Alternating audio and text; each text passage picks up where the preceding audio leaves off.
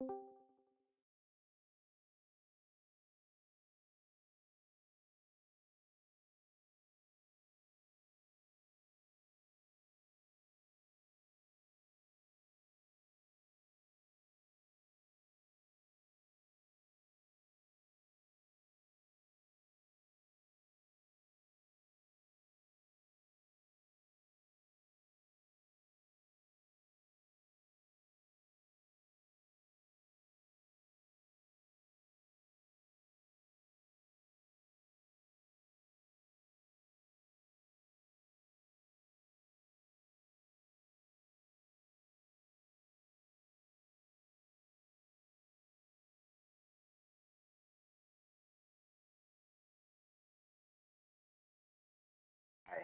Test, test, test.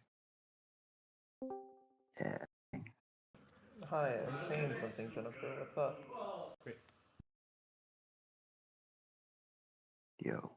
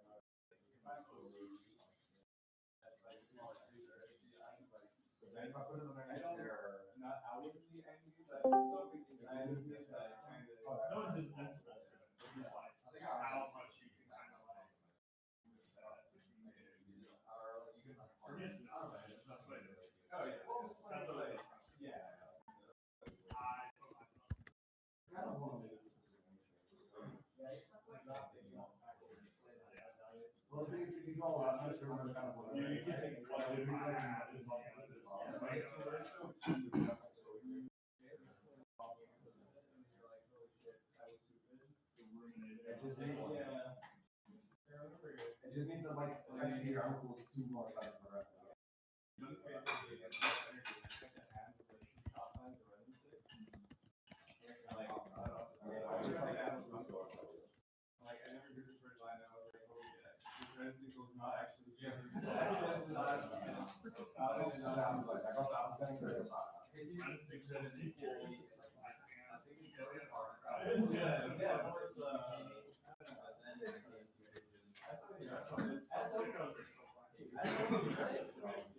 The trophy is just so much blue light. Yeah. I didn't really realize it there. Until I'm looking for it now. I think that giant man is in it for that though. So. It's not.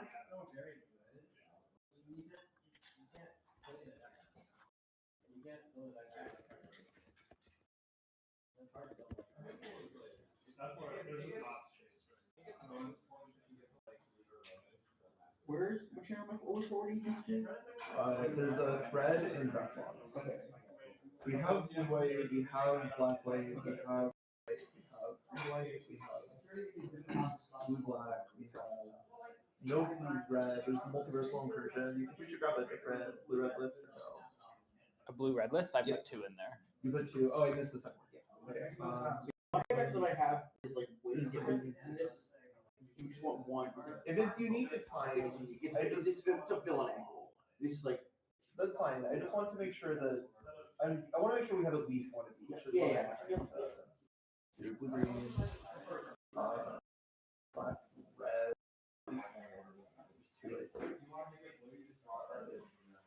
Black, green. Red, green. There's no red, green list. Is anyone drafted? I have a red green deck somewhere. It moves the files. Maybe 1/1. It was pretty normal. Additional limits, additional blue eye buttons.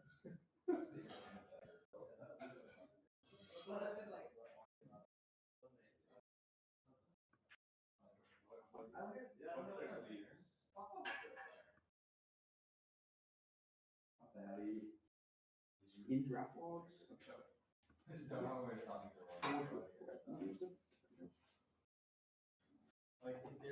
All right, we're assembling for the limited meeting. Officially, everyone come over here.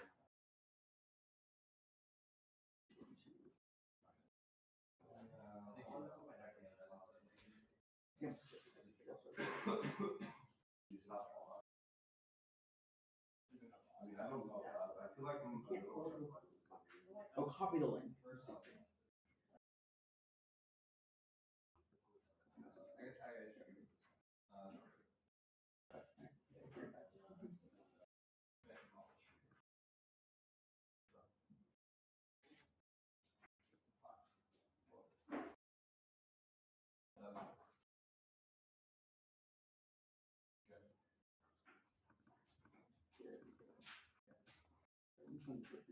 like the 30th.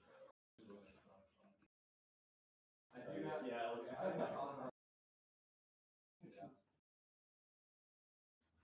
Oh, I spent my door there.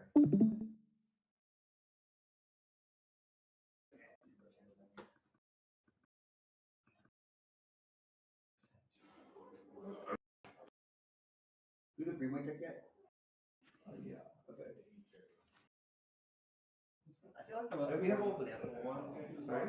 I feel like the most important sample ones are like the kind of weird ones. Like I have a bait deck I mean, it's not great. I would like to prep towards ones that have logs, which I know at least one or two links that I got don't. Here's red green. Sure, if you can send red green. It's a fine one, yeah. Mostly I was gonna say like I just want to have something that can be on the screen. Is the main thing. I also want to look at what the first 2 or 3 picks are, so we can see did they just take hero and training and then force white, which I think is useful. Because are you supposed to jump into white after having the white person? I think it was a hard call to your There's like multiple turns where like I'm flush your fully pass and you just have a one hour plan. Like if you just dismember this and untap and like play anything, I would just like be so far behind. Instead like the flush gets to like feel like 8-2, you know, and maybe put back in. All right, is this everyone? Gabriel's over here. Yeah. Do we have your speaker set up? You got it. Nice. Perception is quite bad. So Yeah, can someone in the call say something? Hello, how's it going? All right, nice. You're coming out of the speaker. Oh, everyone mute me. Yeah, or deafen, I guess. everyone should deafen.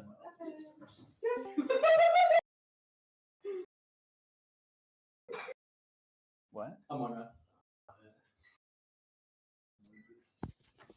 Not Among Us We're popular now. last one.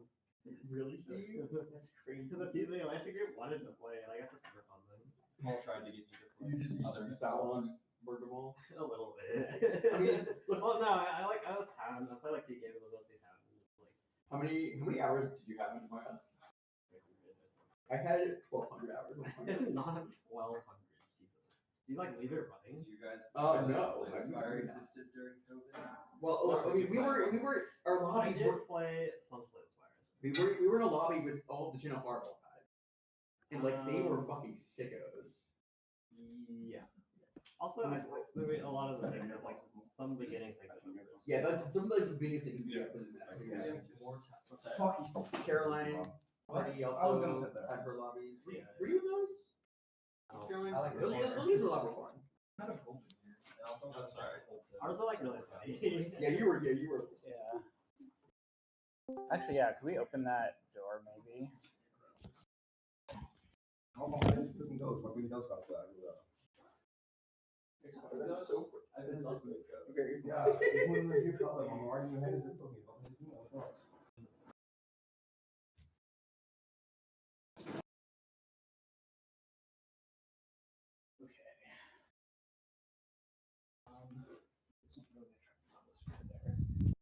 Yes, I'm going to try to be somewhat central because my computer is the mic for the room, but I might need to charge later as we go, or if this could reach. Yeah, this reaches. Well, like if you do want to talk, you should like walk. Yeah, I should be closer in, I think. It's also gonna get very hot. I opened the window Yeah. or the Well, door. People were fine. Okay, so normally we do this while we're like screen sharing on a TV. Not possible this time, so apologies, bear with. We'll have like my shared screen in the Discord call that will be like the screen for everyone to follow. So follow along on your computer. I have a technical question. When I have Discord open, even if I try to put my volume all the way down, it plays really quietly and it won't let me put it. That's a phone issue, phone right? issue. Yeah. Is there a way to change it? You can definitely. If you like go into like the call UI and you swipe up. I cannot watch your video. I forgot that that means. As in it's Also, black. Ryan should be able to. You've been disconnected. Error. Choose your side. I'm gonna get.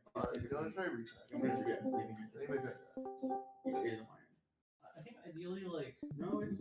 you don't eat all of the bandwidth of the Wi-Fi by like Like Steve and I can do one screen. I guess we can. Yeah. Like I if, wanna if, you, if you're near someone, you should share huddle with that person. Did you can like leave the call? To- Okay, I'm completely confused. We'll watch it on here. I have my own laptop, so I guess. We don't need more laptops. Yeah, I'm just saying if we want to follow people laptops, or everyone's phones, Yeah. have a laptop. If you have Yeah. someone near 2 you, people you to a can- laptop would be ideal, I think. Steve and I can share one. Gabe, if you want to like come here and watch. Also, for what it's worth, I sent a nicer link to the thread if you Thanks. saw that. It's did. organized. Yeah. I did. Okay. So, how this is going to go? First half of this meeting, we go through every color pair or archetype. I think those are a little bit blended or like different. Blended is not the right word, but like they're distinct to some extent in this set, where you have different decks that are more synergy spaces in individual colors than they are color pairs. But we'll talk about it via each color pair because that's like the main home for a certain synergy space often. Starting with blue-white, I think blue-white is the deck to know about in the set. It is just all of the cards are really playable and good. And so if you can get into blue-white even for the good commons early in a draft, like that's generally a pretty advantageous spot to be in. We can talk about like there's a bunch of successful blue-white decks in pod trophies. Like Luke was noticing, a lot of the pod trophies are just blue-white commons and like, yeah, some rares maybe. I think there are usually multiple successful white-blue drafters in each pod. Really? Do you think that a pod can support two? I think that pod can support more than 2 blue-white drafters. You can have 3 blue-white drafters sometimes, and all of them are fine. Yeah, sometimes. Depending on what it's open. So I wouldn't be scared out of blue-white if you're like, if you start with like a very strong blue or white rare and then have some good commons in it. Often also people get pushed out of blue-white by like end of pack 2, early pack 3, and there will be cards going around. There's just so many cards that it's kind of hard for the pod to like not open enough blue and white cards to not give you access to some of them throughout the draft. So here I have pulled up basically like all of the cards I consider pretty playable in blue and white. We have like not that many cards over here that aren't playable, which I think will be different for a lot of the archetypes. There's like some cards here, obviously, that you can consider playing in some decks, but most of these just like tend not to work very well. But here you just have a really robust creature base. You've got a ton of 2-drops that are all really good. Really, really great 3s. Yeah, I don't know why these 3s are over here. These need to be sorted. Mana value, there we go. It looks like this. I think some cards to like call out. Hydraulic Helper usually does not really function in blue-white decks, so this is not really a blue-white 2-drop at all. Shuri is definitely better in non-white color pairs because it goes with like artifact synergy spaces. Crowd of True Believers is one to talk about. I think this card is specifically playably good if you're in a deck with like 2 shield spy kits and maybe some Agents of Shield. Like if you're really trying to do the attack with one thing angle. The one that untaps it. Yeah. The common. Is there like a good white artifact? Shield spy kit you're talking about? He's talking about the blue white. The blue white side. Oh, Captain America. Is there It's fine with that. Is there a good artifact to cast in white that you can cast with a hydraulic helper? In white, Drone Flock is fine. Yeah. I think it's much better to cast with Shuri than it is to cast with Helper. Yeah. Helper You want is creatures that can really- attack. Yeah, the other one is Herbie, right? I think I was having a conversation with Steve about this. I'm pretty confident you really just don't want to be a Hydraulic Helper deck in blue. Yeah, I think because I had some power ups, like If you I want- power up Captain Marvel, like I mean, I should It- like You can maybe it did not work. play it as a playable, but it's a card. If you find yourself wanting the card Hydraulic Helper, you probably don't want to be a blue white deck, or you should be like very mindful that you're not playing the normal blue white deck. Yes. I would say also the normal blue white deck is aggressive.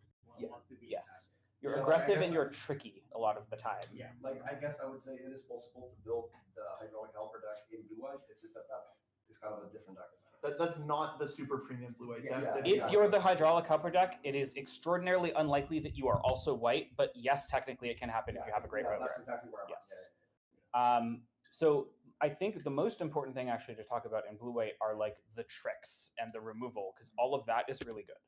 And the equipment as well. Like you just have a lot of support for whatever your like normal creature curve is and a lot of ways to win combats. So I Am Iron Man doesn't have great win rate, but I've been pretty successful putting like 2 or 3 of them in these, blue-white shitters decks, basically. It just like upgrades your stuff. It gets in for the last points of damage, whatever. It's pretty nice. Deep Power you can certainly also play. It's good as a 2-for-1 trick that will like come up a good amount of the time. Super Suit is surprisingly very playable in most blue decks, but blue white I would say especially. It's good to put on like a Brave Brawler. It's good to put on like an Agent of Atlas. it's just kind of really nice to cast in a lot of situations. And the equipment matters later because you just want sizing up your creatures. And then the removal is really good here. Murdoch's Crusade, We Say Thee Nay counts as a removal, I would say. Frozen in Ice, Web Up, Trickster, Stratagem are all premium and they're all common. So you tend to get good removal, which helps you kind of push your cheap creatures through. You can also have like a flying sub-theme with some giant-sized flying ants and shield deployment drone, and especially if you get like a Justice in this space. Aerial Doombot is like surprisingly playable as a flyer that scales late.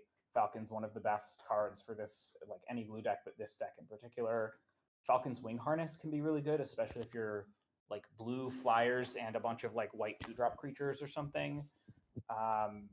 Yeah, anyone have any like broader thoughts about blue-white before we look at example decks? I think Atlantis Attacks is kind of interesting because I think you usually don't want something like that to be your top end in blue white, Yes, especially. agreed. I also just am not super high on the card generally. Yeah. And then Can we look at the cards that are not currently selected, like the non-premium blue cards? They're Agents of Shield Critic, I'm curious if that is because I don't play it in blue white enough, or if that's because I'm lower on the card than other people. I had not played Agents of Shield in any deck for like a while, and then I started putting it in some of my decks, especially like black-white, but also blue-white, and it's just fine. It's not amazing, but it's totally playable. It helps push through breakpoints and attacks. It's just like a acceptable 23rd card. Agents of Shield is like the second worst white common, and it's better than the average. It's like comparable to the average common in every other color. Which is why the white is so dominant in the set, I think. right. So, I mean, I was gonna say, because we have like new people here, should we talk about the card super intelligence, because it is somewhat relevant to talk about. I don't think this is the place to talk about it. We should talk about it later. Because Yeah, like blue-white, yeah, I think it's at its worst in blue-white because you care about all of your creatures being in combat mostly. So I would talk about it later, I think. Speaking on that note, I think that there's some decks where you can play Speedball in blue white because you have a bunch of combat tricks. Obviously, working well with Deep Power as an attacker is a thing that you can get fiddly with it and make combat. I will say sub 50% Yeah. game in hand win rate makes me not want to touch a card, even if there's an argument for it being good. Yeah. Could I also point out for blue white, I think that It's not. I think that the card Bold Biochemist goes down a little bit in blue white compared to other decks where it's great because again you want to be building a deck that wants to attack. It's still good, it's just not quite as I kind of disagree. I think that like having a couple Bold Biochemists in like a blue-white flying deck can be really, really good. It's just a way to continue having gas, and like you don't actually have that many engine pieces in blue-white. Like you don't have ways to draw cards as the game goes on. Yeah. I think Biochemist is like better than Futurist Forge, I would say, in blue-white. I just kind of want to affect the board. It like wears equipment okay. That's fair. Yeah. Think about it.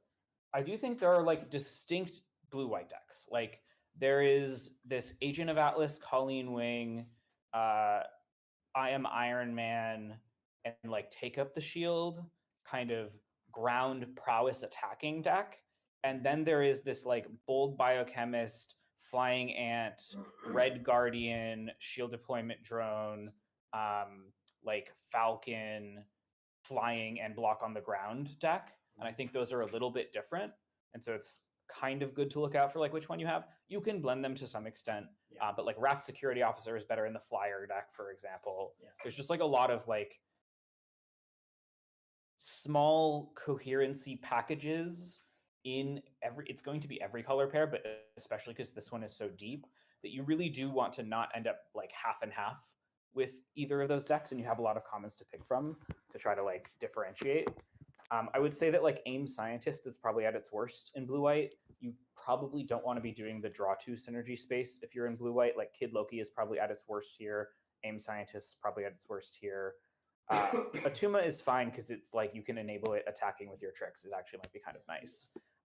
You can maybe do the draw 2 thing a little bit if you have like 2 hero in training and some cavalry and Atuma, that kind of thing. Yeah. That maybe you can then end up playing like Pim Particles sometimes. That's like a thing you can build. We had like a Team Seal deck that did that, but not super common. Agent 13 is just like a very premium white card, but I think it's arguably at its best here because you can often just like win whatever combat you start with it. Stature, shout out. It's just like a really strong card. It pokes in a bunch of damage and then like, fives them one turn, and that often is enough to kill, especially if you've been getting in with evasive flyers and that kind of thing. Justice is an A tier bomb. It's a mythic rare card. Take it like a mythic rare card. Yeah.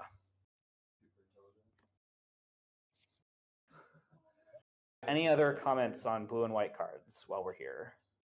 Herbie is fine in this deck. It's not I amazing. guess it may be the worst Herbie deck. We Yeah. wanna Maybe not. It does fly, I guess. We want to talk about White Widow.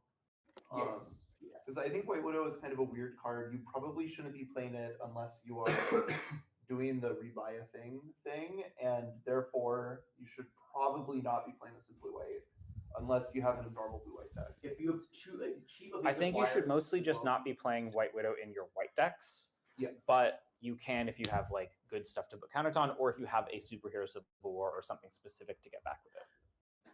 Political Triumph, another card that if you the card is good with that card. Yeah. Well, Political Triumph, you really like pairing with Shield Deployment Drone. It's a Yeah, very Okoye. powerful combination. Okoye as well. Okoye, yep, that's a good one. You can also play Shield Helicarrier in some of these decks, especially with Political Triumph. It's pretty nice. I think blue white is a little worse at creating the Helicarrier. In general, yeah. But it also likes the flying push through a little bit more. Yeah, I think like the way I would think about blue white is that it's not great at generating like ever expanding resources in games, but it's very good at constantly having a low to medium amount of resources and making sure that those resources always convert to either like changes in the opponent's life total or trades that like are beneficial for you because of its like removal and tricks. It kind of keeps the game small and in your favor in a really powerful way. Yeah. It does not create big games mostly. Maybe you could It say also like just- flyers game thing. Go, yeah. It also Sam, just go. has insane card quality. Like, you should probably just be approaching this format. Just take the good card, just Yeah. for longer than you think you should, and that statistically is going to put you into blue white more than any other color combination by a lot. Like, I think you are more likely to get pulled away from blue white by opening good cards of other colors than you are getting cut By, out like, of blue not white. being there. Yeah. Yeah. Exactly. I do think I found in these Elam drafts, a lot of the time the dynamic is that everyone will start in white and then most people will get bullied out of white. And I think the people that are not getting bullied out of white are often going to be the people with the rares. You should maybe expect that your blade opponents will have some rares that they like open pack one, pick one. So I think that there might be pretty high correlation between some amount of bombs and blue decks. If you haven't seen anything, you might want to think about Captain Marvel a little more than usual, stuff like that. Potentially, yeah. I don't know how to- Well, I guess I would also just say there's an argument in the other direction where like the blue white commons are also good that you don't. Sure. Guys, can we not like cross talk if it's not important? The commons are also good that someone can very easily end up in blue white without any good rares, and I think like I would not bias in Sure. either Okay. direction in that case. Or like Um, if you don't open good rares, you're more likely to be in blue white than any other color combination by even more There's like to an three even cases. greater degree. You open good non-blue white rares, that is enough incentive to not be in blue white. You open good blue white rares, that's enough incentive to hard force blue white. And then you don't open any good rares or many good rares, at least early in the draft. That means you'll likely end up close to blue white because those are just the most powerful non-rare cards. But maybe you like find enough power later, or it's just like a certain powerful lane is open. So that like, yeah. If you don't open strong cards and don't have a clear direction, you can kind of be in blue white, but then be like open to grabbing up more power as it comes later. Is sort of the approach. Yeah. Anything else? There are also more players than I see super villain lockup as in a non-playable file. Oh, that should be here. It's definitely playable. I was gonna It's not ask. great. I feel like it isn't better than great, flyers, I think. but it's certainly playable. Definitely a lot better in the Flyers deck. With It's nice Yeah, with the exactly. ant. Quake and Tapper and the Tapper reps pretty upstairs as well. Yeah. Is Helicarrier Strike like better or worse than blue white? Um, Than in other decks? neither. I think I it's think better in Flyers, worse in non-flyer. Forcing Worse it on, than yeah. just like mid-range flyer stuff. Oh, yeah. Okay, do we want to move on? Yeah, let's move on. I can like look at some sample decks, but it's hard because I'm sharing the browser. Okay. I mean, people If you people right-click on should it and open image, it'll I think you- open image yeah. link. Oh, And nice, you can thank open you. it in the browser. Okay, so here's an example. Mora, I think, drafted this deck.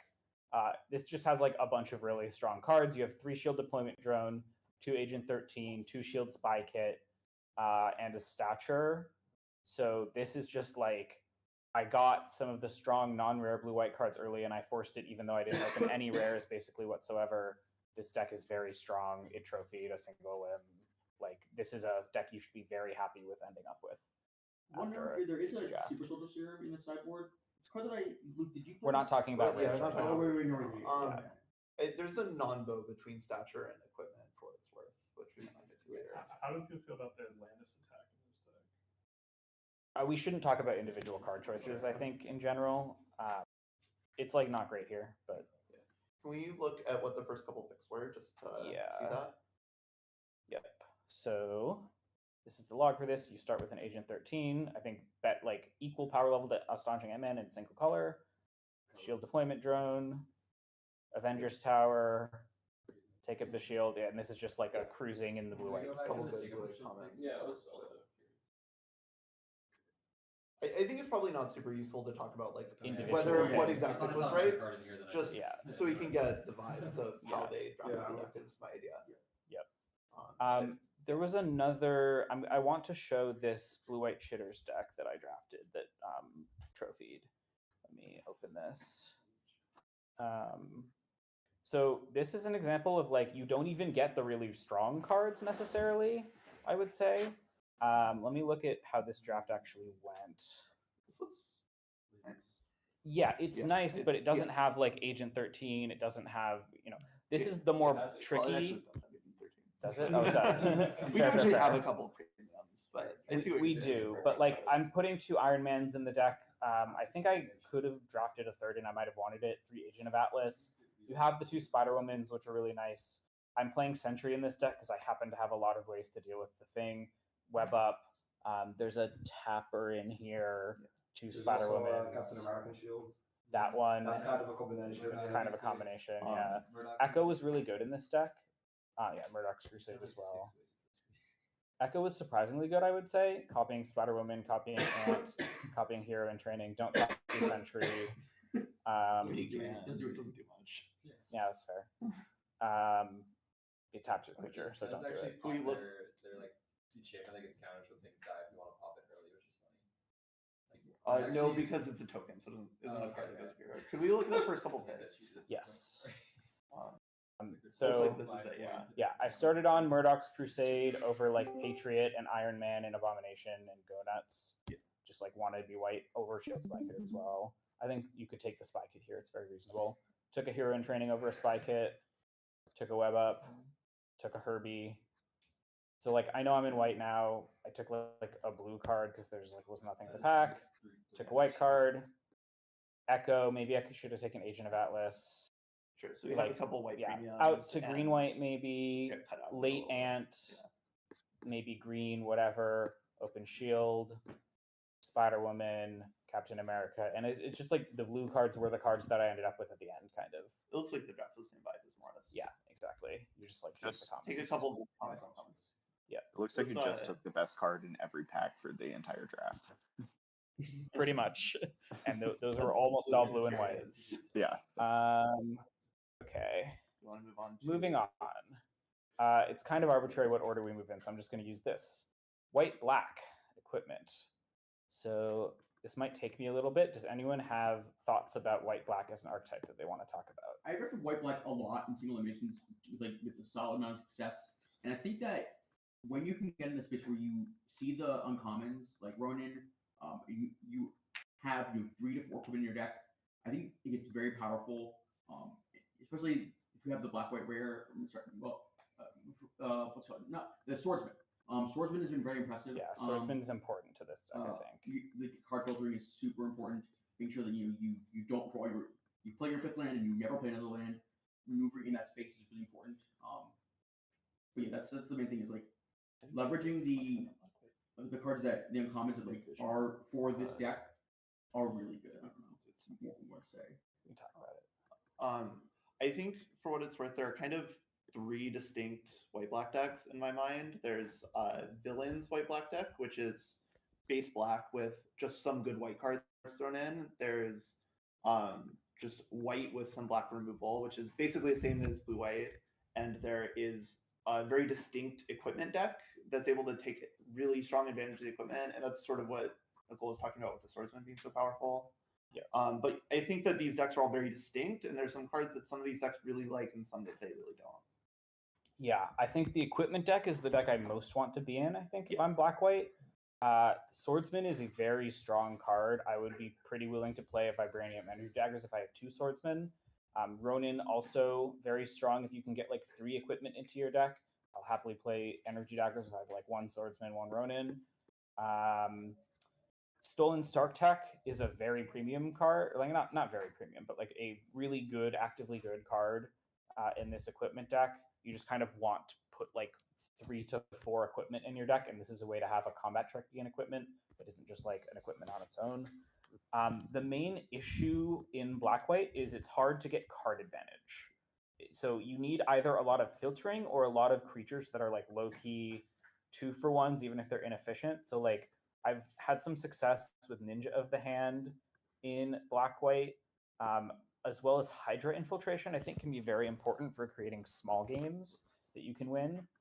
Again, it's kind of similar to blue-white in that you're very good at winning small games and you want to create them, and like not let your opponent's stuff run away with the game. You're a little just like lower card quality than blue-white is part of the issue, and you're kind of split between the like black villain space and the white space that tends to just have a lot of creatures with type hero. And there's like some hero payoffs, but not really in white. And so like you do have to be really careful about not splitting your counts and like going for villain payoffs when there aren't actually enough villains in your deck. So if you're the villain space, you're mostly playing white for like web ups and Murdoch's Crusade and maybe a political triumph or some spy kits. And you're like, I guess Red Guardian counts as a villain, so that often ends up in your deck. You'll certainly play an Agent 13 or whatever. Signpost is a hero and a villain. Which is Yes. Black Widow counts as a villain. So like the white creatures that are villains can be a little bit premium if you're building this like black deck that has villains and you have a white rare or something. You'll frequently have like 1 or 2 hero trainings that are your only non-villains, hopefully. Yeah. Sometimes like a raft security officer or whatever, but you kind of want to avoid having your creature base be white a little bit. If you're in the villain space, it doesn't matter. Yeah, and I would mostly say like try not to have to go for the villain space in black-white because it just is meaningfully harder to make work in this space than in most other black color pairs. There are a couple really strong premiums that you get access to, though. I think especially Baron Strucker and Masters of Evil are really, really impressive when you're doing the villain thing. Yes. And they go pretty late a lot of the time because the villain thing is not a thing most people want to go for. Where did the Baron Strucker go? Do I have it in here? Okay, yeah, it should be in here. This card's really nice, but we'll talk about it more in the other black spaces because you usually don't play it in black-white. This also can just be the place you end up in if you get a good black rare or the blue wasn't there, but you like wanted to start the draft in blue-white. So you pick up, 2 Hydra Infiltrations, a Dark Deed, and an Hour of Defeat, and like a Madam Mask, and then you're just like drafting the blue-white deck, except your blue cards are black cards. Yeah. The one I want to mention, US Agent John Walker is one of the most premium cards across the board. Just like the equipment is a real card in these decks that sticks around and makes your cards real. It's a creature with good sizing, which is a little bit rare here, and it helps the card advantage problem a little bit because the equipment can get thrown around to a bunch of creatures. It's just a hero. I have also found you end up in this deck a lot when you take like an early Madam Mask or something. Like you take white cards in Madam Mask because Madam Mask is one of the few black cards that's like generically good. But I don't know if that's people's experience there. How good is Madam Mask in black-white? I feel like if I remember correctly, the stats are like much higher in like blue-black. It's just like okay in black-white. It's you have to enable it, but once you enable it, it is quite premium. I would say like you don't have to enable it in the sense that it's completely fine to just put in your deck Yeah. if it's enabled 0. But It is 2 bodies. yeah, In It is order good. to make it this Yes. premium that I'm talking about, you want like you can have some copies of the Kingpins, Enforcers, the 3-drop. Yep.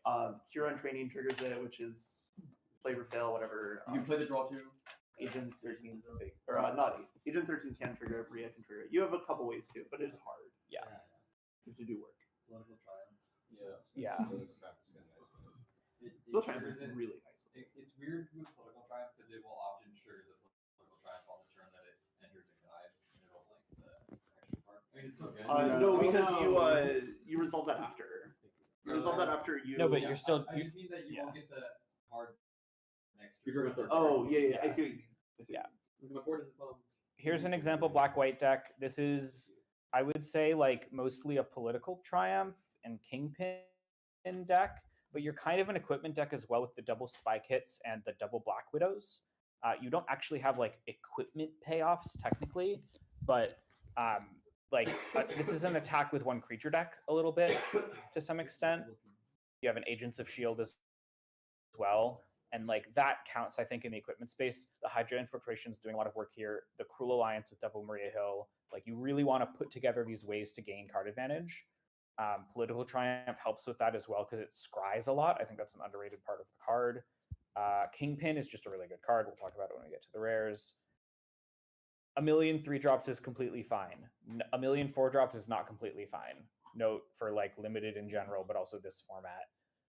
Obviously, like you don't want a million 3s and then also for like to have a bunch of 4s and 5s. But if you have a decent amount of 1s and 2s and then like a huge pile of 3s, it's okay as long as your deck is just like coherent in general.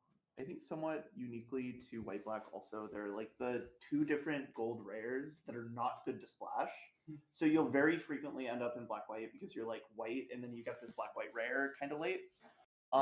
Which is not so much the case for white blue, where I think the best rares on white blue are white or they are blue. And so those black white rares can be the reason you end up in just being sort of. Remind me what the other one is. The 2-mana white black. Yeah, Winter Soldier, yeah, Winter Soldier. And they're both like And straight up bombs. If you're it's an over creature. yeah, and Yeah. That one's more That one's special. yeah. But yeah. But yeah, they're good white black bombs. The white blue gold cards are good, but Yeah. I would recommend against certain cards in this deck.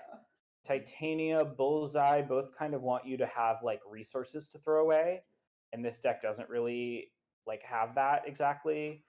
White Widow probably shouldn't be here because like your equipment don't really go to the graveyard. they do with run in. Yeah. And it's somewhat Sometimes, away, yeah, that can be a thing. Do you play the ghost, the unblockable flash creature? No. Unless you have a lot of good equipment. I'm Yeah. just surprised they pulled it out. I pulled it out because it's like sometimes technically playable. Agents of Hydra not bad, actually kind of good if you have just like a bunch of equipment and you want bodies for it. Enforcers too. With Enforcers. Which card? Keep the sacrifice thing. Oh yeah. Card. Card advantage, although I would say this combination is just like not a very strong thing to do in the early turns of the game. So like, you know, Kingpins and Enforcers is just like good because you do need ways to get extra cards in this deck. The lifelink is definitely real. Slap for 3 like that. That is. Yep. That line is pretty nice. Yep, this shouldn't be here. Okoye is nice because you want extra bodies to wear equipment sometimes.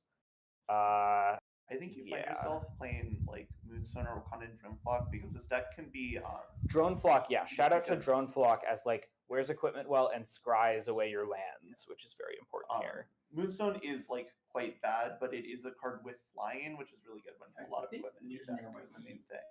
And this deck can be really soft to fly in. Is something to be aware of. Luke wanted to mention Viv Vision here with equipment. I kind of think I wouldn't want it, but I guess like the 7 mana activation can be really real if you've created a small game successfully.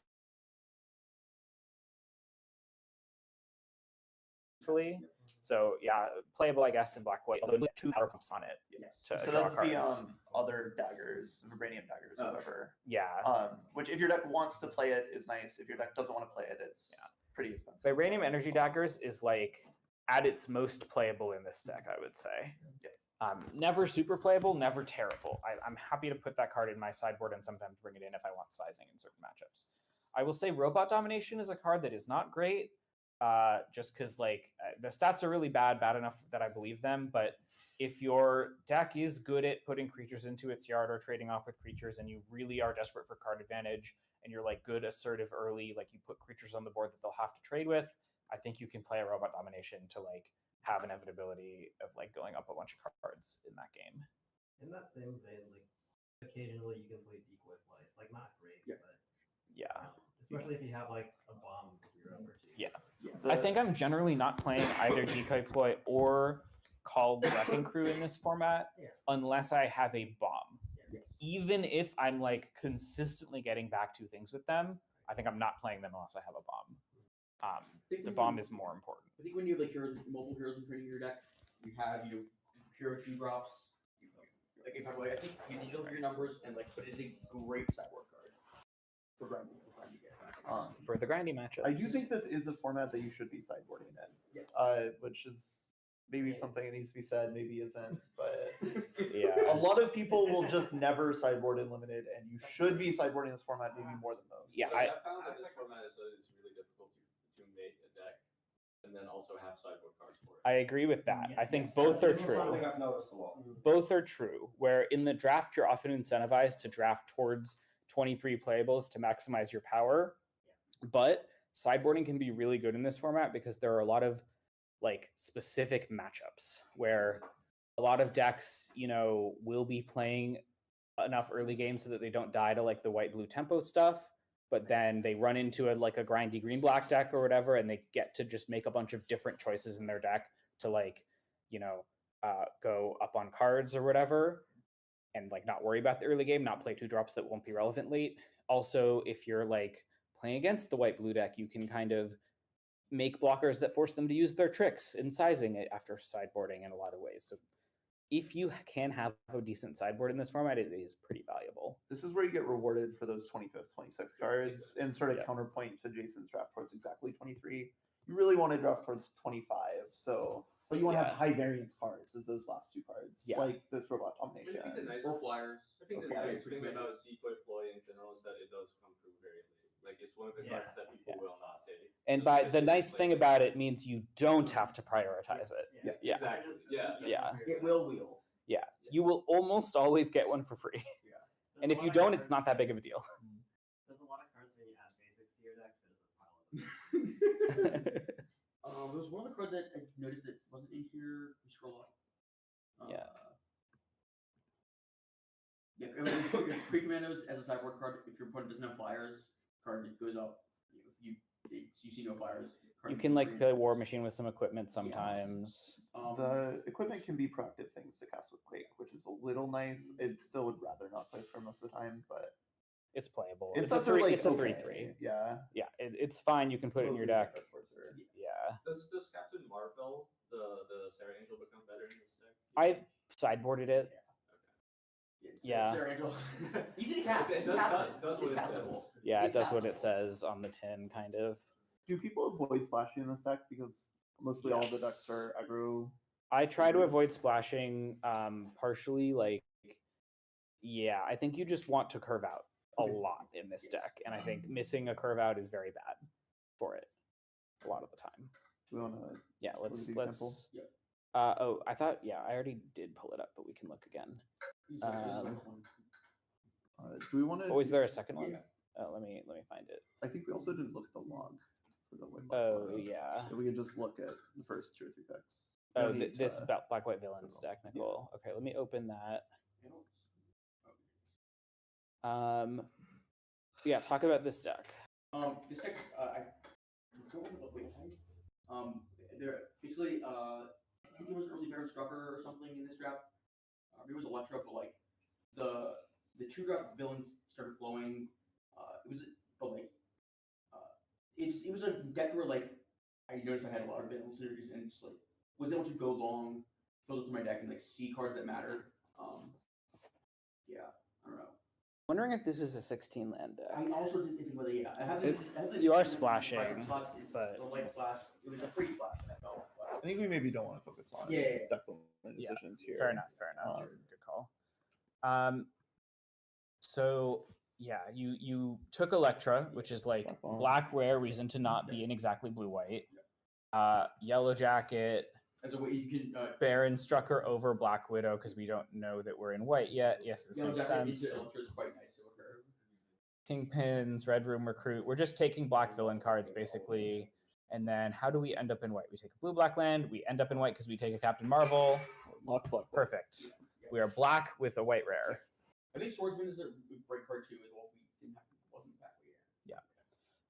Nope, not my Spotify. That's not what I want. Not Slay the Spire 2 either. Okay. Finding this again. Finding this again. Finding this.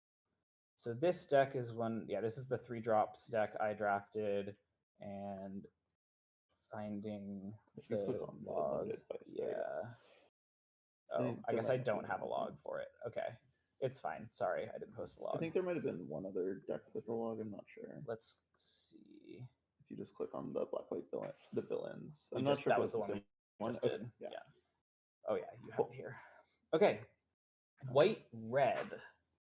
This is a deck that I have not drafted much of. I've seen it be somewhat impressive. Anyone want to talk about white red? Kuhn, you had a deck Yeah. that was like pretty successful, I would say. Yeah, I would say White Red is one of the few decks where the sum of it is definitely greater than its parts, though you are playing white, so you know you are playing with some of the better cards in the format. It's aggressive, it's proactive, it can play a lot of tricks. I think it's generally pretty difficult to make tricks work in this format with 2-drops, just because they're like very similarly statted, and the combat tricks, apart from Take Up the Shield, don't actually like protect your creature from dying all that well. I don't know. It's like a nice way of building an aggro deck in this format, I think. Notably, I mean, we've been talking about white being one of the stronger colors, and this is, you know, if you don't end up in white blue for some reason, this is a nice pivot to go to, you know, like white red and make it an aggro deck. You're definitely rewarded for recognizing that early, and then taking cards that enable an aggressive plan. Often you'll get into red for like a Jessica Jones or a rare. If you'll notice, like look at there aren't that many red creatures that I pulled out, and a lot of them are cards I'm like not even sure that we're playing in most red white decks. The red spells I think are where you can like actually get some meaningful equity that they pair well with the white creatures. So like Lightning Strike, Hulk Smash, and then Blazing Crescendo is like decently playable, I think, with a lot of the white 2-drops. So you can have like 5 to 6 copies of these kinds of cards in your deck because they just come around because they're red, and pair those with your white stuff to be like a kind of aggro deck that has like one Jessica Jones and one red bomb to sort of win late games. Obviously, if you open Superhero Civil War, it's actually like I think notably better stats in specifically red white, and I think part of the reason for that is that red white is pretty good at like being aggro, winning the early game or whatever, and then if you just have a piece that like slams the door before they can come back into the game, that's very, very powerful in specifically that kind of deck where its weakness is not being able to like close before the opponent turns the corner. Obviously, if you open Superhero Civil War, do not force red white. Just draft whatever seat is open in either red or white and then splash it. Like that's totally fine. Don't end up here because of that. But it is a little bit better if you end up in specifically red white. I think Human Torch is a little bit more playable here than it is in most decks because you have a lot of heroes, and it's actually decent rate if you have heroes. Loki is okay. You can copy Take Up the Shield. It's good at copying the red stuff. The Kunlun Warrior, I think, is actually pretty reasonable in this deck. It's just like a reasonable 2-drop. Yeah. Even though its stats are, it's like game in hand is pretty poor, but I think that the decks that it goes in, this is especially like a red white and blue red card, You just are want really filtering. terrible. So its game in hand is really low, but I think its improvement I has also will reasonable. say that the 5-mana 4 has been pretty unimpressive in any other deck. It's been quite good in this. Okay. Surprisingly. Thor Odin's the- son. Crimson Opera is also missing here. Yeah, we're missing Crimson Operative. Definitely. Because I think one of the better Where's Crimson Operative? There we go. Um, Crimson Operative is also one of the red cards you might get into this deck for. Kree Sentinel is more of a defensive card, so I normally wouldn't play it in like red-white specifically, but like it's playable. I actually think it's nice. The 5/5 attacks really We well. also don't hate Panther Pounds in this deck. Yes. We'll touch on that. I want to say I think the platonic ideal for being in red white is mono white with like 5 copies of Lightning Strike, because Yeah. Lightning Strike is a really good mono white card, and Yes. so if you can do that, you want to do that. Yeah. You play the good white cards and the good red card. Nicole, would you like to talk about Iron Fist and Speedball? Yes. There exists in the red and white space a prowess deck that is leveraging cards like Panther Pounce, Hulk Smash, especially Panther Pounce with Iron Fist as a way to murder your opponent's board. Also make combat really, really complicated with Speedball, where your tricks are always going to be it's impossible to block, and you always are the threat of I cannot make a block that is remotely safe here. It is low power. It's high ceiling, high risk. When your deck does not come together, it fails spectacularly. I think this can happen when you are fighting for red and white cards at the table, but like knowing that these cards exist, you will get the Panther Pounces late if you have like an Iron Fist and need to kind of cheese. It's a way that you can steal some games and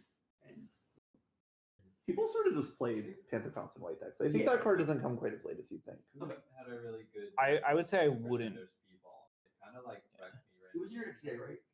Yeah, and like Fin Fang Boom, I think is what it's called. It's like a big flying thing that like Yeah. you can start copying and just go nuts. Yeah. It's kind of nice. Yeah, Fin Fang Foom can be nice, especially in this deck. It's just a strong card everywhere. But I will say Speedball, be really careful with the card. Like, yes, it's really like it can be quite good if you end up having a bunch of spells to trigger it in an individual game. But in games where like you have one spell, it's a 3-mana 2/2, and that's really, really bad.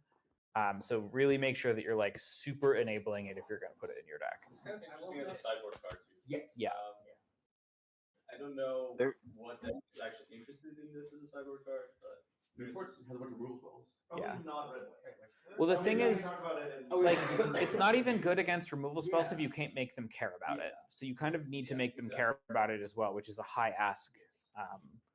Because you're putting cards in your deck that make them care about your creatures, and apparently there are a deck full of removal spells. So yeah, Samp noted. I think good note. Quake, Agent of Shield can be nice in this kind of red-white prowess deck. Much more playable there than it is elsewhere. Although it's playable elsewhere again. It's just a 3/3. Colleen Wing, obviously, like at its best here. Hawkeye can do some things in red that you maybe want to be aware of. Fight spells, so it can be playable in red green. If you have it with Avengers Disassembled, it's a little bit nice because it deals 5 to their board. What? Yeah, Photon Blast as well. So yeah, Photon Blast is another card that has some combos. Red Hulk plus Photon Blast is like game over most of the time. Also with Hawkeye, it's just like a one-sided Wrath. So I think picking one of these Photon Blasts up early is a reason to be in red, and you can pick up. I would like prefer to play Red Hulk over Hawkeye, I would say, because Red Hulk is like more playable on its own. But but if you have Hawkeye, like you can pick up enough stuff to make it work okay, I think. Like you'll pretty easily get 2 lightning strikes if you're a red drafter.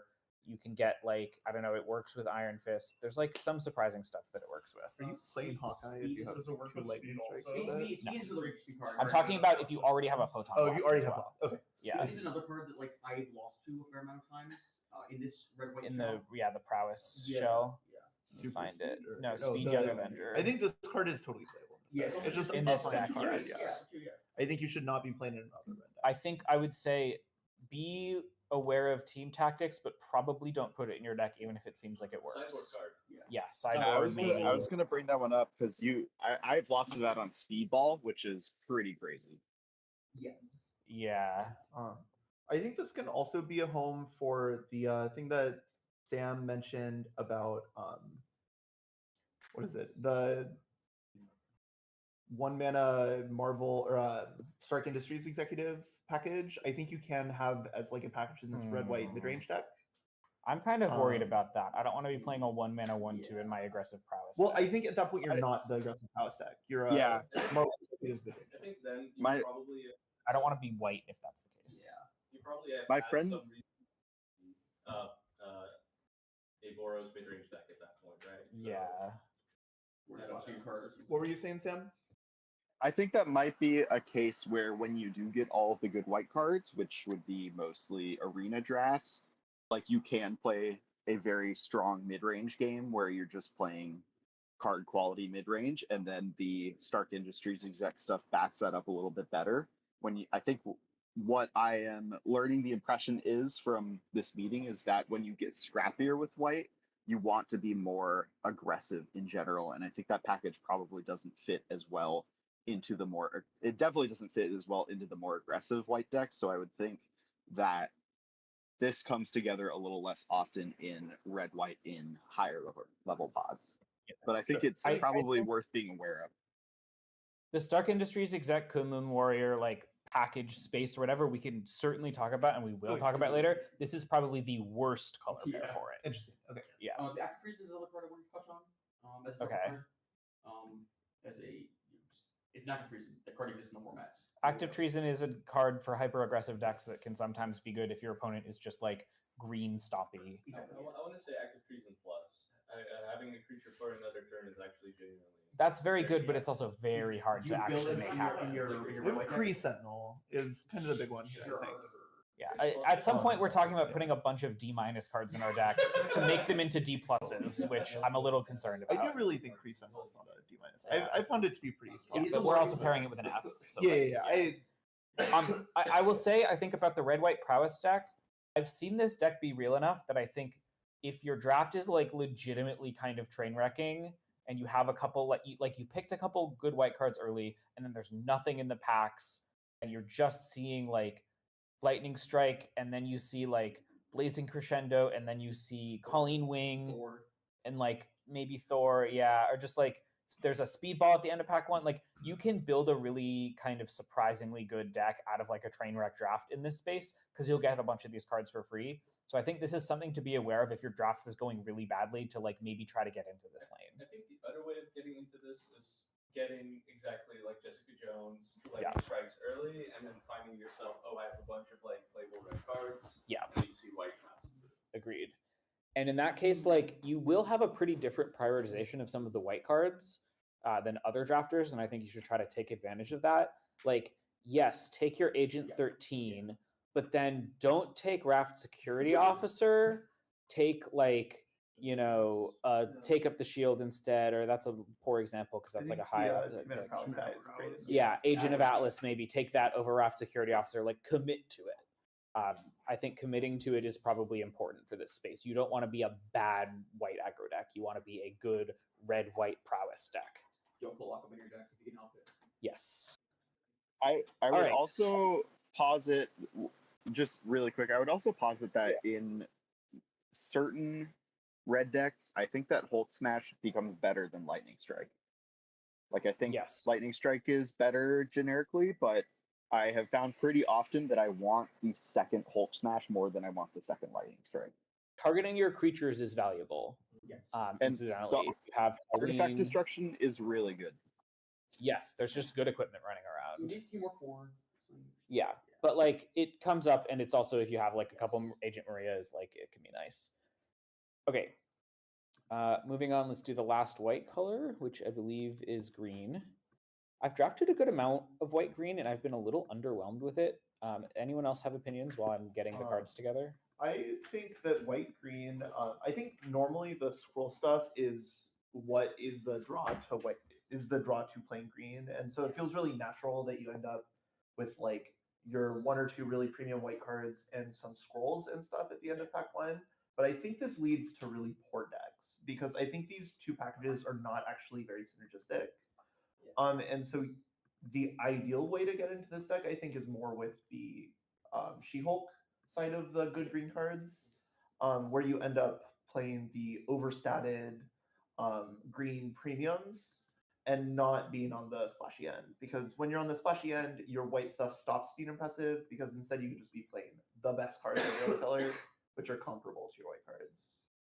Yeah, this makes sense. I think the counter synergy is a little bit of a trap in this space.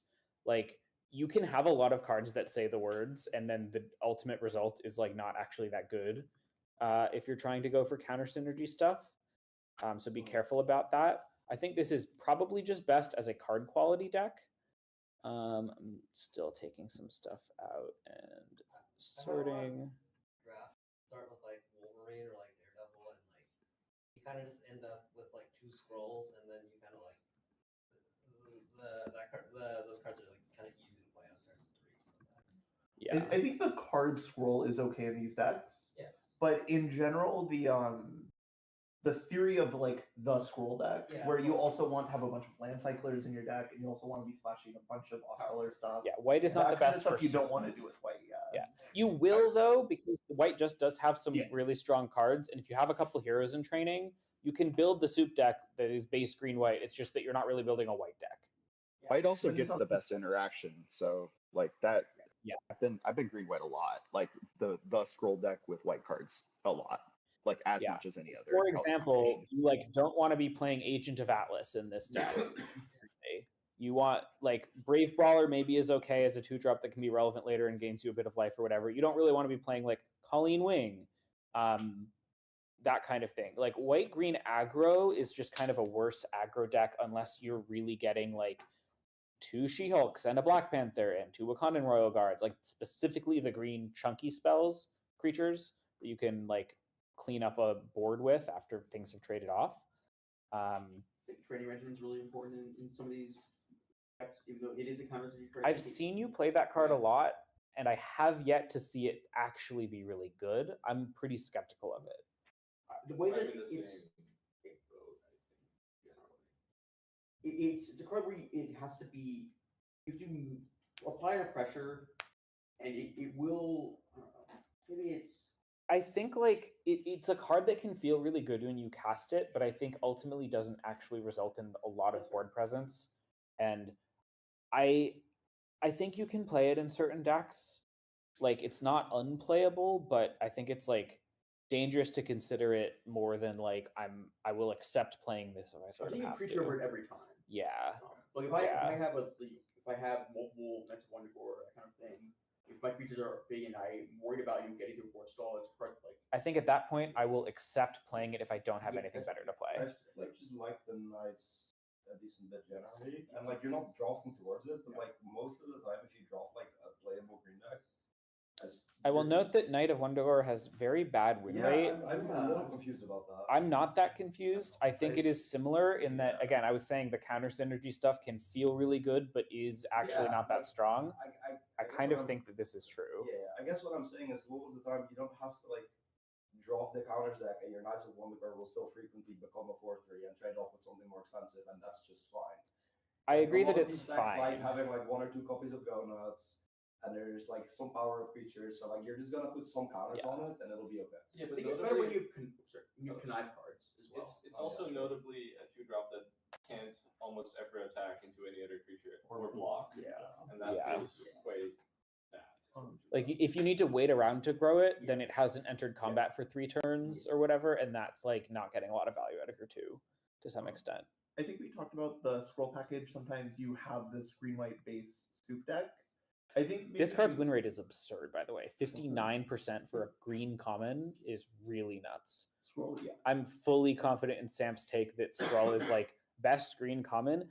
I took it over a Daredevil and a Madam Mask pack 1 pick 1 today, and I was pretty happy that I had done so. I think Skrull is just like kind of a premium card. Not as much in this specific green white space, but just noting. I think that there are kind of 2 distinct green white decks there, where you're either the green white soup that's taking advantage of the fact that you have a lot of cheap, efficient white removal, or you're the green white stompy deck, which still really likes scroll, but it's more because it's a 2-mana 1/1 that accelerates your stuff and then becomes powerful. And you might splash in the stompy deck because it's like a little Yeah. free, or you just have a strong enough card. But yeah, I think specifically in that deck though, you want to be a deck that's happy to play the card Giant Growth.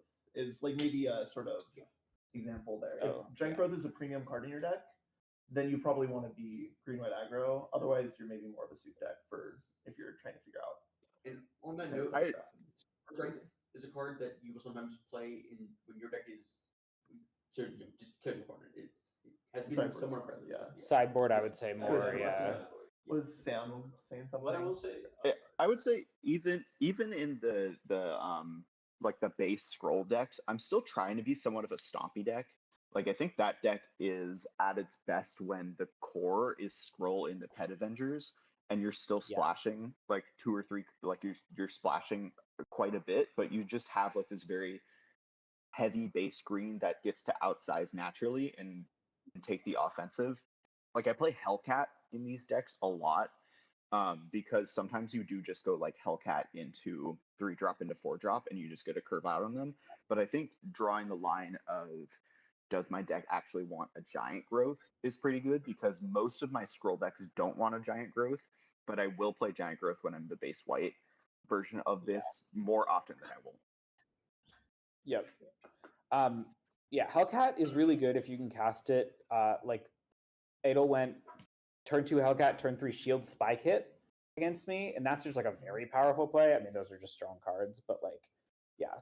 Hellcat is good if you're a green deck that wants to attack, which isn't every green deck, but like, yeah. I will also say that I've been really unhappy with Serpent Specialist in a lot of my green decks because I have been the stompy version of it so often.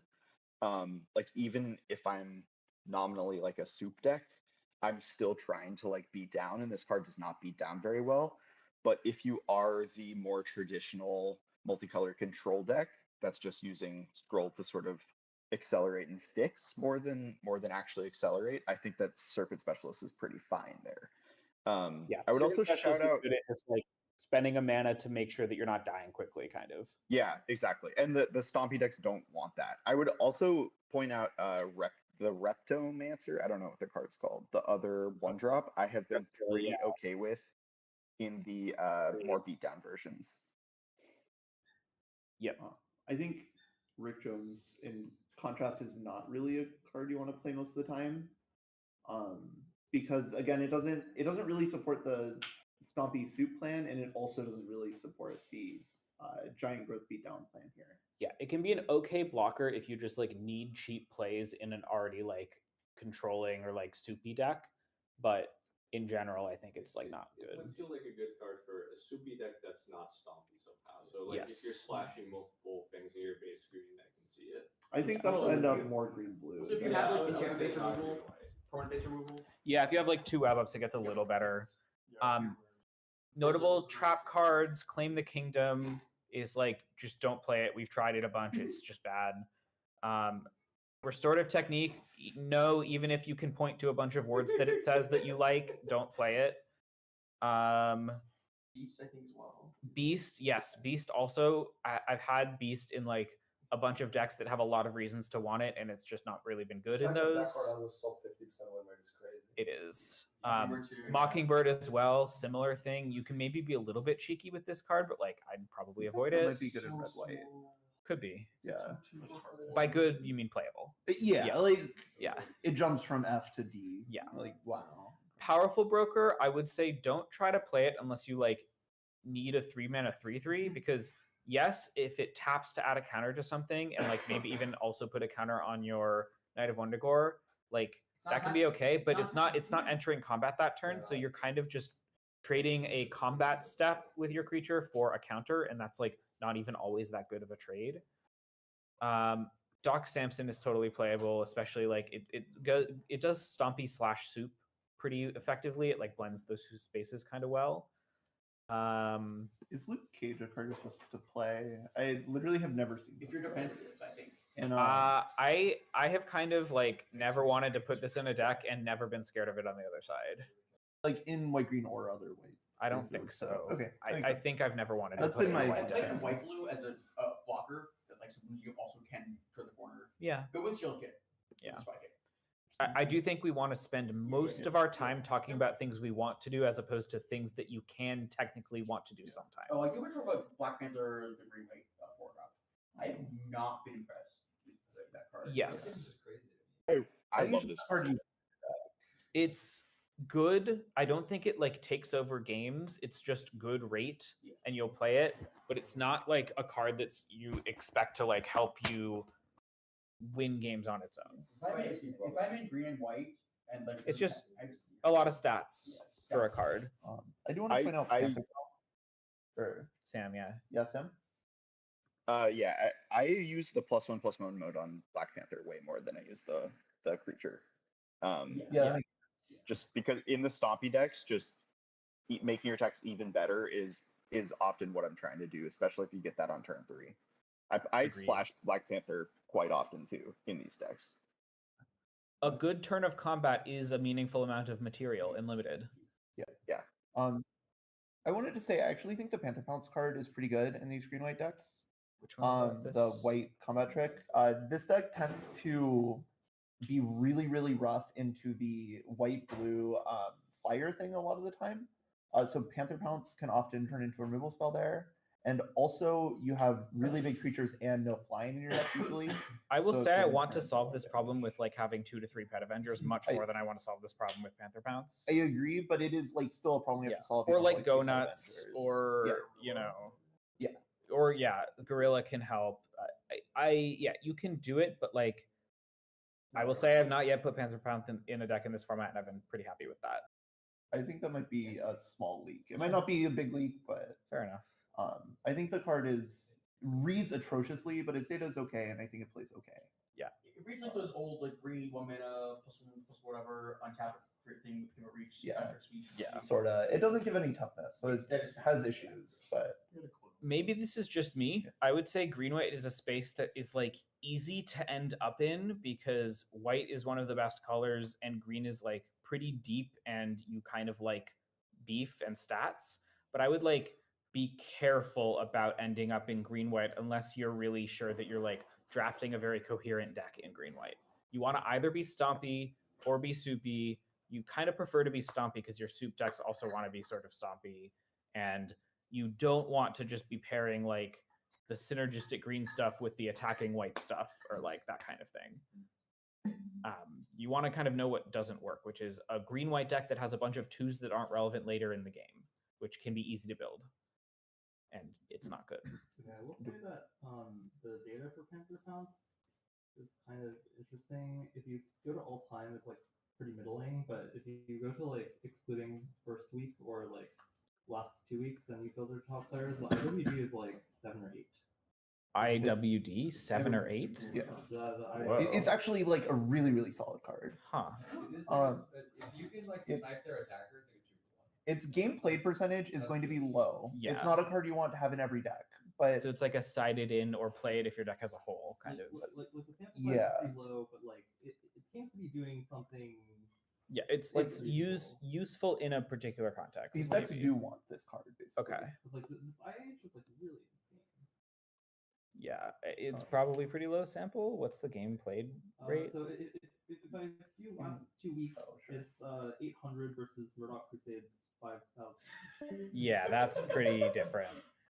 It's not a card you should always play. It's just a card that is good sometimes. These decks really it's a do card. want It trick. sounds like to me like a card that top players sometimes play and or board in really high impact spots. Basically, what I'm saying is that like I think never playing in your deck is weak. Sure, fair. Okay. Let's look at some example drafts. This is one of Sam's. Sam, do you want to talk about this?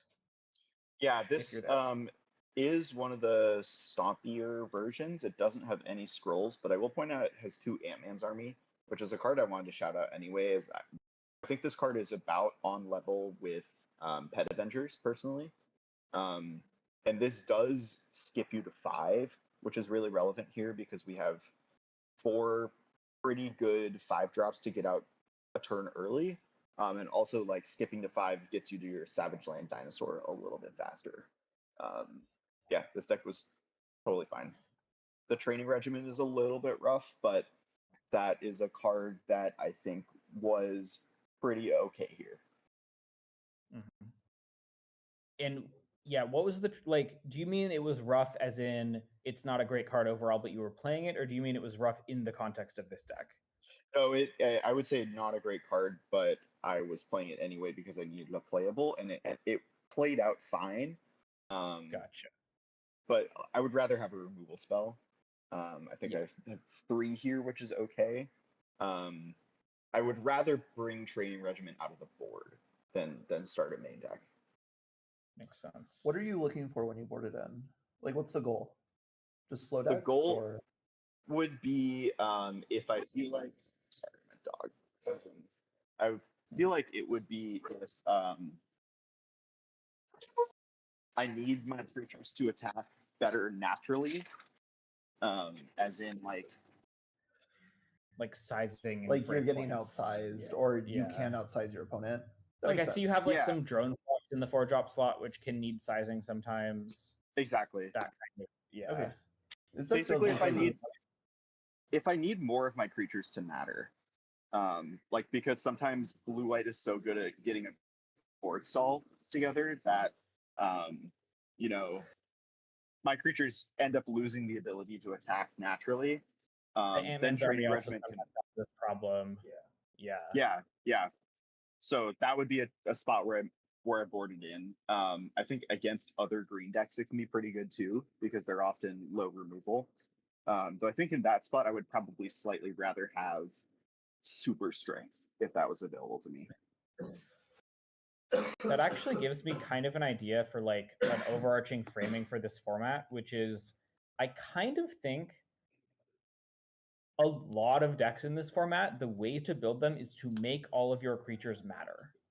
I think Yes. that if you could Yes. give like one sentence summary of the format is your deck needs to be structured so that the creature you play on 2 will matter throughout the game. It will be able to attack. You can either do this with tricks, with equipment, with removal, or just by playing 2s that are like good enough in the context of your synergies or whatever. And similar with stuff like Ant-Man's Army here, or you like Savage Land Dinosaur doesn't matter if it comes down on turn 6 and you're dead because they have 3 attackers and you're at 6 or whatever. It's really, really, really good if you get it down on turn 4 with World War Hulk. So like this deck is built to make its large creatures matter by getting them out early, and its small creatures matter by using Training Regimen or by punching to get rid of blockers or putting a Shield Spy Kit on them. In general, I think if you look at your deck at the end of the draft and you like look at all your creatures and you say, okay, is this creature going to matter in most board states? And if not, do I have like other cards that help it matter in those board states? I think that's like a good way to evaluate your deck at the end of things, which is partially why Samp is saying like take the best card out of every pack to some extent. You want all your cards to like be able to matter on their own, and if you don't, then like you support them. That also speaks to why like 2-drops in general in this format, just with the data, have not been doing well. And I think one of the reasons that blue and white are the best colors is you get Wrath Security Officer, Brave Brawler, Bold Biochemist as 2-drops that really naturally scale well with the game.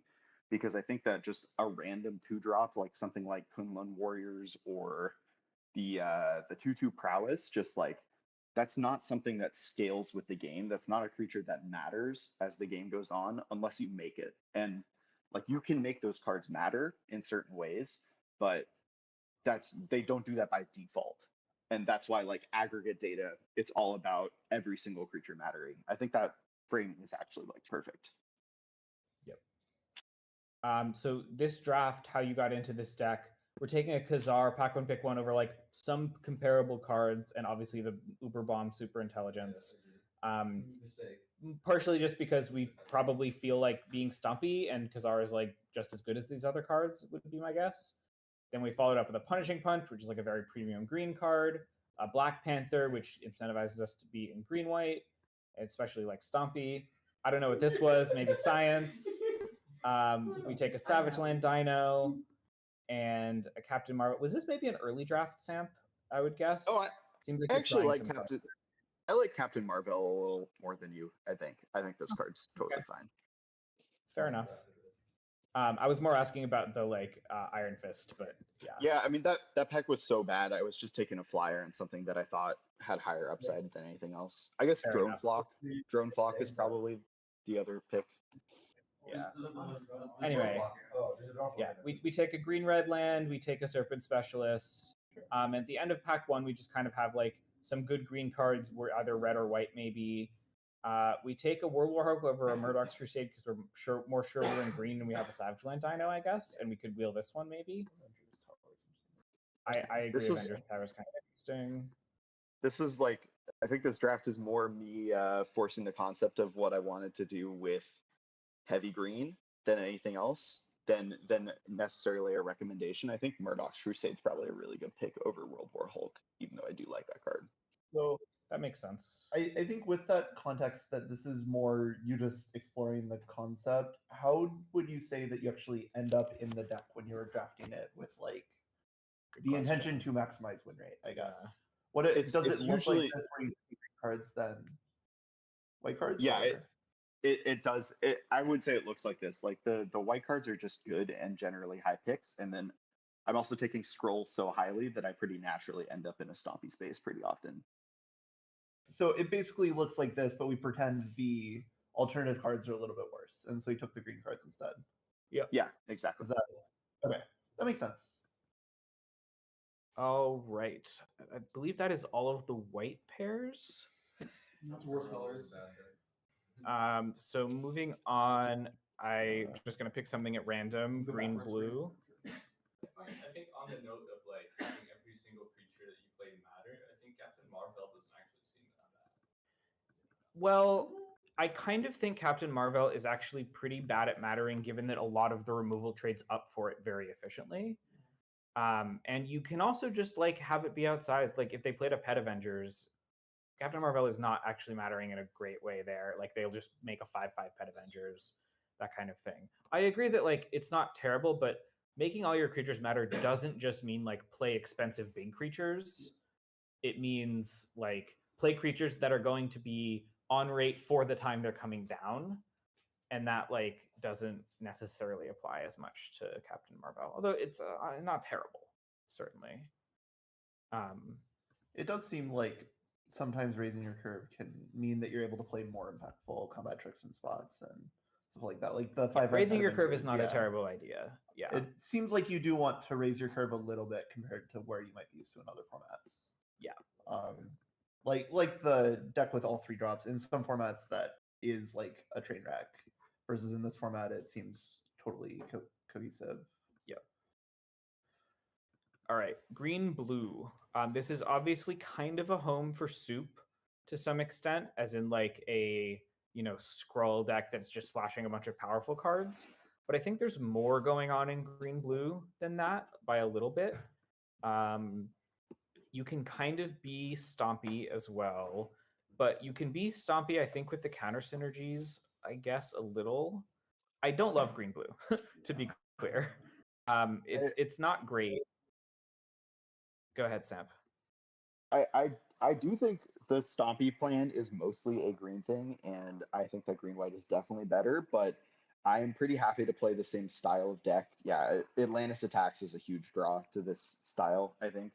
I am pretty happy to play this type of deck with you just pick up like Frozen and Ice, you pick up Trickster Stratagem is really good in the stompy plan, and then obviously you get things like Justice and I would even, and Shield Deployment Drone is another reason just to play blue cards plus green cards. Yep. Blue removal is still really premium. Yeah. The Frozen and Ice and Stratagem, I imagine is really good in these I would decks. also say Falcon's Wing Harness is like really nice in stompy decks. Yeah, especially with the hexproof token. Oh, that's insane. It's pretty nice. I've found Kamala Khan to also be a pretty strong pull into this space where the green fight spells just become really good. Yeah, Jason had like a Team Seal deck that was blue-green with that and like some Trickster Stratagems and some Go Nuts, and that card was like busted in that deck, like truly A+ busted. That you're not always going to get that in draft, but I posted the deck that not the deck, just the cards I picked that I threw out with on Saturday, which yeah, let me find the it. deck felt really good in a lot of Oh, players, I yeah. think. Is it in? Can you forward it to example I put it successful in decks? Vegetables. Oh, okay. Okay. It doesn't Oh, look I that see. good It's a now paper that I deck. look at it. I mean, certainly I have one busted rare and I do it a lot, but my deck felt I think pretty strong even outside of drawing the busted rare. You did. I did watch you play a game. where you, Image like, rotation, please. Chump you were in the abyss and won, basically. You chump blocked like a 6-power indestructible attacker for every single Luke thing. Cage. Yeah. Like my deck felt like quite good in a way that I think is maybe a little hard to explain. I don't know. You have a leader. I don't think it's that hard to explain. Well, like what I'm saying is that yes, the Yeah, leader but is it obviously felt good relevant, out but after that, outside yeah. of the leader, the deck still felt I think quite Yeah. strong. The 2/2 fly, the 3/2 fly flyer was like quite impressive in this kind of deck. Yeah, for sure. Like the flyers, I think I was playing the ball as well, like the 1-mana flyer. You do also just have a lot of good removal. Like We used Ant-Man to make like 2 guys almost every turn and just like won the game. There was no way for me to get to that. that is a powerful interaction for sure. And both those cards are independently pretty good. You have We Say Thee Nay, you have Trickster Stratagem, you have Secret Invasion, you have Spider Woman, you have Go Nuts, you have Frozen in Ice, you have Giant Flying Ant. The good cards of these colors. Well, no, I'm not saying good cards. I'm saying specifically you have a lot of quality removal, which means that your like creatures can be made to matter in many games. Yeah, that's right. Yeah. Which like I think the blue removal is what you want to pair with the green creatures mostly. You don't want to be pairing the blue creatures with the green creatures because then you're just like a stompy deck, but the blue creatures aren't great at being stompy. Yeah, this is a good thing to take away. I think. Yeah. What does this set do? Can you talk about, or is this just variants? You said you want to know one. I didn't get that much info on this deck. Okay. Yeah. I don't know if I could talk about it well. I probably have I was trying to find but Stompy Simic examples. and yeah. Not finding any. Yeah, let me see. I sent one that was another one of your lists, I think. Yeah, let me look. So The contender draft. Yeah. Yeah, this one was interesting. Let's open it. This is more of a soup deck, I would say, than a stompy deck. In fact, it's definitely more of a soup deck. Sure. But this is an example of how you can maybe do a little bit of blue-green soup. So like I picked an Avengers Assemble, I think pretty early in the draft from what I can remember. This is an arena draft, so I didn't link the 17 lands log. Moon Girl Devil Dinosaur is just like a very strong card if you can make it work, but it's quite hard to make it work. I had 2 Atlantean Cavalry and an Atuma, which just like kind of synergizes as well with 2 Futurists Forge. But this deck like does not put large creatures into play early in the game. It ends up drawing a lot of cards over the course of the game. So that I would describe more as soupy, I would say. But like, yeah, 2 We Say Thee Nays is kind of my removal. Wondrous Wasp as well is kind of my removal. 3 Rapid Rescue finds me my bombs like Moon Girl and Avengers Assemble, and even Atuma to some extent. This is, I would say, blue-green soup. I think the card Rapid Rescue, it's really easy to miss this card. This card actually has really good data and is really good, especially when you have permanent bombs for you to dig towards them. And I think that you should be drafting this card reasonably highly. It is one of the better green commons. You should put it in most of your green decks, and it's like extremely like actively good in decks that have permanent bombs they want to dig to and permanent removal that they're happy picking. It is like never that bad to put in your deck either. It's a little bit sleight of hand gain 2 life, which is kind of nice. I was, as Jason has been saying, the rule of thumb is that if you have like more than 5 non-permanents, it becomes a little bit less like obvious to put in your deck. I would probably personally play it with up to like 7 non-permanents. If you get 8 or above, you're starting to get to the point where it's like technically possible to whiff and pretty likely that you'll only be able to hit one thing, which is not that good if you like only hit a land or something. So you need to do a little bit of deck building work to make it good. But this deck, for example, has 3 Rapid Rescue, 2 We Say Thee Nay, and then I believe that's literally the only non-permanents. So that's 5. And that makes it totally fine, even if you're playing 3 copies. One specific nice thing about blue-green is that Frozen in Ice is a permanent and also a very premium removal spell. Yes, agreed. There are a couple of permanent removal spells in other colors, but... Yep, like Web Up, that kind of thing. Yeah. Mostly white and blue, I guess.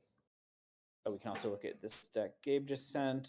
That one was early on, so like, Yeah, there might be some weird card choices. there'll be some but weird yeah. card choices, but that was some of the This looks like a combo pretty nice like stompy deck. definitely more like blue interaction And card draw green to bodies. put counters on things and be stompy. Yeah. Atuma seems nice in these kind of decks. Atuma plus Yeah. cavalry being just a lot of stats. Atuma the card is not that bad. I've seen a lot of people not including in decks, and it's completely reasonable to not include in a deck if you have better fours. But there's a lot of decks that can actually make it work quite well. If you have like removal to get it through, or equipment to put on it, or like tricks to get it through, all of that kind of works well with it. You just need to not be trying to use it to block mainly. Is this beast card better in blue green? It seems to imply that it is. I don't know if it's true though. It's one of those spots where it feels like it should work, and then it still just isn't good. Yeah. That makes sense. That's Yeah. what I figured. White Tiger, I found to be very nice to drop. That matters. That card's Yeah. really nice. Yeah. White Tiger is a very nice 2 that will matter still later in the game, which that kind of effect is just sort of at a premium. Do you want to move on to? Yes. Let's move I'd also point on. out that, just extremely quickly, that Shield Deployment Drone is probably the best enabler for Killmonger in the format. The And I green treat black Killmonger? Yeah, I treat Killmonger as a mono green card. Yep, I think that's very fair. I think It's very easy to splash in green. Deathlock Soldier can be really good with it too, but Shield Deployment Drone is the best good card. That's good with it, I guess. Maybe Yeah. that's what you meant, and I just misunderstood. All right, let's talk about green black in that case. So green black, I believe, has quite good stats. I don't know about like recent stats, but at least early on it was performing pretty nice. And I think part of this is due to the fact that like the 2 creatures in yard synergy is like not that supported in the sense that there aren't that many cards for it, but some of the cards that are for it are just like pretty premium. Like Punishing Punch is just excellent. Killmonger obviously is just excellent. And then like if you're able to enable it, the 3 mana 3/2 is just a little bit better. But in general, the black villain cards play pretty well in this like grindy traditional limited deck space of just like put 2-for-1s into play, trade off with stuff, use your removal to deal with the important stuff, and like grind the game out kind of with your ground creatures that are like big because you're in green. Definitely Rapid Rescue is one of the best like cards for this space. You often have permanent bombs. Coming of Galactus is a good example of like a permanent bomb that you will often push you into green black, and then you can play like 3 Rapid Rescue to find it very often. I've also had good green black Thunderbolts conspiracy decks. You can play like Knight of Wundagore with that kind of thing. This is like a good fundamentals limited deck kind of space, but it's quite good if you have that going on. Why am I missing some of the non-creatures? Yeah, Hydra has anyone? Infiltration. Yes, Hydra Infiltration's still pretty good here. There it is. I think this is a deck that I may actually want Decoy Play in somehow, more so than. Yeah, because you can fill your yard a little bit, and mostly you're in this deck for bombs. You have 2 of those effects, so I would say like very aggressively deprioritize them. But if you have them, maybe you'll play them. It's kind of nice to get back like a Killmonger stuff. The Land Cyclers are pretty good in this kind of deck because they fill the yard and they just act as large creatures later. Ant-Man's Army can be nice to like get you to your expensive creatures, or like splash. This deck often like splashing. The Rapid Rescues help with the splashing. I think similar to blue green, this deck is maybe more often splashing than not. Like you want to very aggressively take off color bombs and pack 2 and 3 when you're in this deck. Yes. More so than like the white decks would rather not splash. These base green decks would rather splash. Agreed. And you can build this base black as well. Like you can be a villains deck with Baron Strucker. Yeah. Titania is actually pretty nice. Like Titania is just really well statted. Discarding a card to her is like often not that bad. Also discard a card to Arnim Zola is like not generally very good, but maybe you can play it if you like really want to grind. Crossbones I've found to be like good if you get a really high villain count in this kind of deck.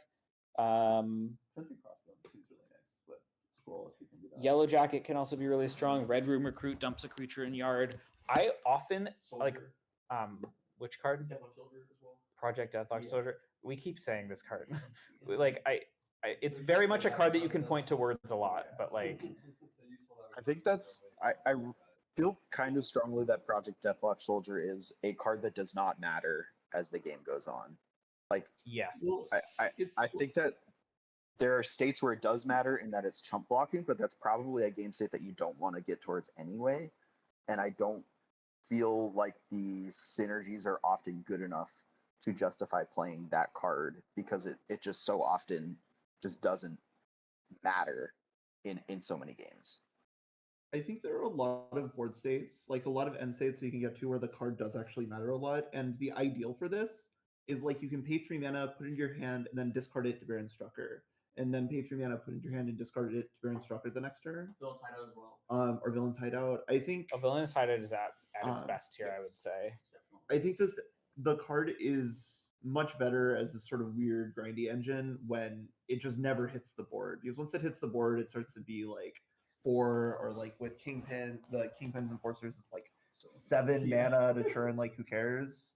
But when you're paying 3 mana to draw a card, that starts to be a pretty appealing rate on turn 6, 7, 8, I think. Yeah, I think it's like maybe a little bit useful as a super grindy card. Yeah, it's also something like similar to the regrowths. You should be getting this. It's almost super like here. late, kind of in the 3 mana slot, but there. You should also pay attention in like sideboarding. I think that this card can sometimes just be like a random silver bullet for the like exalted deck. Is like, well, sometimes I had a game where my opponent just like could not beat the card Deathlock Soldier, which is a little embarrassing for them. How much it matters, I don't know. You should be getting this pretty late. No one picks this card intending to play it most of the time, so it is just a way to get some value from your later picks. Our group keeps saying its name and saying it's actually playable here, so it seems like a lot of people do want to play it. But yeah. It's like a card you like never want to pick, but like you always want to end up with one in your pool. I feel like. Yeah. It's kind of how I feel like I end up with a lot of decks that would play the card, but I never like wanted to spend a real pick on it, and somebody else would take it because it's just like might go in your deck eventually. It's kind of in the weird space where it's like not quite good enough, but not quite bad enough. There were a lot of people who said, "I wish I had this card in my deck," which is interesting. I don't know if we actually should move it up on the pick order to answer that, but it's just interesting. I will say that if you're in green black and you're doing any kind of villain things, with which green black often wants to do because a lot of the villains and the graveyard stuff kind of go together, I would be pretty wary about playing understated non-villains. So I'm thinking Ronin, notably not a villain, even though it's a black card. This is a hero. Everyone note that. Spider-Man, Tigra, Reptile maybe. Crossbones is fine. Like Herbie even. There's just like some cards that are at their worst here, I would say. I mean, the T-Rex card is just Gorilla very playable in general, I think. Yeah, Gorilla is fine because it's a little good in like grindy games. I think the Tigra card is kind of just like so hard to actually enable to do anything. Yeah, Tigra can be solid in like green white that has a couple ways to gain life and some giant growths, but yeah. So it is very worth noting that Undercover Scroll is a villain. And I have had certain mana bases where the fact that it is a villain is the only thing that makes my mana base work, because I have 2 villainous hideouts and I'm splashing a lot. Yeah, that can be a thing. Like Hercules as well, sometimes. Like counting villainous hideout as a green source for Scroll is a huge boon. Yeah. Yes. And like villainous hideout in general, you just want to prioritize really highly, especially when you're in this space, I think. Notably, like you have some really premium removal, but there's not that much removal, and so you really want to take it when you see it. Like Punishing Punch, Cruel Alliance, Dark Deed are elite. Go Nuts and Hour of Defeat are totally fine, and then it kind of drops off. Like you have Widow's Bite that you can play, and it's acceptable, but you don't really want to have that many low-statted creatures in this deck. Sometimes you'll have like Serpent Society, and it's cute with that. Stark Tech can be nice because you have a lot of like large creatures in this space. Killmonger is a removal. Killmonger is a removal spell, yeah. She-Hulk is kind of. I do think I get into this space because of the removal. It's just because I think Cruel Alliance, Punching Punch, Dark Deed are good cards, is why I end up in green, and Killmonger is why I end up in green black, and those force small game states more than the other colors I've found, which makes Hydra Infiltration and Ninja of the Hand, I think, pretty good in this deck as well. Yeah, shout out to Ninja of the Hand, by the way. I forgot to mention it in black white, but it's another one of those ways to like go up a card in small games that black can often be good at creating. I think like I prefer this card a little bit to Kingpin's Enforcers most of the time, although they're both kind of like generically playable 3-drops that go up a card sometimes. So it's like it's kind of the same slot. Yeah. Death Touch is really nice. Trading and discarding. Creature always matters. Whereas Kingpin's Enforcers doesn't always. Madam Mask is obviously really nice here, even though you don't have that many ways to draw cards. It like puts stuff in your yard, it discards extra lands, it's 2 bodies for 1. Like that's just good. Villainous Hideout is a good pairing. Yes. I think definitely. Baxter Building is also kind of at its best here. I agree. That's why I pulled it in. Yeah. You run out of cards a lot and have a lot of beefy green things that enable it. Yeah. Which is not good in small games with large creatures, which is this deck. Green, any white other kill a little bit, cards? Probably wouldn't be playing Visions of Villainy that much because it's hard to like be ahead on board when you cast it with your larger green creatures, and there's not that many good 2-drops in this deck. There's a bunch of good 3s, so like you don't need to prioritize 3s super highly. Yeah. Specialist turns on Visions if you have no 2-drops for some reason, and 3 specialists. Which specialists? The 1-mana Serpent Specialist. Serpent Specialist. So you can like Serpent Specialist, notable green villain as well. There's like a good amount of green villains. Mr. Hyde, Skrull, Knight of Wundagore, Serpent Specialist, all green villains. Yeah. Killmonger. And Abomination as well. Can we look at one of the drafts, maybe? Yes. Successful decks. Green, black. It's black green. Black green, yeah. Stompy. This is June's deck. Juno, sorry. All right. So this green black deck, and I'll open up the log too. The quote was, "This deck felt surprisingly great. Granted, I drew Killmonger and Mightiest Heroes often, but one last match without heroes. Mightiest Heroes is a great reason to get into this deck, I think, because it's a way to go up a bunch of cards and board presence in a deck that's good at creating small games and having large creatures. So like 6 mana. Oh yeah. This deck is playing 2 Rapid Rescues. Rapid Rescues, just really good, especially in this space. Play your Rapid Rescues if you can like justify them. Playing Hydra Infiltration, playing Robot Domination. Robot Domination, I think, can be like actively actually pretty good in this deck if you have a lot of ways to put creatures in the graveyard that aren't combat, which Rapid Rescue counts for, Land Cyclers count for, Connive counts for, Killmonger counts. Like, there's a lot of ways to even put creatures from your hand into graveyard, which notably does trigger Robot Domination and brings you up on cards in small games. So this is probably the best lane for Robot Domination, I would say, even though there aren't that many good ones. I do think about that card. It's very tempting to like read that it's an engine and pick it really highly. I think that you should have already done the work incidentally, and you should wheel it. Yes. You should not pick it early because you could do the work and it'll be good. Totally agree. Yeah. Totally agree. I think notably it also only works in decks that can sort of deal with high tempo because you are tapping out on 4 mana. You want it on the field as early as possible. You're not putting in a creature. You're not removing anything. Yes. You're going down life. You need to not be super behind when you cast it. So you can connect this to a couple of the good parts about green black, which can be like Serpent Specialist or Dark Deed to buy you a ton of space for the card. Yep. And Serpent Society as well is a card that you'll often get for free if it's opened, and it like is a great turn 3 stabilization play. As well as like playing a Ninja of the Hand and blocking whatever big creature they've equipped or something. Yeah. Draft log. So we start with the Dark Deed over Mrs. Marvel. I could see Mrs. Marvel, but we'll move on. Killmonger, great. Okay, so we're either in like Killmonger, Sam's saying think of as a mono green card, except we already have a Dark Deed, so like might as well be green black. Take a Red Room Recruit, Hydra Infiltration pretty high, which I think is appropriate. You take like best card Night Nurse, but noting this Rapid Rescue I think would be a very legit pick here. Grim Reaper, we could take Kingpins Enforcers maybe. I'd probably take White Tiger here, but maybe we think we're only in black. We get a Rapid Rescue late. That's a good signal for being in green-black. We take a Wakandan Royal Guard, but we take Deathlock. Giant Probably take Growth. land. Where? Yeah, Oh, here. Yeah, that's a good Green-white call land, out. Green-white land. Yeah.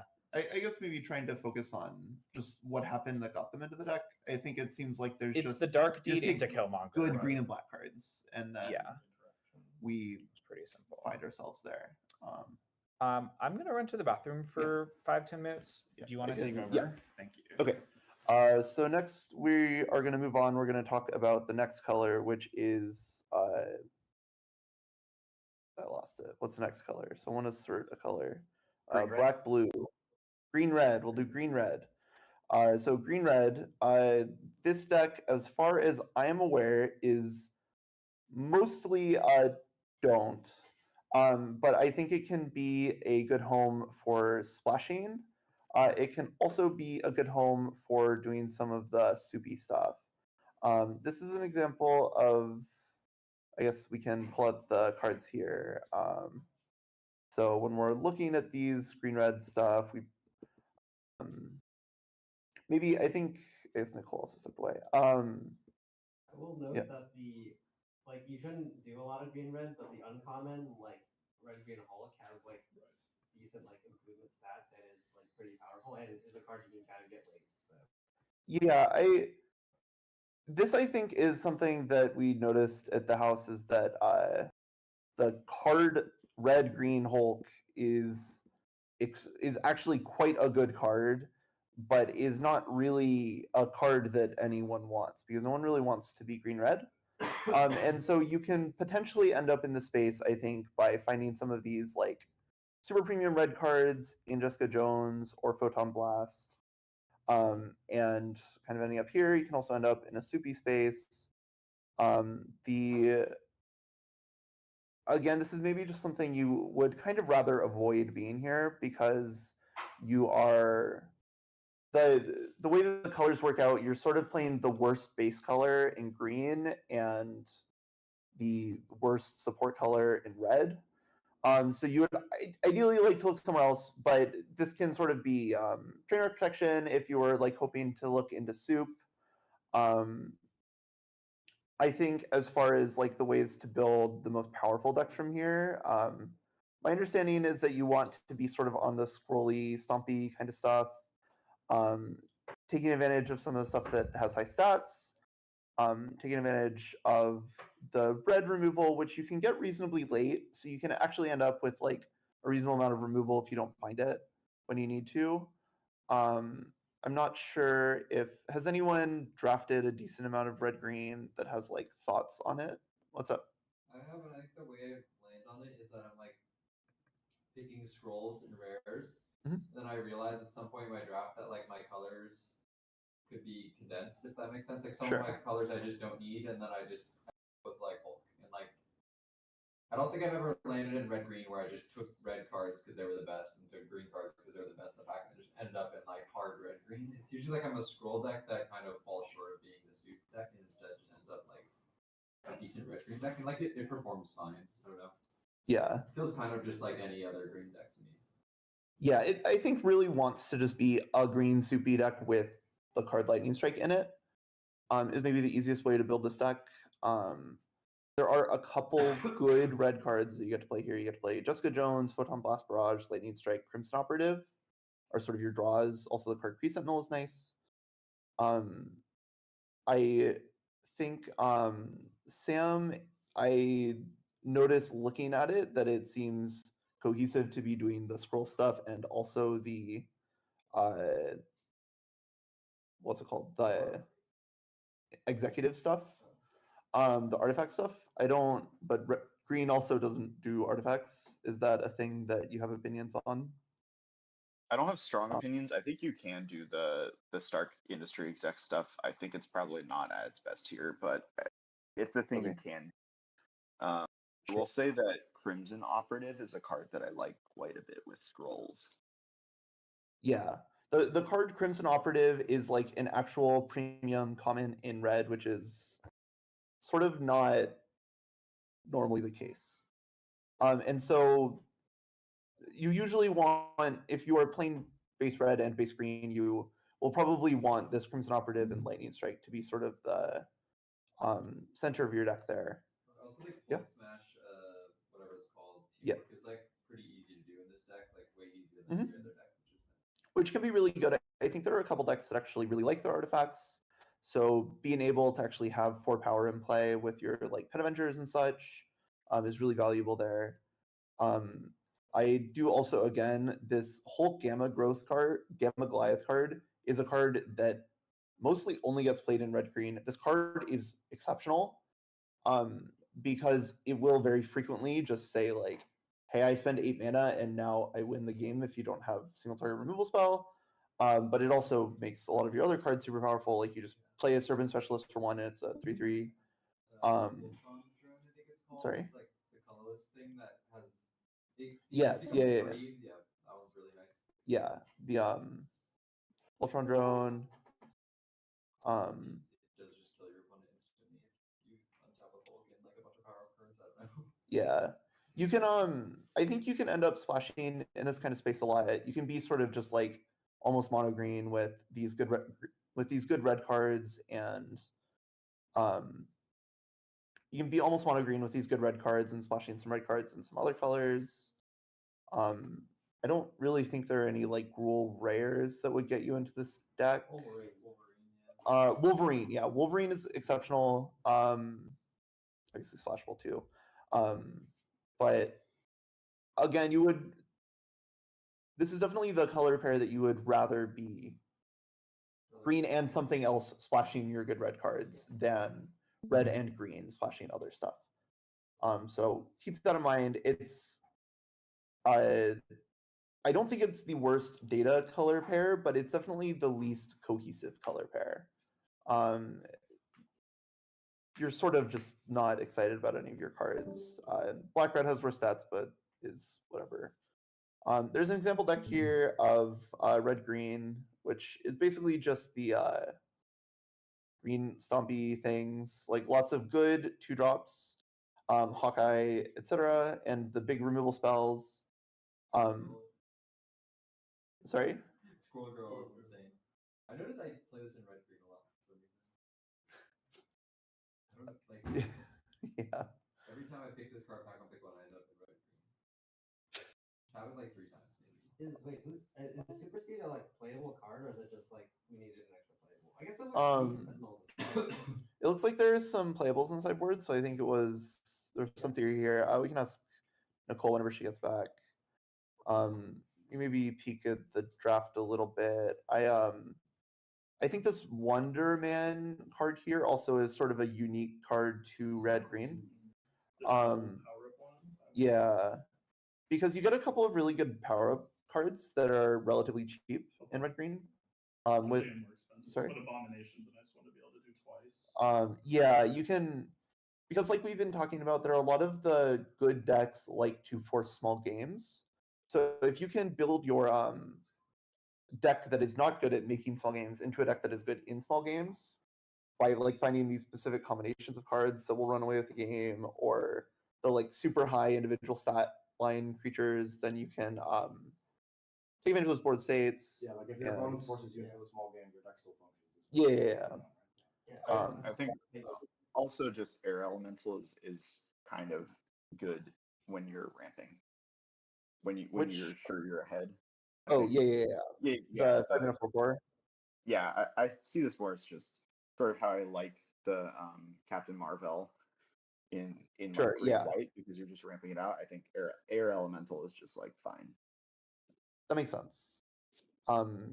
There's also I think this like Hawkeye's bow can overperform here when you're trying to trend sideways.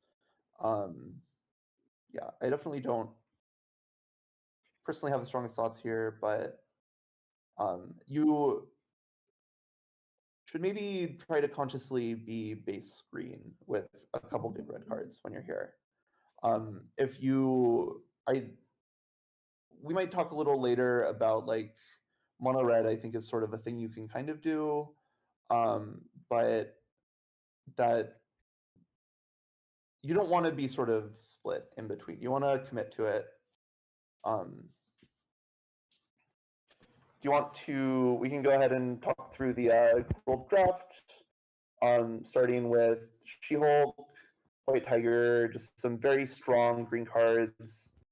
Have the option to be in red or black, more green stuff, and it seems sort of like we're just starting in green with just light interest in red. I'm curious if there's something like stronger here. Yeah, we get the Hawkeye. We're definitely wanting to be red. At this point, it becomes, I think, pretty easy to just be red-green. We get another bomb. Great, we have 2 red bombs. We're red.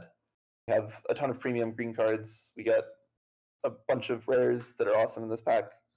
Lock and red-green. And this can end up with actually a pretty cohesive, powerful deck. Is this deck, I think, did trophy. Which is great when you're in the color pair that you want to be in. Or did not trophy. This is 1-1. Maybe it sucks. It's the best red green deck. I think that like red green trophy. Yeah, you need a bunch of independently powerful cards to be in red green, and this certainly qualifies. I don't think there's any way we end up in anything else in this draft because there's just like we have really strong green card. We just like end pack 1. With a bunch of really strong green cards and a Lightning Strike and a Loki. And then we start with opening Hawkeye, and we're going to play that. And we have like a Fin Fang Foom, which is really strong, another really strong green card, another really strong green card. And then we end up with Jessica Jones as well. And so at this point, like, there's just no way to put all these cards in our deck without being red-green. And so we just try to build like as fundamentally solid of a deck as we can in red-green.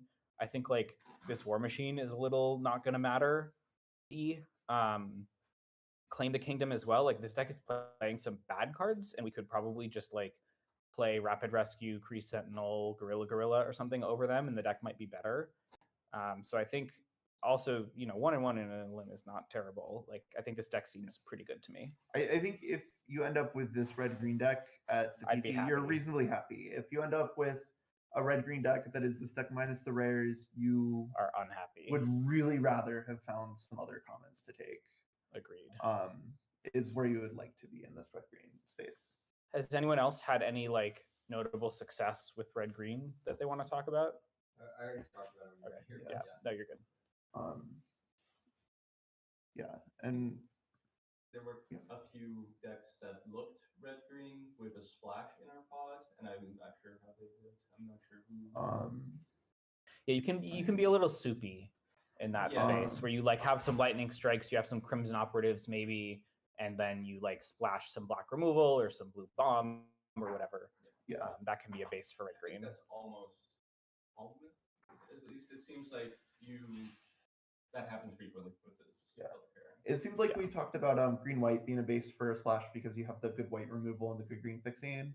In this deck, you can end up with sort of green cards plus lightning strike, Hulk smash And as like like your Photon removal Blast, suite, and maybe. Photon Blast is top end. Yeah. And then you get a lot of space to go and find the cards that you need. You also get to play like Servant Specialist as a floor to find stuff.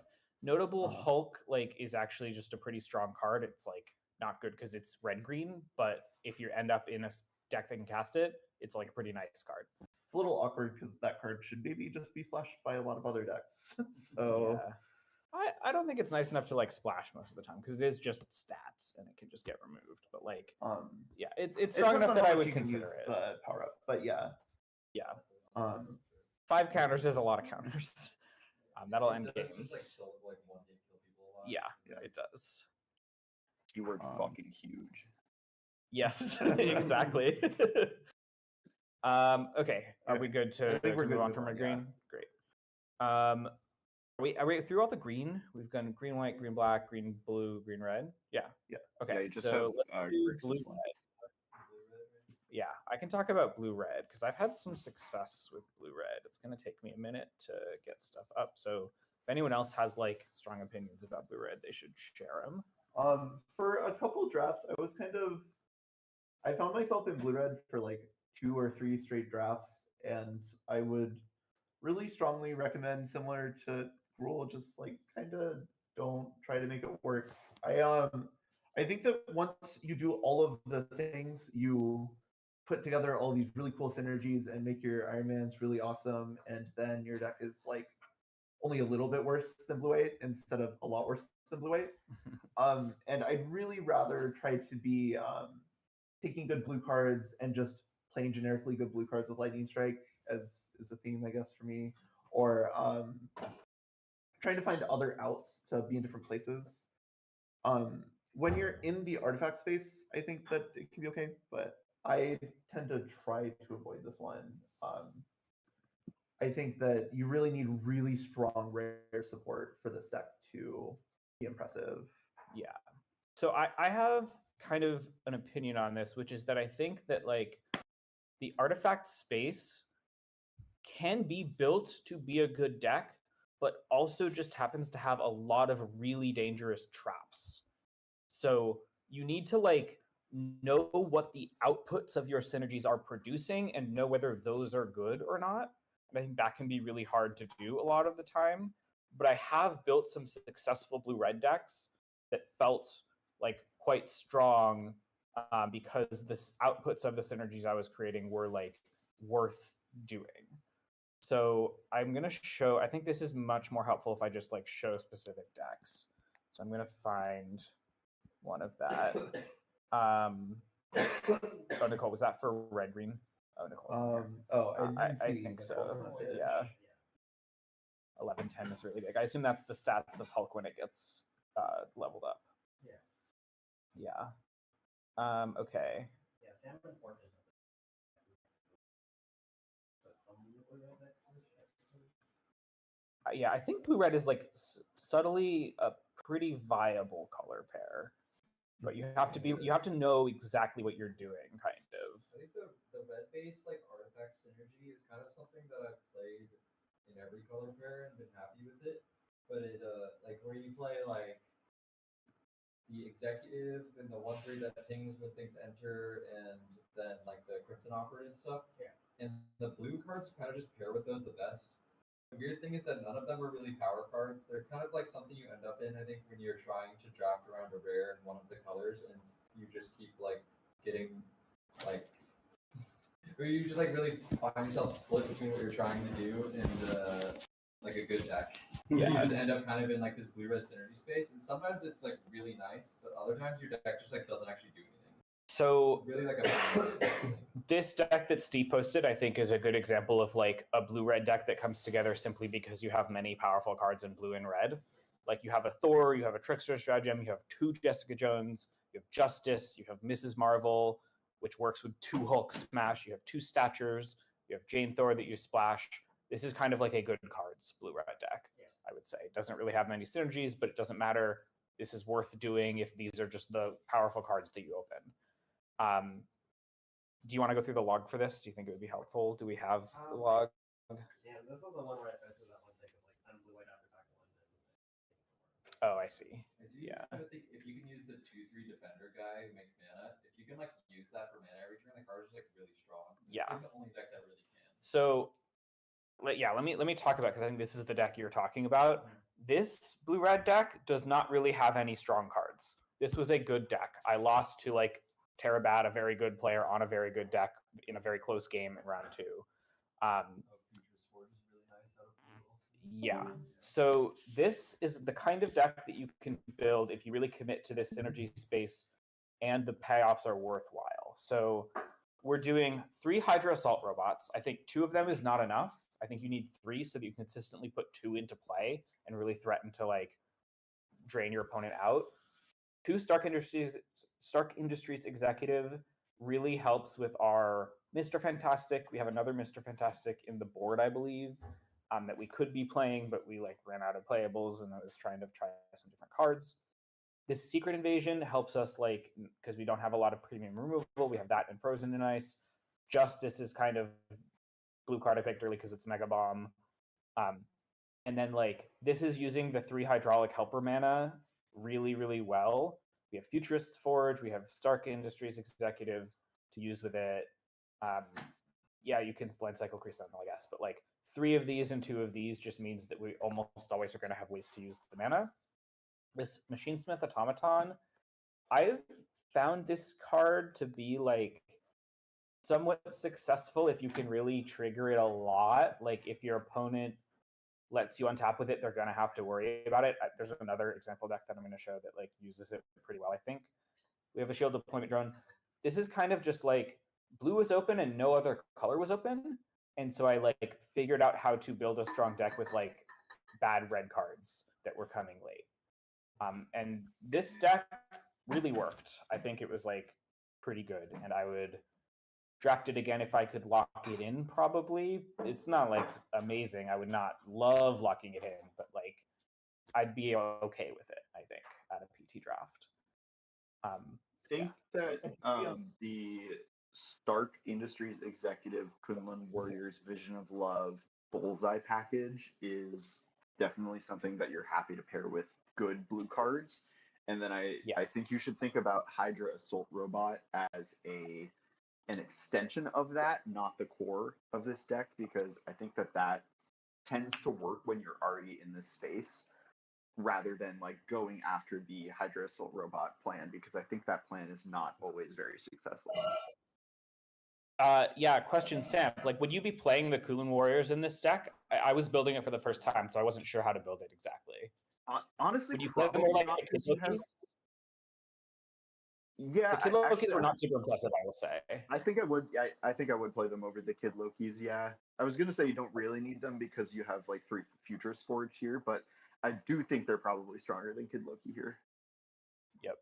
Sometimes a warrior, if your deck is like really synergistic, can do a hero in training impression, which is like one of the only ways for your deck to go up on card that you don't get like a bomb, and it's just really strong with like Stark Industries Executive later. It just becomes a relevant card to draw.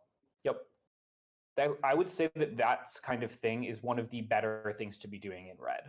Like I think if you're trying to be, you strong color and then red's what's open, putting together that kind of synergy where your red can actually help you grind cards a little bit is one of the better things to be doing instead of just like playing random aggro creatures, unless you're like a very cohesive aggro deck like 2 that you had earlier with mono red. We'll maybe talk about that at the end. I do think that this Stark Industries executive card is like sneakily important to this kind of deck to like it's keep very important to this Hydra deck. Assault triggers coming. It is a card you get kind of late, but once you're trying to be in the space, you should draft it pretty aggressively. You shouldn't build this deck unless you have 2 Stark Industries executives. It like doesn't really work without 2 of them. And you shouldn't just trust that it'll wheel. It will not always wheel. Yeah. Although like if it doesn't wheel, you probably shouldn't be in the deck. So like balance that.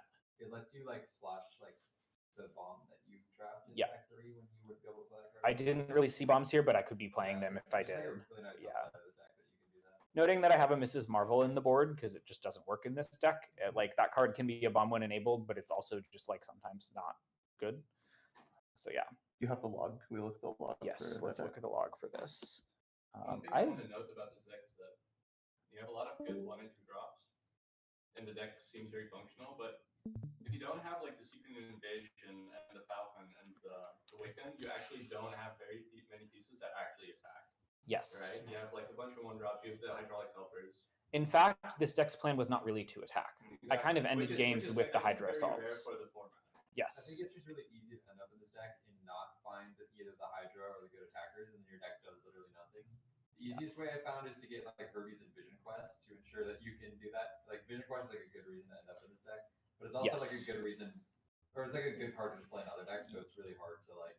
But yeah, we should definitely talk about Vision Quest because it's like the main reason to be able to generate both blue and red mana in your deck.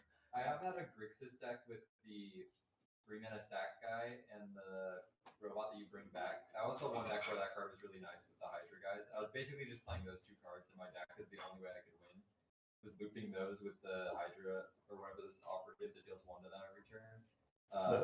Assault Robot. Yeah. And with the Stark Industries, you just have a bunch of mana and you just start like dealing 4 to them every turn and drawing 2 cards without actually changing the board. Yeah. I want to know, there's a bow in the sideboard. Was that card you considered playing? Not at all. I want So, to, yes. Use the 3 helpers. when we get to black, I want to ask about bow because it has really the greatest stat. Really what? It has a really interesting stats in Okay. and I don't know why. Yeah. One thing I would say about Hawkeye's Bow is like in this deck, it would be a card that I was spending an entire card on simply to output damage. Sure. And this deck very much needs to be spending its cards to like create board stalls, and it doesn't do that. Yeah, worth considering, but I think like certainly I want to play Warrior. Over it. Yeah, Well, of course, yeah. Yeah, you could do that. It does. Yeah, Kid Loki, I was trying because I had 3 Futurists Forge, but I think it was like not good in this deck. It does actually make our Stark Industries and Hydraulic Helper maybe participate in combat in a more real way. Where like the 3/3 blocking and then doing something at the end of the turn is a lot more real than a 2/3 doing something and blocking at the end of the turn. Yeah, but I don't think I want to spend a card on that. Whether or not we're playing it, It I doesn't just- size them yeah. up a full card. It sizes them up half a card, which I'm not willing to spend a card on, is what I would say. Like, Hawkeye's Bow is a very, very low rate card that you shouldn't be looking for reasons to put it in your deck, I would say. Do you think I Am Iron Man and the cards that get counters is a way to also output a lot of damage because you make it into a 4/4 flyer and it also has like 4 counters on it and it just kills them sometimes? Yeah, agreed. So this draft, I took a Frozen Ice over like a Daredevil because it's super color committing. It's kind of comparable power level, weak pack. Took a Shuri, thinking like, again, another weak pack, but this is high upside and it's really good in artifact space. Futurist Forge, again, kind of weak pack. Note there's a Hydra Assault robot that could wheel. Spike it, yeah. There is Spike It. Maybe I should have taken Spike It. Yeah, could probably take Spike It. Although Futurist Forge and Spike It are like comparable win rate. Futurist Forge is worse, but not by a lot, and I'm already in blue. That's part of the logic. Take a Kid Loki. There's like Agent of Atlas Lightning Strike. Well, you know. Maybe better just chat about what we took to talk about it. Yeah. Full draft review. So notably, like I'm taking blue cards. I am not taking these good red cards even early because like they're just not good enough to take early. Take another Hydraulic Helper. Be like again, very weak pack. This was a super low powered pod draft, and I think that's part of why the deck felt stronger. So like that might be part of what's going on. You don't want to go for this in a draft where like there's a bunch of good cards going around. I could have taken a Assault Robot here. Maybe I should have because I had seen some going around and you want to pick up multiple. But I took a Kid Loki because I wanted to stay blue. Late Stark Industries exec. Ames Synthoids probably don't want to play it. Late Hydra Assault Robot. So now I'm thinking like, and another late Stark Industries exec. Now I'm thinking, okay, I could be blue-red, but if I open a non-red bomb, I'm just going to take that and be that. But I do have like multiple hydraulic helpers. So like I'm leaning towards like a blue-red synergy space. Open Justice, Slam Justice, Secret Invasion, Slam Secret Invasion, Shield Deployment Drone, Mrs. Marvel, maybe We Save Ine is better here, whatever. Like kind of off to the races with like blue with the double Stark Industries exec. Like you sort of have to randomly end up with a bunch of weak packs and then like a bunch of the synergy pieces, but then you can kind of go in this direction. That's like the general structure. Maybe not something you're super seeking out to do then. No, Yeah, it should just fall into your consider- lap, but it's a very like viable deck when it falls into your lap, is how I would put it. I think it's much easier to start on the red side of this personally. Mhm. Because Hydraulic Helper is just hard to pick as a blue card. Futurist Yeah. Forge is the blue card that I could end up with a bunch Yeah. of copies of. That would make me go. It's just that like there's a lot of red cards that push you into red blue, and there's a lot of blue cards that push you out of red blue into blue white. It's kind of You might end up with like a lot of Crimson Operatives or something, and then this can be a good home for them. Crimson I think Operative. The 4-mana 3/2 prowess. Yes, offer, yeah. yes. So let's talk about a bunch of Crimson Operatives because I have a deck that was blue-red, was pretty different from this deck, although some of the same elements, and I thought was really good. So this is a Crimson Operative Multiversal Incursion deck. Also Herbie Scout Unit.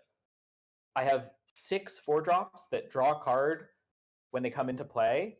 So like they generate more resources for you. Avengers Under Siege as well ends up making some treasures. I have 2 Justices to like not be behind on turn 3 when I cast it.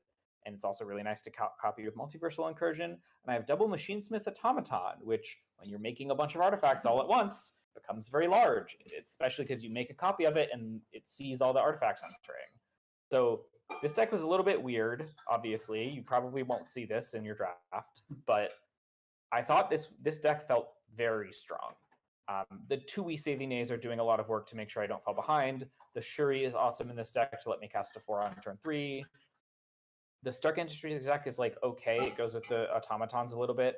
Shield Flying Car was obviously great. It just is a thing you can't expect to pick up with like some Justices, Crimson Operatives, Herbies, whatever. Yeah, this deck was real and very good. So it's something you can do. I think this is a way, like, if black isn't open and you open an Avengers Under Siege, like you can kind of go into a space like this maybe. Avengers Under Siege is just like a powerful enough card that I really want to play it if I pick it first. And in fact, I believe that was what I first picked in this draft. Let me find it. This also reminds me of the paper draft I had with Jane Foster and Mjolnir, where you just want a lot of these good enters the battlefield effects to duplicate, to repeat. Yeah. Although I would say that you don't need that to make it a good deck if Right. you have Jane Foster and Mjolnir. But you do need this to make a good deck if you have all these like Crimson Operatives, maybe. But yeah, it's certainly worth doing. So yeah, I like first pick an Avengers Under Siege, then a Justice, being like I'm happy to be either blue-red or blue-black, splashing the other half of Avengers, take a blue-black land, take a Lightning Strike out of a weak pack, take a Hug Smash out of a weak pack, take a Crimson Operative, take a Herbie. So we're kind of getting into this just by like, these are the best cards available. We Say the Nay. Again, these are kind of weak packs. I'm taking best card available and they happen to be blue and red. Take a Falcon, Mr. Fantastic. I don't remember when I picked up the Multiversal Incursion. I just keep taking these like red artifact cards that are like good enough maybe to play. Flying Car, Justice. I think the Multiversal Incursion, yeah, it was pack 3, pick 4, and I took it here. There's not that much else to take, but I actually was expecting it to be pretty good, and it ended up being, even though I like would not play this in most decks. The key is that your 4-drops help you hit your land drops, mainly, I would say.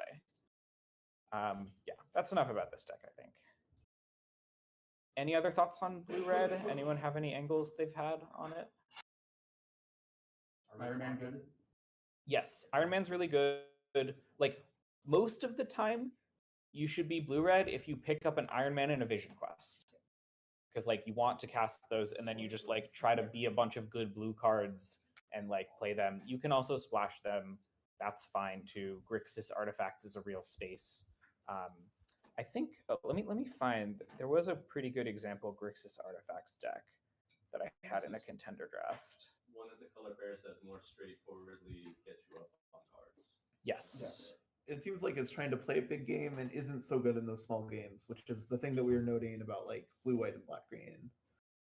Trying to create the small games.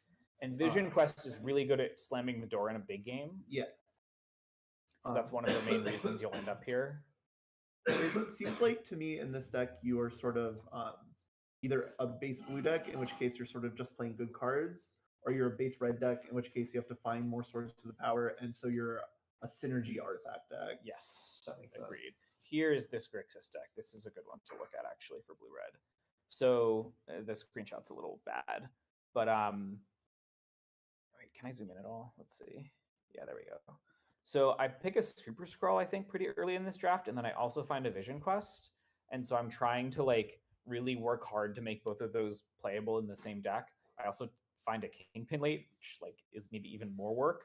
But I pick 3 red-black duels, which makes me believe I can actually make this happen. A blue-black duel, a blue-red duel. So I have like enough fixing to actually make this all work, which means I can play 2 Stark techs, 3 Hydra Assault Robots. This I Am Iron Man, which kind of goes well with the Stark techs. The Stark techs can protect the Super Skrull sometimes. This deck like looks a little confusing, but the dual lands are kind of piecing it together. And it felt really good. I like 6-3 or something, I think. And it felt better than the sum of its parts. Is blue-red looking for these like equipment tricks? Because they have keyword artifact on them. They But do. this deck doesn't really want to be like a combat deck, you know? So, Yeah. Oh, I guess notably this deck also had Loki, God of Mischief, which makes them Sure, card yeah, draw yeah. engines. I don't mean specifically like this deck. I mean Yeah. like blue-red decks. I Do they think, want... well, certainly not splashed. Like you don't really want to be looking for stolen Stark Tech in blue red, and I don't know if there are other equipment that are combat Are you tricks in playing blue like red. Super Suit and Falcon's Wing Harness in your deck? I think this is the color pair that also likes to hold up mana a little bit more. Sure, that makes I sense. think with the industry target, I think super suit that Yeah. becomes a little bit better. Yeah. Okay. Although your creature, like Super Suit, you kind of need creatures that are decently statted already to use Super Suit a little I'm bit. thinking like Hydraulic Helper, maybe Stark Executive in like early games that Yeah. you're being pressured. Iron Man's nice too. Like you're given an opportunity to really stun your opponent. Yeah. I think I prefer Super Suit in decks that are good at attacking, I agree. but you can play it if you like want artifact count, if you can like sack artifacts for value, that kind of thing. So you can play these equipment, but you're not seeing them out. You're I'm not, not sure yeah. how many Yeah. red blue decks actually care that much about artifact count Mhm. because it's mostly Hydraulic Helper and I think Superman the uncommon, right?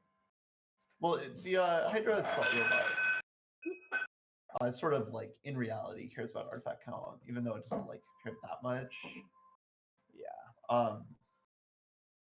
Well, I guess accordingly, are you playing these decks and trying to play a lot of cards that say artifact, or are you Not really. You're just trying to play good cards that enable those good cards. And like if you have stuff like Machinesmith Automaton, you Mhm. want cards that can make multiple artifacts or repeatable artifacts. Sure. So like Stark Industries exec or that deck that had the multiversal incursion that can like trigger this 5 times Mhm. in one turn, That or makes like make sense. another one and trigger it 3 times, that kind of thing. Yeah.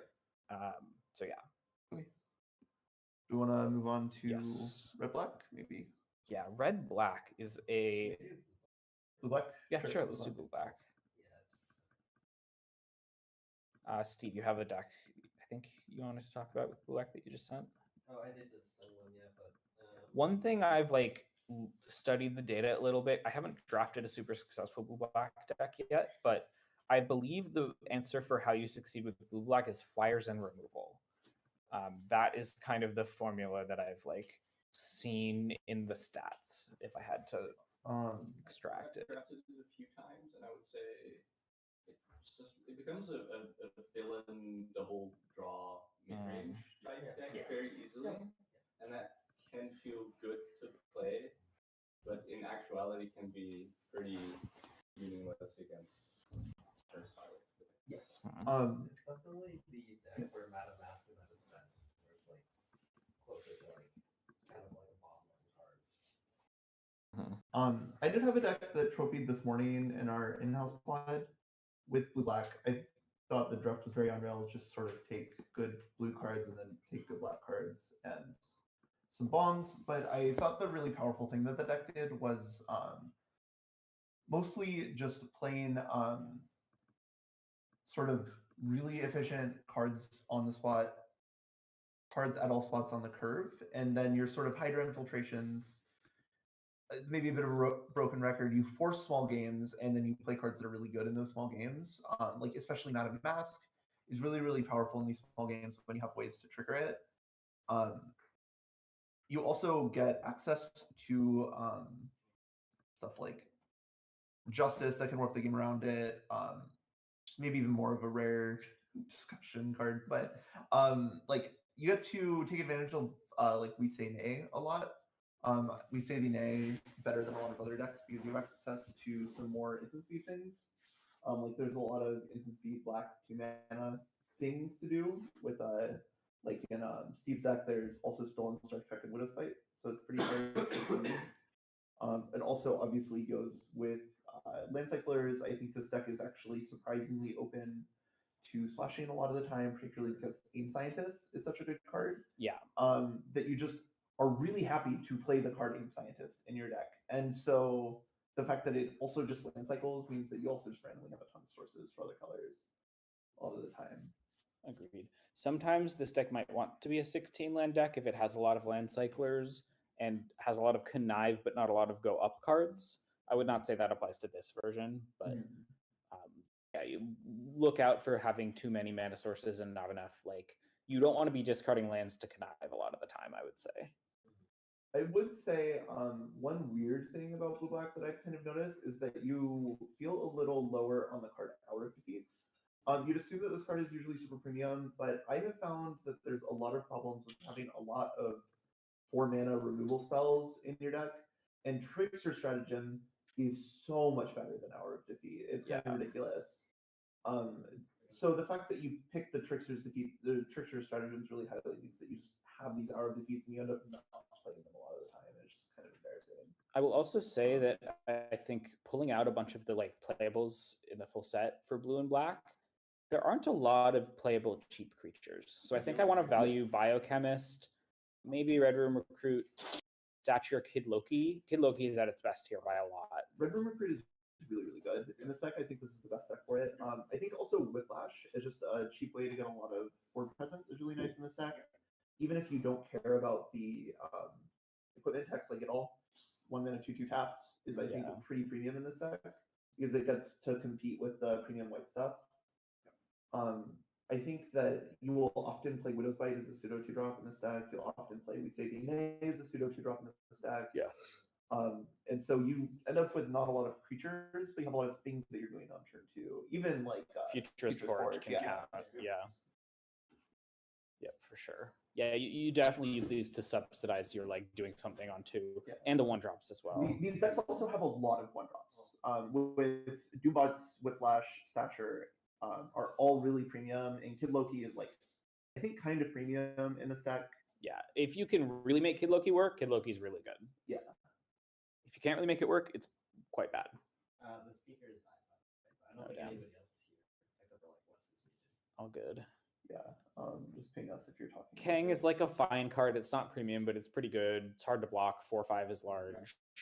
I think King is surprisingly good actually in these decks. Yeah, that's what I was trying to say. It seems like the card is like you read the card, it looks poor, and then someone tells you it's good, and so you're like, okay, I guess it's fine. I think it's actually like reasonably premium.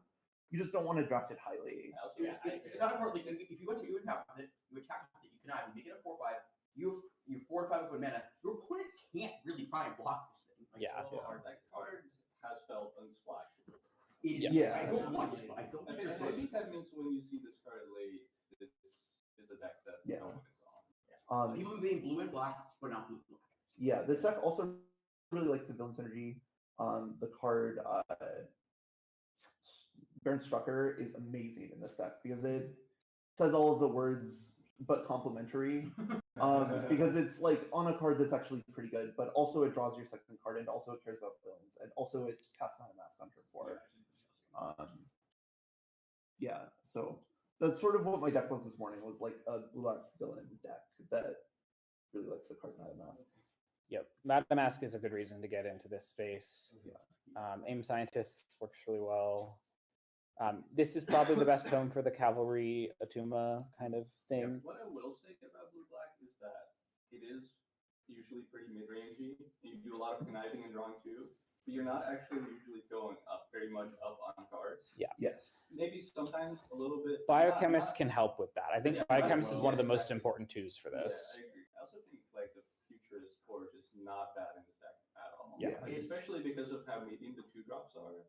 For what it's worth, I wouldn't say Futurist Forge is bad anywhere. It's like really good stats. It's just like a good card. I think this deck wants to be on board more than it wants to.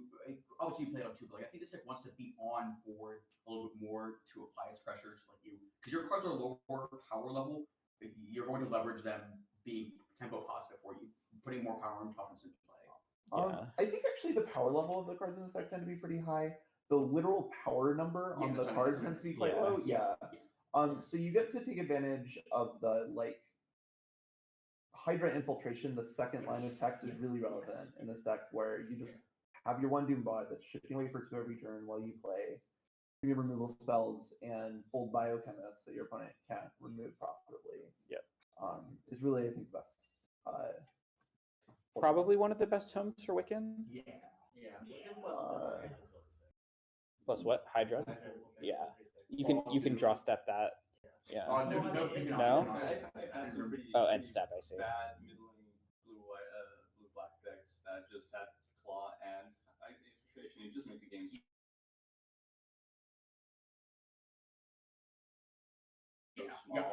Maybe that match where you better, that kind of thing. Futurist Forge better.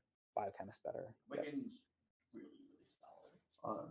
just do, if you're playing this deck, you really need to pay attention to your 1 drop slot and have a plan for how you're not going to lose because your blue-white opponent played a 2-drop.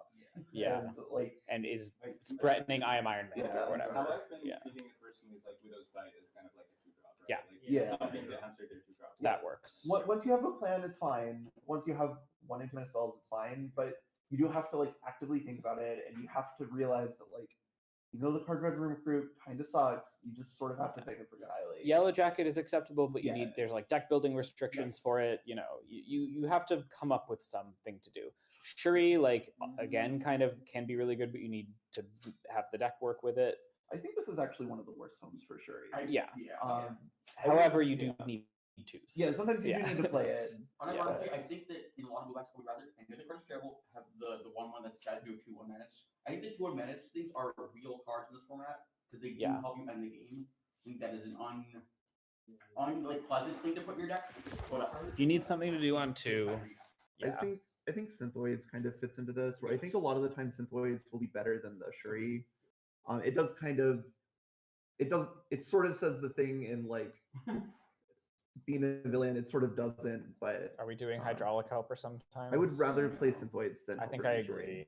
Yeah. Because I care about the vision line, and also aim Synthoids will often like do you towards bombs if that's what you want to do, or do you towards lands, because like you said, sometimes this deck can be a 16 land deck. The combination of like red room recruits and synthesoids has been very good at like digging for power. Yeah. Right? Like Yeah. if you're playing some bombs, you like playing these 2-drops because Yeah. they block decently well. You They sort of can- just cast your bombs a lot, you know? Yeah, Like, exactly. Yeah. That's what nice. it is. I've heard that's good. Atlantis attacks can be awkward because you often don't have enough power for it, I will say, in this kind of deck. Yeah, I'm usually. It's like I it's a haven't been card fan that of the it. deck like maybe wants as a top end sometimes because it can struggle to end games if it doesn't have its bombs or if its bombs get removed. But like Atlantis attacks is imperfect. I would rather use Master of Evils to try to solve this problem, I think. Yeah. Master of Evils and leveling up your aerial doom bots is like the best plan here. Yes, I agree. And stature, but stature is just super premium, obviously. Yep. Yeah. I will also say that I think like there is a sort of distinct flying in removal deck that is more like giant sized ant, stature, aerial doom bot, justice, and like black removal spells. I think that's like a thing in blue black. Shield, yeah, obviously shield deployment drone, and you're using like Widow's Bite and maybe even Whiplash that gets in a little bit of early damage. You're not kind of using the like villain grindy stuff more. You're just like using the black removal. You can take advantage of Super Student and Soul Start Tech a lot better in that deck. Yes. It's sort of just a slightly discount version of the blue white, same deck. Agreed. Yep. All right, red black. We want to look at a draft, maybe. Oh, sure. Sorry, I keep forgetting that. Let's find this. And, blue black. By the way, is the stature flying plus removal thing not a thing for every color pair? Because I think that it's much harder to justify with, especially green. The like fight removal spells are really atrocious in this deck. that's true. Yeah. In red, you can do it. It's just you don't get really any good support for this from red other than lightning strike. So it's like an Esper deck. Yeah. Yeah. White black does also sort of do this, I think. Very infrequently, but you have like yellow jacket and stuff. This is a portage deck, as you can tell by the number of land cyclers as 2-drops and the double splashed Wolverine. We don't have a log for this. I think he said that he was boarded in. Oh, I see. The Wolverine was boarded in. Okay, that's fair. Do we have a different blue black deck that we have a log for? Maybe no. Yeah. Yeah, this deck seems to be like you cycle your land cycler to get your white source maybe on turn 2. You could play Cosmic Cube or Claw on turn 3, and you play like another 4-drop on 4 that like connives or does something like that, triggers Cosmic Cube, and you start to grind, basically. Yeah. Yeah, like Madame Mask as well, that helps grind. It's a very different looking blue black deck to the blue black deck that I visualize. Yeah. This is like a little bit of blue black soup, I would say. Yeah. it does still have the sort of mass Kang top end as ways Yeah. to win games without your leader and there's another bomb, Cloak and Dagger. I think Bullseye can be the Bullseye Project Deathlock Soldier thing can be kind of nice in this deck sometimes. It can be. These decks a lot of the time because you have the flyer thing, because you have really powerful flyers. Going on the Project Deathlock Soldier can clog the board a lot, and give you ways to spend your mana later on if you don't have that. Also, again, I think the best way to use the Deathlock Soldier is to connive it away. If you can make it 3 mana to do the thing instead of 4 mana to do the thing, that's a huge difference. And this deck connives a lot. Yeah, this deck plays between Red Room Recruit and Leader. Well, specifically this deck, yeah, but like Red Room Recruit and Aim Scientist and Bullseye and other stuff. Is Black Red the only deck we haven't talked about? I believe so. I think so. Yeah. All right. I think we're coming up on a break, probably. Okay. Black Red. Has anyone drafted a successful Black Red deck? I think there's like some stats that sort of show that Black Red deck can be drafted pretty successfully, but I haven't seen it. Oh, no, I have seen it once in practice, actually. I'll talk about that. I lost to Madam Hydra making like 6-2-1s in one of my games. I've lost the card Madam Hydra an embarrassing number of times. How bad the card stats are. I think it might just be like okay in pod drafts where there's less. So here's what the stats I've seen indicate about Black Red. It is the best mono villains deck that you can draft, which does mean that Madam Hydra could be playable potentially. It also, I think, is really, really, really meant to be playing small games. So you create small games with like Hydra Infiltration, as we've talked about a lot, Lightning Strike, for example, like just kind of shrinking the game a little bit. Strike lets you trade up or whatever, and then your red grindy pieces can help you win these small games. So like the Bullseye Project Deathlock Soldier kind of thing is actually pretty real, I think, in this kind of deck, because it just lets you like trade up all of your small resources for their like larger creatures and that kind of thing. Let me keep pulling stuff out while I talk. Something that's useful to think about when you're playing against this deck is that people actively do not want to be Black-Red because the sentiment is that Black-Red is the worst deck. And so if you are playing against Black-Red, your opponent probably has one of the 2 really, really broken Black-Red rares in their deck. Yeah. With a Ruinous Wrecking Crew or the Avengers Under Siege. And those cards are far, like, significantly better in red-black, even though they're good in other decks too. Yeah.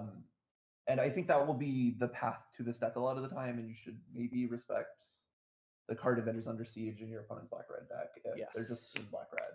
Agreed. I have also seen a pretty successful Black-Red deck that was super low to the ground aggressive and was playing something like Hawkeye's Bow, and I'm trying to remember what the other stuff was. A couple Kingpin's Enforcers, a couple Project Deathlock Soldiers, a couple Widow's Bites, that was just like kind of trying to always create good attacks for itself. It also had some Repulsor Blasts to deal with like large things. And I was very surprised at how well this deck did. It was like a team draft, and they 2-1'd, and the deck felt like really strong in most games. I think it's like a 16-land deck for sure. And you're kind of trying to like always have ways to filter away your cards that are like extra, like lands late in the game, basically, and always have relevant attacks with your creatures, which can be accomplished with like stuff like Hawkeye's Bow, Widow's Bite giving Death Touch, Soul and Stark tech that can be like combat trick plus sack to draw a card with Kingpin's Enforcers later, Bullseye with Project Deathlock Soldier threatening to like ping their big creature when you're attacking with a bunch of 2/2s, Crimson Operative that can like be a 2-for-1 because you're casting it on 4, and then even if you hit a land, you can like discard the land in hand kind of thing. Misty Knight can like make sure that you don't flood too much. There are a lot of flood mitigation tools, I would say, in this space, and so you can build a very low to the ground aggro deck if you really want to be super scrappy. And I think that's like a viable thing to do if you're, let's say you open an Avengers Under Siege or a Wrecking Crew, and you just like kind of need to be in red black. I do also think, For what it's worth, those cards are splashable. In contrast between Avengers Under Siege and the Boros saga, that's also really broken. I think that Avengers Under Siege really, really wants to be in a black-red aggro deck. If you pick one Avengers Under Siege, I think it would behoove you to try to end up in black-red aggro. Even though it it's is so much busted worse. in a black-red villains aggro It's deck. absurd if all of your cards say villain on them. Yes. If they don't, it's merely really good. I do think it's pretty difficult to end up with a super functional Rakdos villain aggro deck because of how mid the 2-drops are. You shouldn't force it, but like you should be aware that if you can end up there. The decks in which I played that card, in which it was really, really good, was like, I wouldn't say aggressively slanted mid-range, which I think is generally what this archetype is anyhow. But yeah, you have good cheap creatures, but they're all uncommon. Whiplash can be good when you have equipment. Yellow Jacket when you're mono villains. Swordsman when you're mono villains. Misty Knight when you have like other ways to connive and draw extra cards or want to filter. Those are all uncommons. Hero. It is a hero. I agree, but it's still a good card to play in some of these decks. Kunlun Warrior maybe, but like it doesn't really do combat super well. Loki can copy like Lightning Strikes and Dark Deeds, but it is an uncommon as well. So like, yeah, you need to really be getting like the premium cards. Jessica Jones, even though it's not a villain, I think is pretty important for these kinds of decks. You often end up with a lot of removal because that's red and black. Those are the colors that have all the removal. And card advantage is really, really useful. Having a single card that is just a card engine means you can just cast your removal spells and keep grinding, and your opponent can't beat it unless they can remove the Jessica Jones. Yeah, Herbie is like pretty fine here. You generally don't want to play very many expensive cards. I actually think Herbie tends to be a little less impressive in these decks. I think you want to lean more into the synergy spaces for kind of deck because your generic power level is so low of your cards. I kind of just see it as a Crimson Operative like.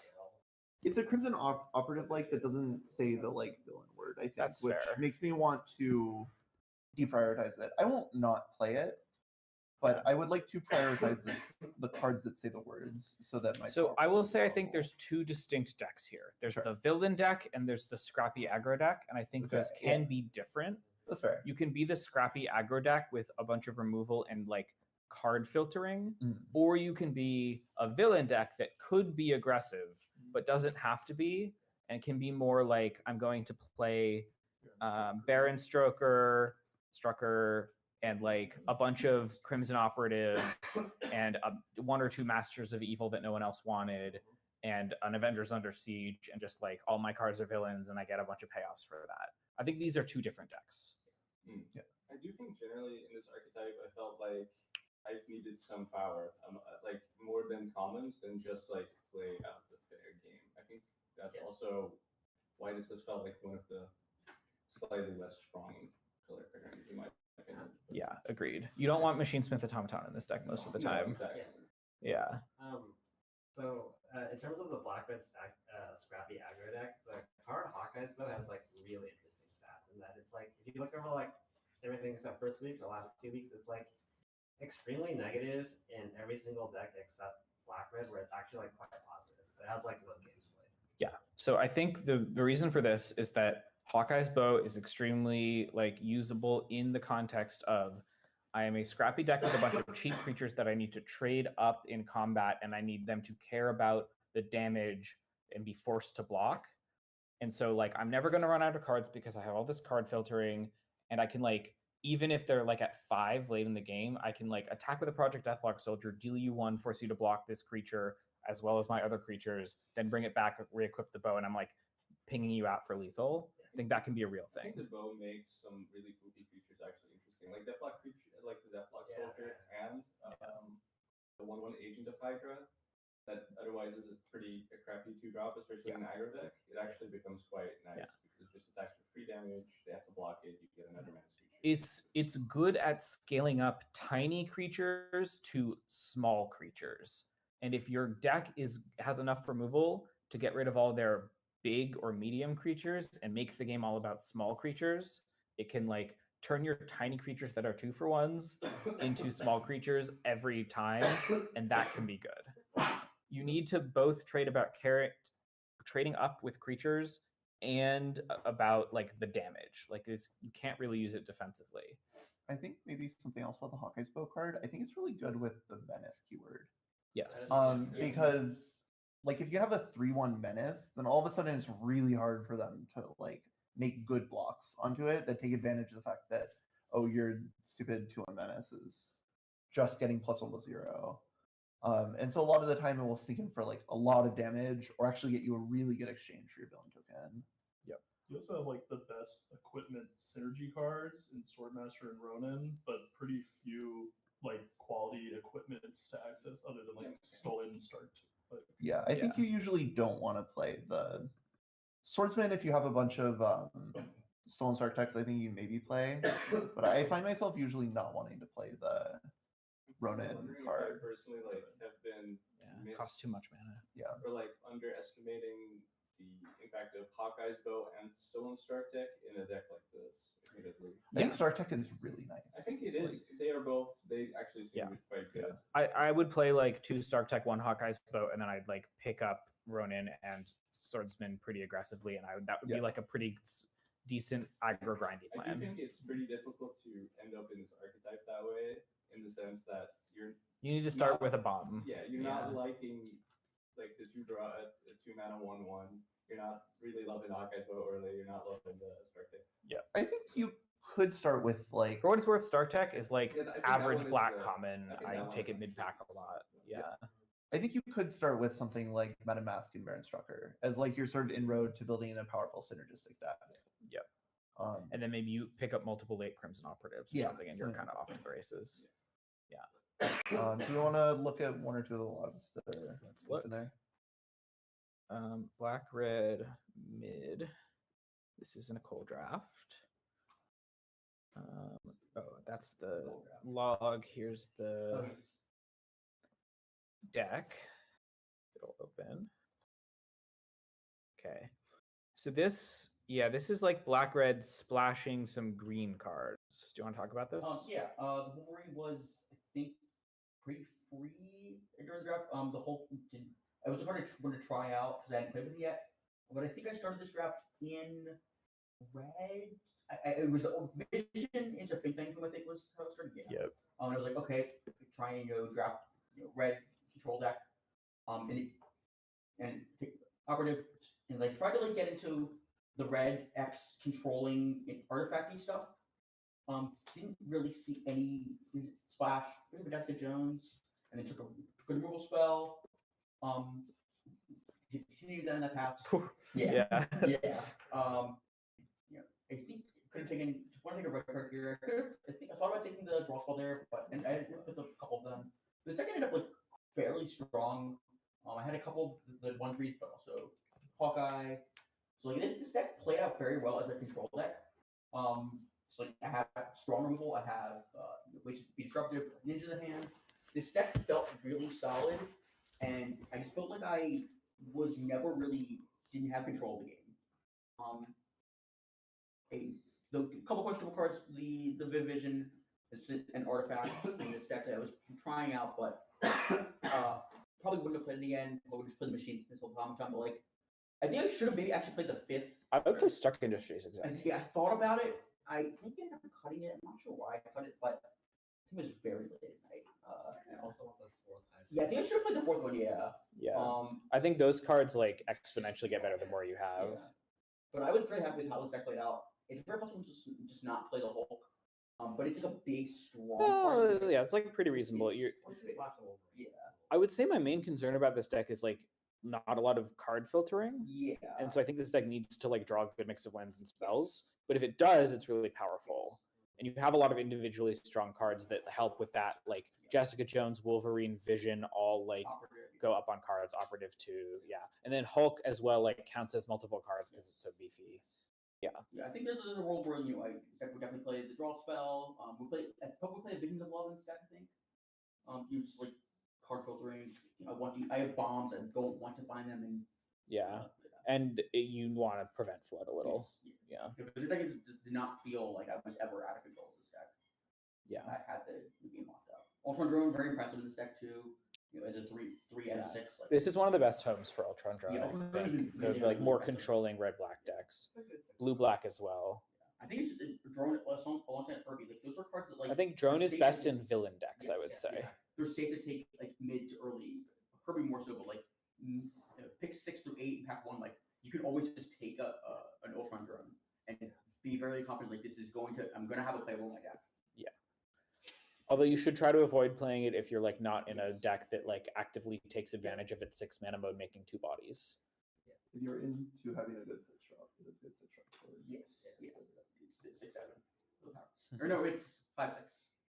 No, it's 6/7. It's 6/7. Yeah, 4/5. No. Yeah, 4/5 plus 2. Yeah, 6/7. Yeah. Yeah. See, there's 2 6/7s in the format. Okay, let's talk about weird decks. We're almost done. Maybe like another quick section on any decks that people feel like we haven't covered yet. So there's this mono black deck. That, I think this was a Steve deck. Yeah. I actually also had a mono black deck that I went 0-1 with, but I thought Mono it was black, really I think, is powerful. pretty real. I just vaguely wanted to say that the mono black villain stuff I think is really powerful. There's a really powerful compact package of those cards. And so if you find yourself with a lot of MetaMask like cards in your pool at the end of pack 1, and you I think you can kind of just draft through this and you're very open to opening a bomb later. And if you don't, I think you can actually end up with a really powerful deck. I think this is a really reasonable way to be drafting a couple of the monocolors. There are a couple other assorted ones that I pulled out. There was like a green and red and Is this black Hidden that Layer? also Is went Hidden down Layer here. the tap land? No, it's the rare one. It's the rare land. Okay, great. Yeah. Yeah. You were creating our decks this morning? No, you should submit that card. Yeah. Quick shout out. Play all of the rare untapped lands. They're just better than basics. Yeah, they just threaten things that your opponent has to think about. Yeah. Then you simply cast your 2-drop. That's true. Yeah. I guess if you have no more basics left in your deck, you can like assemble it this way. Oh no! I think I've had a deck once where my rare double land wasn't turned on by like turn 5. I did lose a game because I did play it on turn 1 because I think that is way overrepresented how much that actually happens. Yeah. It happening once is like more than average by a I lot. had like 2 super scrolls. I was playing like a base black deck with like infinity duels to smash all modes. Yeah. Is this that mono black deck? Yeah, this is the mono black draft. Deck being good also means that deep mono black is a good base for a lot of. I would also say you should be thinking about most of your decks as a monocolor deck with a support color in this format. I've had some 4-color soup decks, but the base was black and they actually felt very functional. Yeah. Black actually likes splashing a lot for whatever reason. Just because you play a lot of the land cyclers. And a lot of connive. Yeah, Just and a lot of- likes. yeah. And you can also like your 2-drops are kind of weak, so you don't mind lands I don't know if we have Yeah. a section on like multicolor decks, but Yeah, I think multicolor decks are so much base something in this format that like we've kind of already discussed them in like blue green and black green and the that ones kind of that thing. I've tried that were full on 4-color were pretty bad. Yeah. I think this is a pretty common thing for soup decks in a lot of formats, is that you should be identifying your deck as an X deck that is splashing several colors, and that's totally fine. But once you're like, oh, my deck is green and red and blue, then it stops being quite as functional, and you aren't able to cast your like fixing as often, and your card quality is often a little lower because you didn't actually have the justification to play any of these colors. Yeah. Um, The only way you can really be truly base 3 colors, and, 4 is even a little fake, is if you happen to have many dual lands like this deck, for example, which Quinn, you're not looking, but this, like, you have a bunch of duels. So I picked up like Super Skrull and Vision Quest, and I just happened to get like 6 Grixis duels, and that lets you play legit 3-color base. But like most decks, if your fixing is in one color, you should be based that color essentially. Yeah, base monocolor splash like 2 or 3 other colors is like a thing too. You don't have to be base 2-color, Like you're saying, the black decks that splash. Like Yes. Ivan and I had a deck this morning that was like very close to mono green, like maybe 4 white cards. I think we had like 4. Yeah. White cards that like if we had found something in another color that was good, we could have easily played it. We just kind of For what it's worth, I think the mana is really good. So once you have like a solid base, it is easy to splash 2 different colors. Yeah. Yeah. There's I think there's a sort of interesting thing that like once you're playing, if you're like mono green, it's actually easier to splash 3 colors in your mono green deck than it is to play a green white deck and splash 1 color. Just because you don't have to actually have enough sources for your secondary color. Yep. Okay. We can probably just wrap up there. Just to check, is there any deck that people really want to talk about that we haven't covered? Any weird thing that happened in the draft? You can probably cover that in ours. Oh, I Toothy, wanted to yeah. talk about Toothy's mono red deck. Yeah. Yeah. Toothy disappeared right in time. Amazing. Do we have a picture of that deck? Would you decide like it shouldn't play the black cards or? Oh, we decided it should have. Yeah. But this is, I think, monocolored decks will basically always have a second color because it's so cheap to put 5 basics in I your think deck. a few years ago, Ryan also said like during the drafting, stick to a color. And Yeah. I think this sort of does, add to that. If you can. Sometimes you can't, of course, yeah. but that's like the preferred thing to be doing. If you get deep into one color in pack 1, that's like the best positioning to have. I had a mono white draft in week 1. That was exciting. I went 0-1 with it. Oh, I wish. That was the first and last time. I tried it because I lost to someone who was playing mono white all commons. Their deck was very mediocre. They certainly attacked me with a lot of creatures buffed by Agent of Shield and Citizens. All right.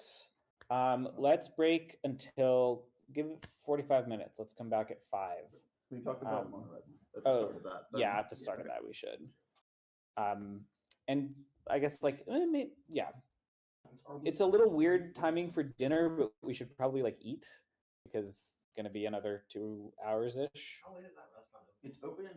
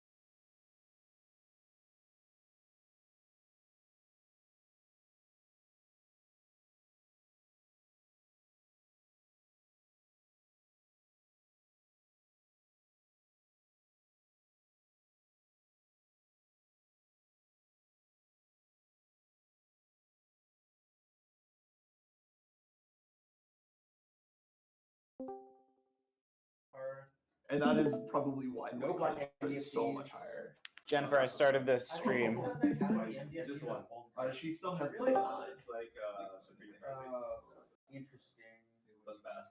Well, Gets Scalp. Yeah, then there gets Scalp in there with welding. white and blue NPCs, and there's not like very many of the other. Can you link that screen? Is it a There's screenshot? Okay. black version. That's There's crazy. no red black like NPC. It's all like white and blue. Like all heavens look like this. So like I think they're I kind see of like active Monica people. Ram. It's pretty They're like, okay, yeah, it's like a big deal. we no, this is tech. We can't let everyone else know about this. It's not tech. You should put something about like you'd mulligan this board. This is definitely going to be engagement bait. Yeah. 12-977. You should also like make the numbers more exaggerated. Just post some misinformation. Ryan, he's not. Why is that? It's not rumored, Ryan. What? You went 3 before red. It's the same number. It's fine. This number is a little bit fake because of the NDFCs. Yeah, that's what I was saying. Well, I just put the numbers. It's still really funny. Yeah. Wait, Jennifer, you need to start the stream. I think you're so blind. You're so blind. I needed to make sure that I was watching Ryan's. Oh, sure, yeah. It's fine. That's why I needed Ryan to start. I'm watching that. Yeah. Anybody I have see. like the I don't know if this is called micro USB charger, so I can get the speaker. Not. Like Oh, Harmon's coming. I knew that. Sick. What do we think the best uncommon is, counting Justice as a rare? I think by numbers it's Kazul, whatever that card is. Okay, that's a good I also one. think that's legit. That card is insane. Kazar is not. I think the data on Kazar has gone down. Yeah, I don't think Azar's like I was kinda nuts. curious. I was curious at what the top lane uncommon is. I think it's currently Kazar. Oh, I guess Kazar's back up. Justice is also down a bit. So Justice and Kazar are Oh no, Justice is Justice stock's down. Don't draft it, everyone. Pass them to me. Oh, could it be Jessica Jones? Is that I don't the think same? so. No. You can't ever call a red card the best one. No, I agree. Yeah, what I would is take honestly, Hero what is Training it? over Jessica Jones. Yeah, also this is, Which is an interesting. this is all in like pack one, pick one context. So Yes. like red should slightly discount it because red sucks. Agent But 13, red is baby. so Sorry. Agent 13. It's like 17 lands. Ryan or I think Agent 13 I is. just wanna, like, Agent see what 13 is that's kind of like. just a 3-minute. Just, I think Agent 13 is just a good player. Yeah, I'm not sure. It's Agent not 13 like is, that. better It's than Hero. hard Training. to- If it is, it's not by that much. I would take Hero over Agent 13. I think. Maybe that's. I think that is. But I might be Like, wrong. It's but, not like, deranged. Not One of them draws a card when it enters, the other one draws a card. Yeah, it's hard to like have lines because some of the commons are like so good. the comments are more build roundy, and which I guess is a good thing to have when you pick one. Killmonger. I mean, Killmonger. What pick one? I think Kazar is a good line. because Okay. It's also splashable. I think I'm gonna declare that we have a hero and training tier and a shield deployment drone tier. I like that, yeah. And then we have top. Start ranking things in just shield deployment drone Maybe tier. stratagem. I mean, better. look, Stratagem web up. We should Pick pick an an uncommon. uncommon. Stratagem or web up. Be better than shield deployment drone. Sure. I don't know. Maybe It doesn't post matter. like what each like tier means. Yes, I'm planning on doing that, but somewhere. mostly Like, before saying we it get started. verbally. Okay. Dr. Doom. I think so. Like, I consider stratagem as like hero tier. So I think that I'm trying to get like premium common and good common as like tiers, kind of. I think bold biochemistry should be like the next spot next year, or we don't have to. We're only doing two. Yeah, we only do like cards that are as good as uncommons, cards that are as good commons, cards that are better than all the commons and uncommons, top, and then like cards that are bad, basically. Are we doing a Kazar tier and a Justice tier, or just a Kazar? No. And Justice is Kazar just a ball. and Justice are just in top tier. Justice might be in top. That's what, yeah, but that's, yeah. I think this might be a little too generous to Justice. but- I kind of don't think it is. Would you take Monica Rambo or Justice Pack to pick one? Monica Rambo. The one I think is reasonable to take Justice. I on think the I would take mono white Justice. version. I Yeah. think Monica Rambo is like top though. So I think the backside is too good. the backside of it is just better than Justice, and it also has a front side. For Where did Justice go? Why am I not seeing Justice? He doesn't like you anymore. 3-man card going up. Keep going. Oh, huh. Scroll to the right, maybe? No? That opponent has like 7 cards in hand. What the heck? Oh, I don't have uncommon. Yeah, you have uncommon stuff. Yeah. Can you win a draft right now? Yep. Oh my god. Currently 3-1 with 5 color. Okay. That's really wonderful. I sadly didn't see a single one, so 0. My deck is quite strong though. Okay. I think we should get the meeting. Okay. Is everyone here and ready? Online, are we good? Everyone can see the stream. We're missing, we have 9 people sitting here. The Jennifer's not here. Dragonfly. Oh, Dragonfly. I think Dragonfly is not feeling. Yeah, they have not. Okay. Great. All right, let's get started. So, rare meeting. The purpose of this meeting is to talk about all of the cards that we could encounter in the draft that we may not have played with during like our draft practice. That's why we talk about every rare and mythic individually. The goal here is not to like get a concrete full pick order ranking of everything. It is to understand big strokes. How do you make this card work? Should you try to make this card work? How good is it if you do make it work? So we talk about things in terms of tiers mainly, but like some cards will be weird. Some of them will be like build around tier and sideboard tier, and we can kind of get into that as well. Big rule, because this is a lot of cards that we're talking about, is do not raise your hand and talk about a card if you have not actually put the card in a deck and played with it. If no one has played with a card, you can talk about it if you've played against it. But like generally we should just be trying to have people only with experience, not just on like generic card evaluation, be like saying whether they think a card is good or bad, especially because a lot of the rares can be hard to evaluate before you actually play with them. Beyond that, yeah, so here's the tiers we're going to use. I'm kind of arbitrarily deciding this. What we normally do is like best common, best uncommon. And so you can kind of tell like which rares are sort of in competition with all of the commons, which rares are in competition with all the uncommons, and which rares are like better than every common and uncommon that you just want to like first pick whenever you see them. With this set, there are some commons and uncommons that are like better than a lot of rares, and like, you know, for example, Justice. So instead what I'm doing is we're having this blank tier in the first slot is our like top tier. These are cards that are better than Justice, the best cards in the set. We will probably only have like 10 cards in this tier, maybe. They're cards that like you first pick every single time you see them, no questions asked, kind of. This next tier that I have Justice as the kind of the example card for is like really freaking good. You pick it basically every time you see it, but it's not like what literally one of the best cards in the set. These are what normally you would think of as bombs. The next tier, Hero in Training tier, is like very good, better than almost all the commons, but you could imagine taking commons over it sometimes. You know, like it's kind of just like a good uncommon level card. Shield Deployment Drone tier, everything in this tier is like at or below Shield Deployment Drone. So these are like good cards that are nonetheless not special at all, and you just kind of take them like normal cards, basically, if they work for your deck, and they're like the best card in the pack. Beyond that, we have like potentially playable, but you really don't need to be prioritizing it at all. I could put a like common maybe in this tier, just like as an example, like Atlantean Cavalry. I'm just choosing like blue and white 3-drops.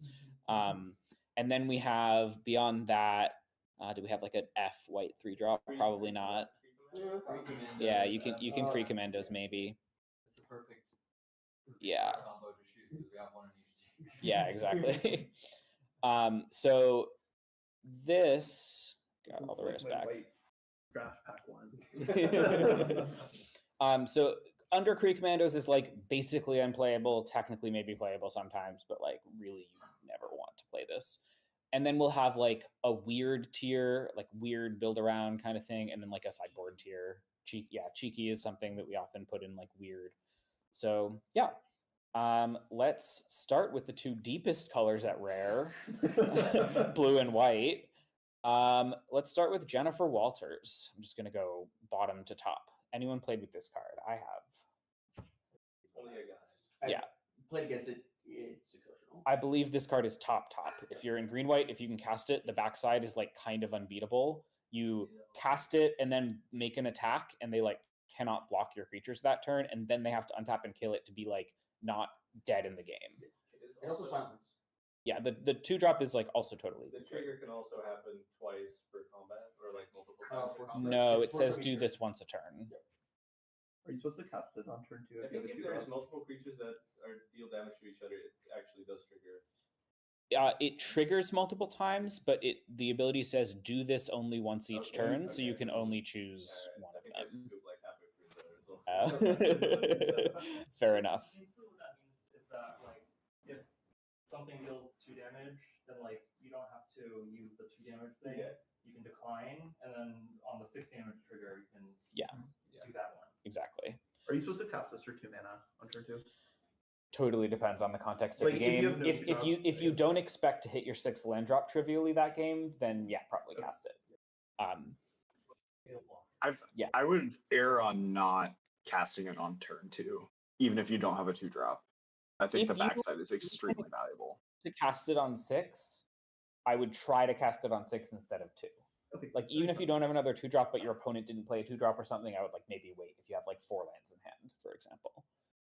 Yeah, getting to the 6-mana mode is like really good, because it just enables like a free attack step basically, and then beyond that they still need to answer it. It's a little like not top because it's 2 colors, so you do need to like be able to do that. It's base white though, so splashing the green is easier. Notably, you can cast this for 6. You don't have to pay 2 and then flip it. That's how these MDFCs work. So yeah, great card. Yeah, bomb tier. All right, Monica Rambeau. Top, top. I think also probably top. This is top. I think this is like, I don't know. It puts a counter on your whole board and it can't die in the front half. So front half is just like a good card. I mean, flying prowess 3/3 is above rate, Yeah. but I like almost never cast it unless I'm gonna die to a flyer. But the backside kind of just like wins the game by itself. The hexproof is pretty dumb. Also, it's really nice with the white common that untaps it because it's like basically impossible to get through in the air, right? So Yeah. you just dominate the sky and then it pumps your entire board every turn. Also, multicolor tax on this one a little bit, and like you really don't like being in red, but you can splash it, and it's still great when you splash Both it. of these you can cast off Baxter's Tower or the good lands, Avengers Tower. Yeah. Baxter's building, Yeah, Are you supposed to cast this one on turn 3? Like probably not. Because it acts hexproof on the backside, it's like even less Yeah. likely you want to cast it on. Yeah. I think. I think there's no cards in the format your opponent can play that make me want to play something. I said we're gonna put 10 cards in this tier. We're starting out with 3 of them. Yeah. If your opponent plays like random 2-drop, 3-drop, and you have no think 2-drop so. or 3-drop, you should probably play it. Captain Marvel. Again, kind of you want to wait till 7 mana, but this one is much better to like ambush a blocker or ambush an attacker with 5 mana if like they tapped out before combat. So you get 2 counters or 1 counter? She gets one. 1 and an indestructible. So it gets 2 counters, but one of them is an indestructible counter. Card's great. I don't know much more else to say. Like, not super useful to talk about this card, I don't think. We've opened it enough. Avengers Assemble, I am going to argue, is not top. I think- I put it in my deck, and I somewhat agree. Yeah. I think it is also a little difficult to draft sometimes, right? Like Yeah. you might pick one because you think it's the bomb, and then you end up with very little heroes in your deck. Well, I think that is a drafting error potentially. I think you were supposed to draft, do your best to only draft. I don't know. Not only draft heroes. I think you need, like, you very much want to end up with 10 to 12 heroes in your deck. You do not need 15. You need 10 to 12. You are okay playing this with like 6 to 8 heroes in your deck. You will still put it in your deck. I also say this because I put it in my deck but never saw it in a single game, and my deck was super lackluster otherwise. So I think that's like the trap. High IWD kind of attracts that kind of card. Yeah. Yeah, not quite that. But Yeah. it is not. It's a card that like you don't want to make your deck super worse to draft around, but you kind of have to draft around to make it a top bomb. So I would put it in top. It's really good. It's worth the payoff. It's not that hard to pick up heroes, but they are in the most contested color pairs. So like, you know, it's not easy either. A lot of good white commons aren't heroes. It's Raptors, Yeah. pretty hard, block, like, you know. Yeah. There are many non-heroes. There are also many heroes. It's just not trivial to pick up mono heroes. Supposed to card advantage in the format, as well as card effect. Yeah. I do think you're supposed to take it over Justice at 150. I agree. Which makes this kind of weird. I think it's close. Okay. I think that was Justice is actually the quite choice that reasonable. I had, and I did pick the Yeah. Avengers Assemble is a much bigger payoff if you build around it. It's just like you're less likely to win variants. That guys. Yeah. The Sentry. Much discussed card. I played it very early in the format. Yeah. I think this card is like really hard to want to put in your main deck, even though it does just win the game like 50% of the time you play it. Like a card that like when you play it and it flips a coin to see if you win on the spot sounds a little more appealing than it is because the other side is. We want to be winning more than 50% of our games, ideally. Yeah. So yeah. Like, it seems like you put it in your deck if your deck is either really bad or you have like a million ways to kill the void. But I would just like if it's in a pack and I'm playing white, I would just pick it and put it in my sideboard because you just like it is a good sideboard card. Yeah. Green and red just can't kill it. The fact that like you have to what's it called? The argument of there's a lot of removal that interacts with it. Okay, what if you didn't have to use removal on a card that you gave? Like, so it is worth playing if you have like 6 removal spells that work with it. It's not amazing though to spend 2 cards to make a 5/5 flying vigilance indestructible. It's basically like you've put an aura on a creature that makes it an amazing creature. If they can't remove it, yeah. And there is a lot of removal in the format that does deal with it. Frozen in Ice, Murdoch's Crusade, Web Up, Cruel Alliance, Tapper, Stratagem. Yeah. What I will say is that it's very difficult to beat this card without actually like removing it. Yeah. Because once it is on the field, the person who has played it can opt to take 5 damage and block meta creatures. So all of your attacks against it are pretty much. The worse your deck is, the more you want to put this card in your deck. It's like the definition of a cheeky card. Yes. Agreed.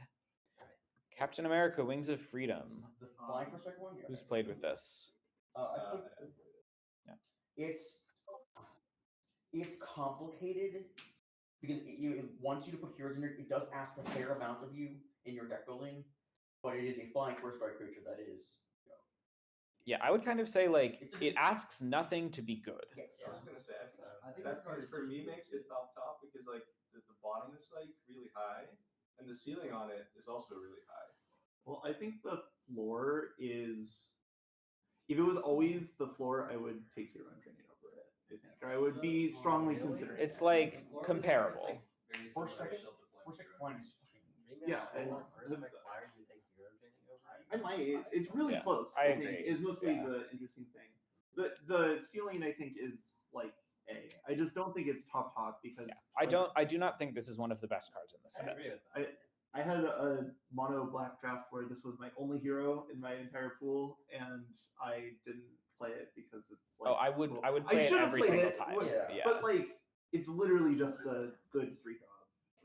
I think it's a very good. I think you are underrating the body a little 3 bit. power flying first. 1/1 also like.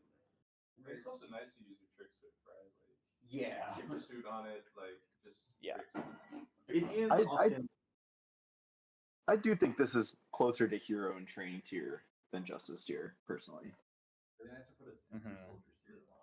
I think it is better than Hero and Training, so I'd want to put it in the Justice tier. But yeah, I think it's like personally for me right below Justice. So like Justice tier is fair, but I don't think it's like a premium card, like top best card in the set. Yeah. I'm gonna compromise with what everyone's saying and put it in the Justice tier. Captain America Super Soldier. I think this is just like a pretty similar card, but I haven't played with it. I played with this Much worse. worse. It is much worse. The text is like somewhat sort of relevant sometimes ish, but the protection and hexproof and other stuff, but like sure, okay, they find a way to remove this. But like first strike shield counter is like also pretty nice too. But I think this is definitely hero training tier. Okay. What do you take? We could imagine taking hero and training over it. We're I'm still saying. not. I'm still Probably not. not. But But I think it's In certain significantly spots. significantly worse than the cards in Justice tier. I think this card is a little bit more or less flashy than it looks like. Yes. Like Yeah. it looks like it has a lot of texture. What it really is like a 3/2 that like wins its first combat. Exactly. It's a flag bearer with a shield counter. Yeah. So it always is combat. Yeah. Well, if your opponent like blocks a bunch of things in front of it, you're gonna get to kill something, and then it's gonna lose its counter, and then it'll just be a 3 strike, right? But like it wins that first combat, so it is like almost getting you a card out of it that way. Much like a hero in training. Yeah. like jump block it. Like I want. Yeah. I think hero in training tier is like very fair, even if it might be a little bit better than hero in training. Mind Stone. I played with this. I think it's interesting because it does not fit in any of the like white decks. I think, right? It's not an aggressive card. It's not what you want to be doing on turn 2. I would say it's probably not a bad thing to do on turn It's 2. not bad. Yeah. But it's not what you want to be doing, right? And I think, admittedly, I think harnessing it has been easier than expected. It's not like the Soul Stone. Like you have to, I don't know how much mana that was. 7 in exile creature. Yeah, this is like this feels a lot easier on that. Yeah. Harnessing it isn't that good unless you have something that really goes off. Herbie works.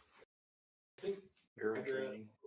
is like probably the best card with it. It's a good one. Um, Hero also- in training, well, Samson. I mean, I had Superhero Super War, War. yeah. That was also right. Oh, Steve, have we charged the?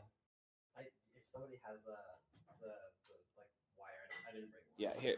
See if you can use this maybe. I think this card has some very clear combos. Not USB-C or? It's not USB. Ah, never I think mind. this is an exceptionally strong build around card that is one of the better late games if you draft your deck around it. I think this card is doesn't go in any of these. I think it's like the weird grade of this card. It's a very nice soup card. Be the best card. The best card in your deck because it is a 2-mana accelerant. That also is relevant drawn late. I think this card is really strong if your deck is good. Can I say it's really hard to put a card that is rampant growth into a weird tier? Like it's just. Yeah, I would not put it in weird. I kind of want to put it here. It's pretty good later on. That's where I would have it too. I've faced this and they play this into hero training, and I feel like I just can't win the game with certain decks because like they're gonna have a couple other things like that, and it just. I would never just passing use it it. justice over it. Yeah, this is a personal. I would put it by personal justice here, but I think I'm taking it over here. Like the card just doesn't do the same thing Justice does, right? Yeah, that's what I'm saying. It's a weird tier.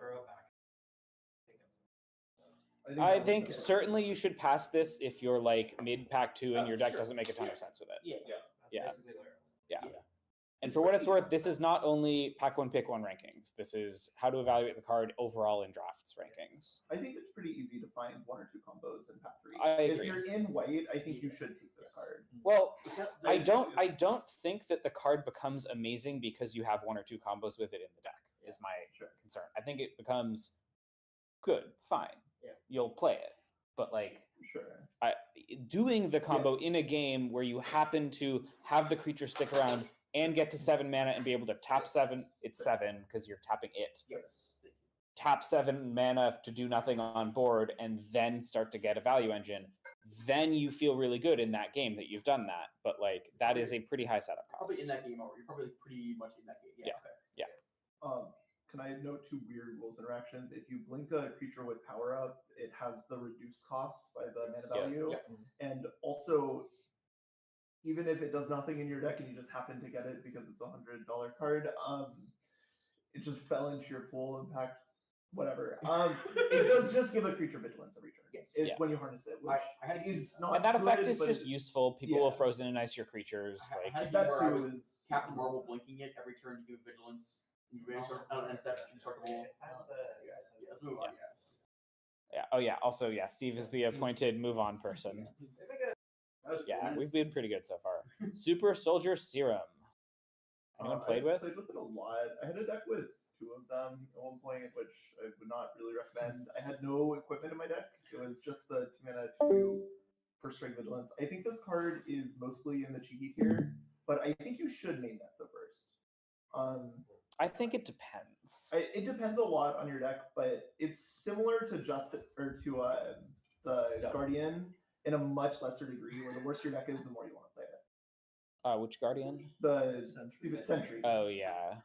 I agree. It's similar to that. I think, like, for what it's worth, the equipment text basically does not matter. Basically, don't read that text. It's just +2/+2 vigilance first strike is a really good aura if it sticks. I think cheeky is fair. I think I would put it here if I were evaluating it just like as an on-rate card, somewhere in there. I probably like wouldn't main deck it, but would pretty aggressively side it in, something like that. It's really nice with War Machine and the War Machine rare randomly. I think if you have that card in your pool, then this card just goes up. War Machine rare? It's like the same thing as War Machine, except it's a 3/1 instead of a 1/3. I don't remember. Oh, you mean Captain America. Oh, this one. Yeah.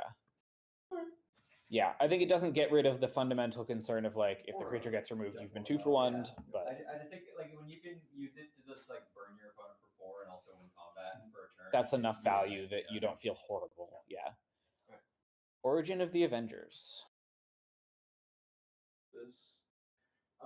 It's good. Yeah. It's good. It's hard to say much other than that. So I will say this has much better stats among top players than among all players, and I think that's because top players are drawing a card with it more than they're putting a creature into play. What I usually did. Yeah. I have to say I did put this in a deck that was like not a typical white deck. And so I ended up drawing quite frequently and just putting like for the last mode just like +1/+1 counter on one single creature. And that still felt very good, right? Yeah. Like you're scrying 2, you're drawing a card. Putting a counter, that's enough value for 2 mana. Exactly. Yeah. I think it's like hero in training tier, but below hero in training. I agree. I wouldn't think hero in training much higher. I drafted it and for it like super late and it was really bad, even though it seems like it should be good in those spots. I would be considering taking. I mean, I would say I don't think drawing it super late is terrible in that like you scry 2, then you draw a card. Like Well, in that game it was terrible. Sure. But it's really slow. It like really wants to be cast on turn 2, but also you really want to draw off it, and there's a lot of tension. I think that it happens. Well, I think I you would don't say want to that- cast this on too Yeah. very often unless you have like a very clear plan for it, because the like scry, draw, and buff your board is something that will just get better as the game. I kind of think the main thing about this card is that you do not want to play to get the most out of it. You just want to play to get enough out of it. I think this card is like very similar to the 1-mana enchantment plan. Yeah, I agree. Similar. It has all of the Yeah. same modes on it. Just Scrying part of it also. It literally does have all the same modes. Yeah, Wow. it's all the same word. Yeah. You just don't have to do anything. Yeah, I think Political Triumph is like weirdly easier to make work. I think I take Political Triumph over this. I would, yeah. They But are Political similar, Triumph but, is like really high pick, this like card very is good. like better in your mid-range deck, and that card is better in just like I'm just gonna put 4 creatures. I think there's like quite a big difference between scrying 4 with extra information from your draws in between than just a single scry. Yes, agreed. Yeah. I'm putting it in hero and trading in tier. Like I think it's good, probably better than most commons, but not premium. Agent Phil Coulson. Oh, I'm not Like Avengers You cast Assemble.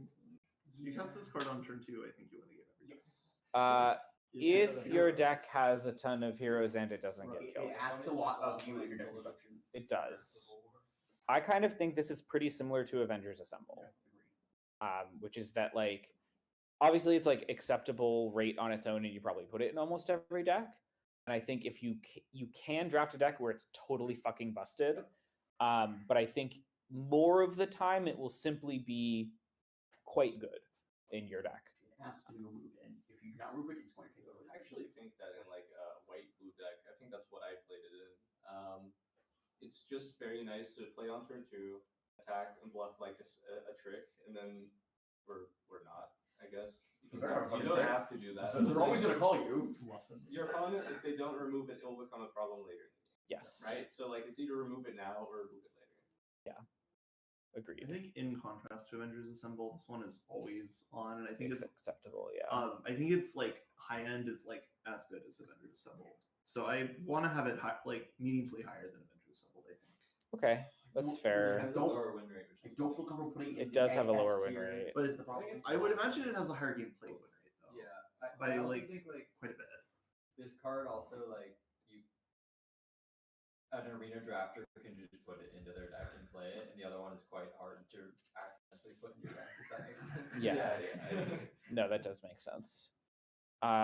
Okay, I think I'm comfortable putting it in top tier, although like At the it is bottom of the top. distinctly worse than all of these cards, so I would personally prefer to put it I here. would put it there.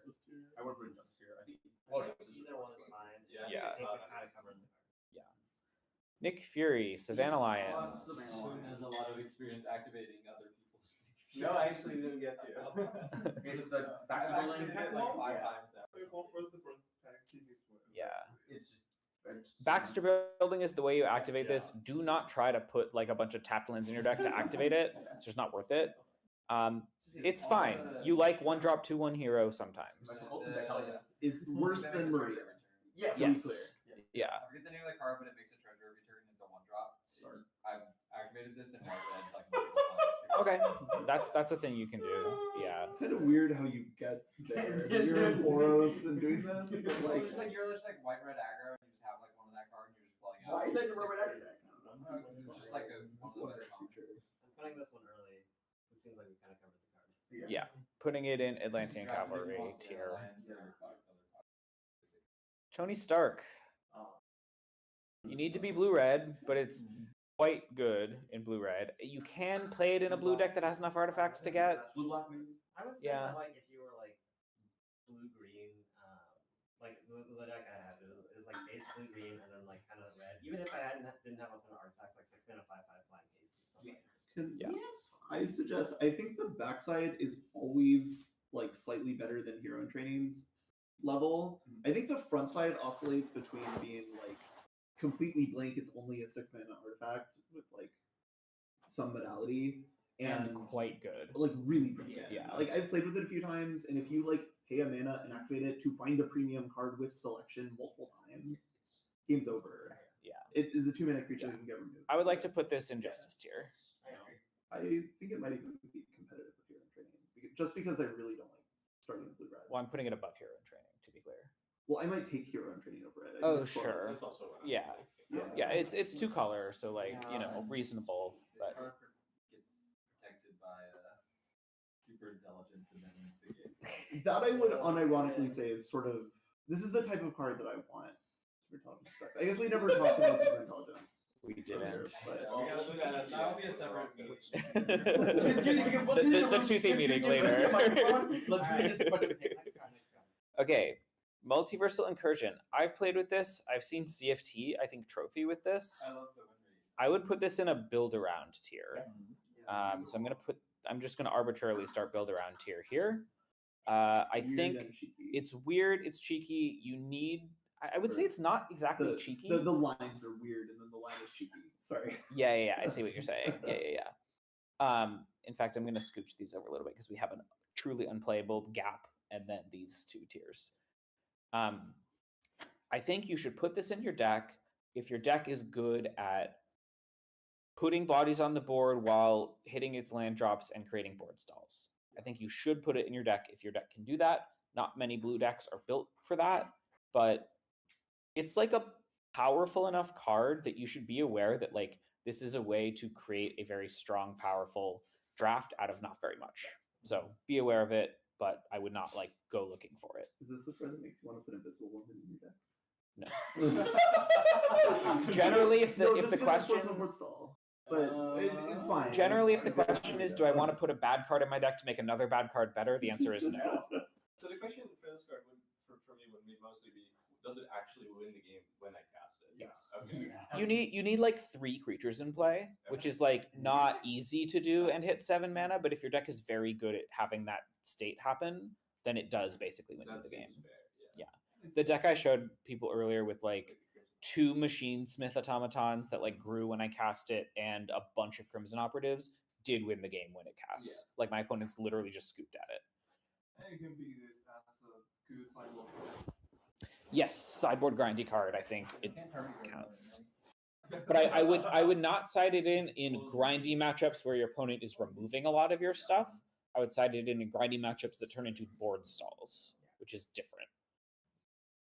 Ironheart, clever champion. I've played with this card several times now. I really just think this card is not worth it. I think it's much worse than like random 5 mana 4/4 flyer. And it's like Atlantean Cavalry tier build around shield deployment drone tier. I think that this is build aroundable with 2 Shield Spy Kits. I think Shield Spy Kit is a really nice card to play with this. It makes it cost 4, and then it makes it a 4/5 Vigilance Flyer. But like in the same way that like the 4 mana 3/3 is like a build around with shield deployment with the kit. Shields. I think 4/5 is like meaningfully larger than 4/4. I guess. Obviously, it's not an amazing card when you have it in your deck, but I think it's like it becomes like quite playable. I think like it's more build aroundy, but it's like build around C, not build around B or A. I agree though with the overall valuation. Well, I have been playing it and I have never cast it for more than 4 mana, and I really don't like the card. It's sort of where I'm at on the card. Okay, So fair enough. I would play it in my deck, but I'm hopefully wheeling it. Yeah. Oh, certainly you don't take it beyond wheeling it. Yeah. Versus, Great. like, I'm happy with You're that. not looking to that. Leader. I think we've all played with this, maybe. Yeah. Top. Top. Easy. Leader is awesome. Maybe I don't know if maybe it's like even better than the rest of them. I don't think so. I think these are all comparable Can I quality. very quickly say I think Leader is a very different top card than the other top cards, because Leader is just good, and then also if you untap with it, you win. Versus the other ones are immediately warping around it. Like you can beat Leader when Leader gets put into play without immediately removing Leader, which I think is very different. And you have to build your deck knowing. I don't really generally like comparing the power level of cards based on the power level when they are cast.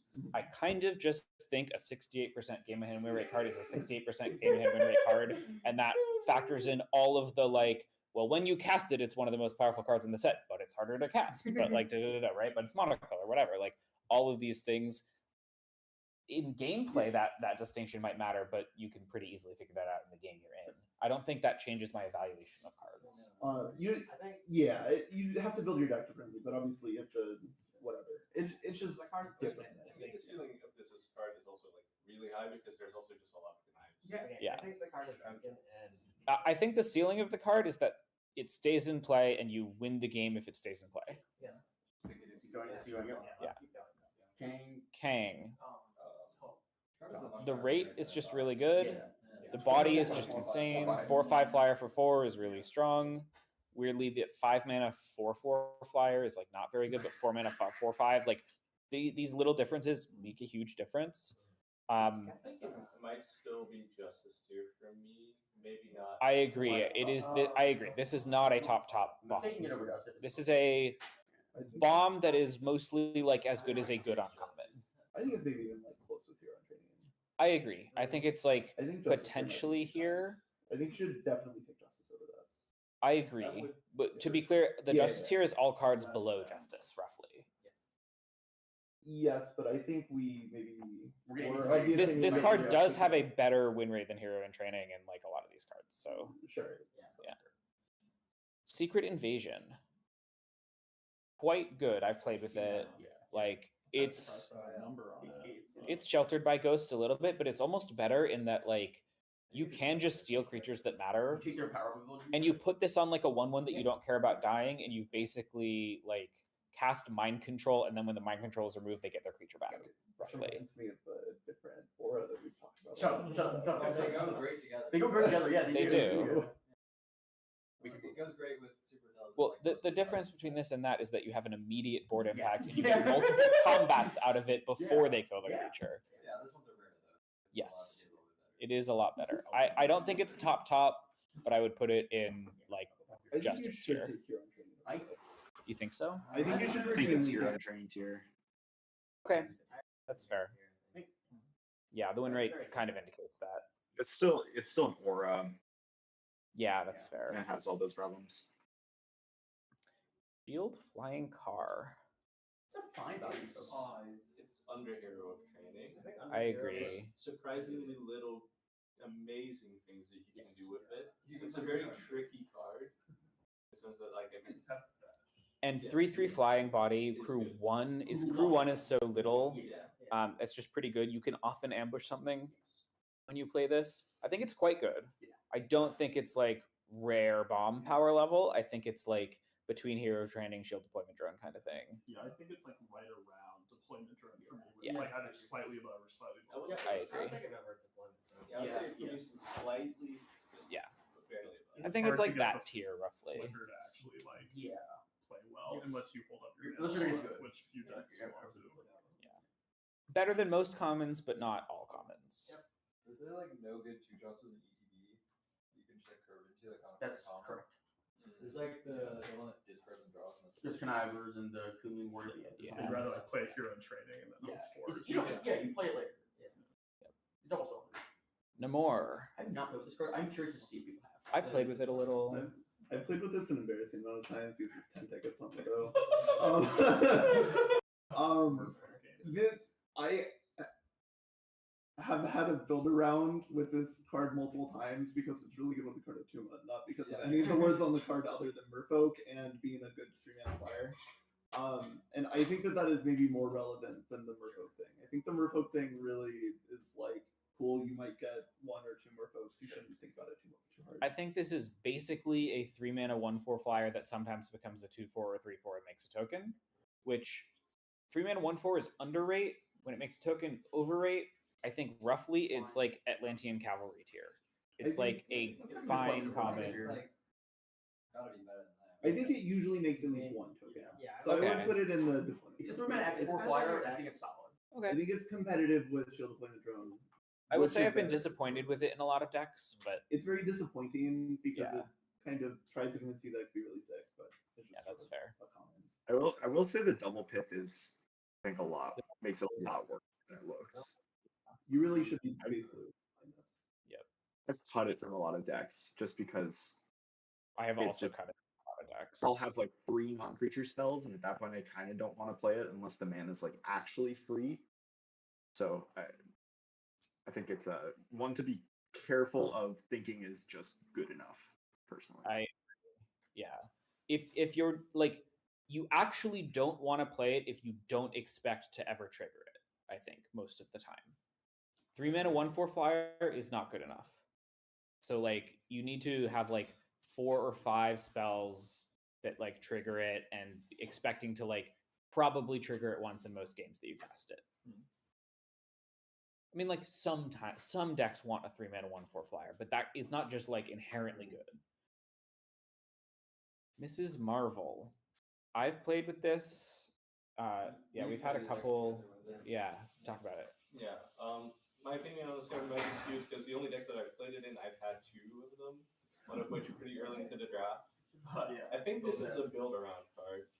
This card is really, really, really good if you have Trickster, Stratagem. You're in, like, Particle, green, yeah, Smash. Stratagem. You got the Think Giant Growth. You got the Punishing Punch. Yeah, exactly. Then it becomes really, really good, and it like wins the game. Like as soon as you cast this spell plus, or take up the shield. For example. Yeah. That's also a good one. It's weirdly like Namor in that you'll have like it's a 3-mana 1/4 that you'll have like 5 ways to trigger it. When you trigger it once, it's overrated. Yeah, I would say it's better payoff I than agree more. with that. Yeah. I can't see picking this late into the draft. Though. I Yes. feel like even if you're in blue, even if you, well, maybe if you have like one take of the shield, it's already like it's like early factory, you might be still interested in this. It's a fine defensive body. It's also like the text of my card is threatening. Somewhat of lightning rod for interaction. Like I say, I've played with this a few times in decks where it was less supported, where it was kind of supported, not a lot supported. I think you should like never take this card over Hero in Training. Agreed. And you should probably take Shield Deployment Drone over this pack 1 pick 1. Agreed. I think that I have been trying to compare these in drafts and getting a little lost in the sauce because, like, oh, it's a build around, it can be so cool, but I think you should just. I think it's okay to do build around stuff. I just don't think this is a build around. You should pick one aggressively.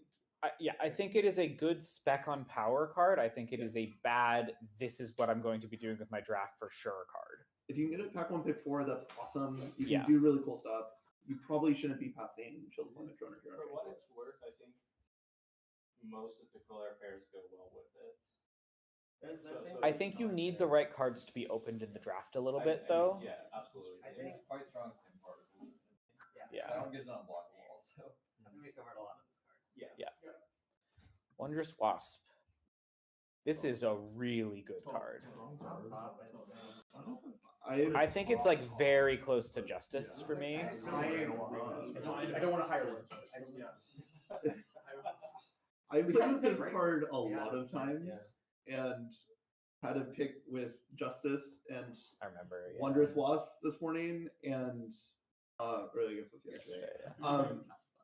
I maybe think you should take Justice over it. I think that this is clearly worse than many of the cards we have in the top tier. It is just a really good 2-drop. And like it is a really good 2-drop. I even think it's better than that. I think it's a really good 2-drop that often deals with their most important thing for multiple turns. I think this is true, but it's very close with Justice because Justice costs them a bunch of mana, but Wasp gives them a body. Yeah, it's untapped still. It's not. No. Extremely good, not top. Loki. I count this as very similar. I played a good amount with this. Very similar to Mrs. Marvel in that it's a build around that's really worth going for and pretty possible to go for, but it can just be not that great in your deck. It's quite easy to get the white equipment though. Or any equipment really. Stolen Stark deck is great. It's the best because it's 1 mana. Yeah. And you would already put it in your deck. There's also RAF security officers. Yep. There simply just are many cards that we could name that work well with it, but you do need to prioritize picking them up. You want to prioritize ones that can trigger multiple times. Yes. I think getting off the floor with this card is like much easier than Marvel. Yes, agreed. This card is much better than I would be much more inclined to pick this early. Agreed. I don't know what if I would pick. I probably would not pick it over here. I still want to put it in build around because it's a card that you need to pick and like be very mindful of how you're building your deck. But I think it's like well worth building around. I think it's And there will be a lot of decks that it just incidentally is very good in as well.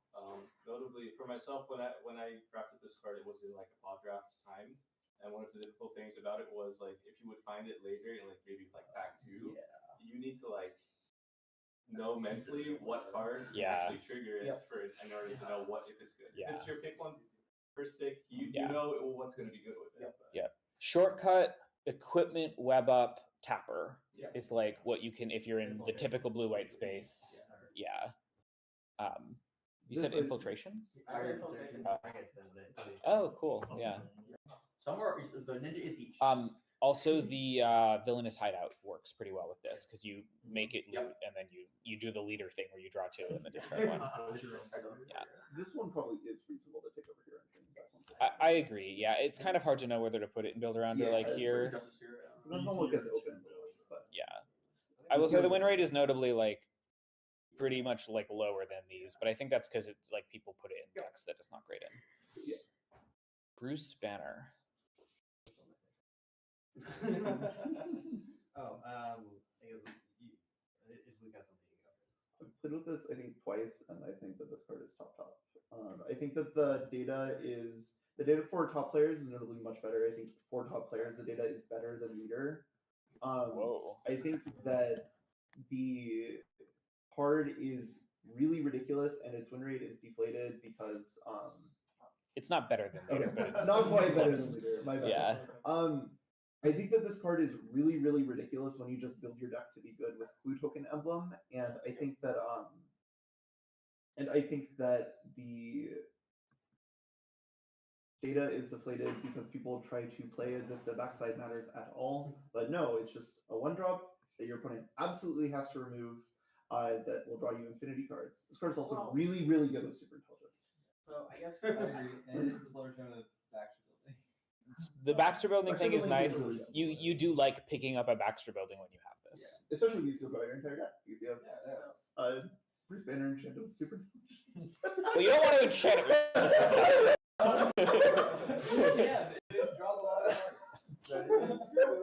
It's only 1 mana. Again, we're in 2D World where no one ever kills your creatures ever. No, if they kill it, you just activate and draw 3 cards. And it's sorcery speed.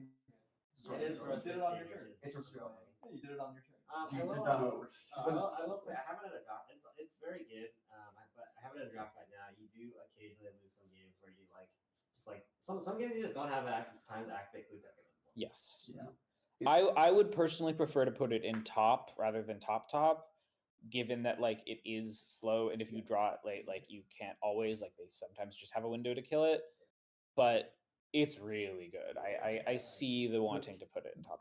So it is very removable when you cast it, but the thing is, unlike all of these other bombs, like you're so far ahead when they like pay 4 mana to Doomblade your stupid 1-drop. Like that's true. Such a huge tempo swing.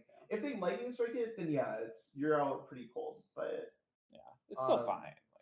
Yeah, but you're still up mana. Yeah. I just think the card is like really ridiculous when it's in European canon, even when it's not. For people who've played with it, would you first pick this over Justice? Yeah, easily. I think that's pretty reasonable. Yeah. And also, like, when your opponent is behind on board and you don't really need to put any pressure on them and like flood out, you could just like draw so many. Yeah. That is true. The data agrees with taking it over Justice, and the data does not agree with taking many cards over Justice. Yeah, So exactly. I think that's reasonable. Yeah. Okay. Top is fair. All right. Dr. Doom.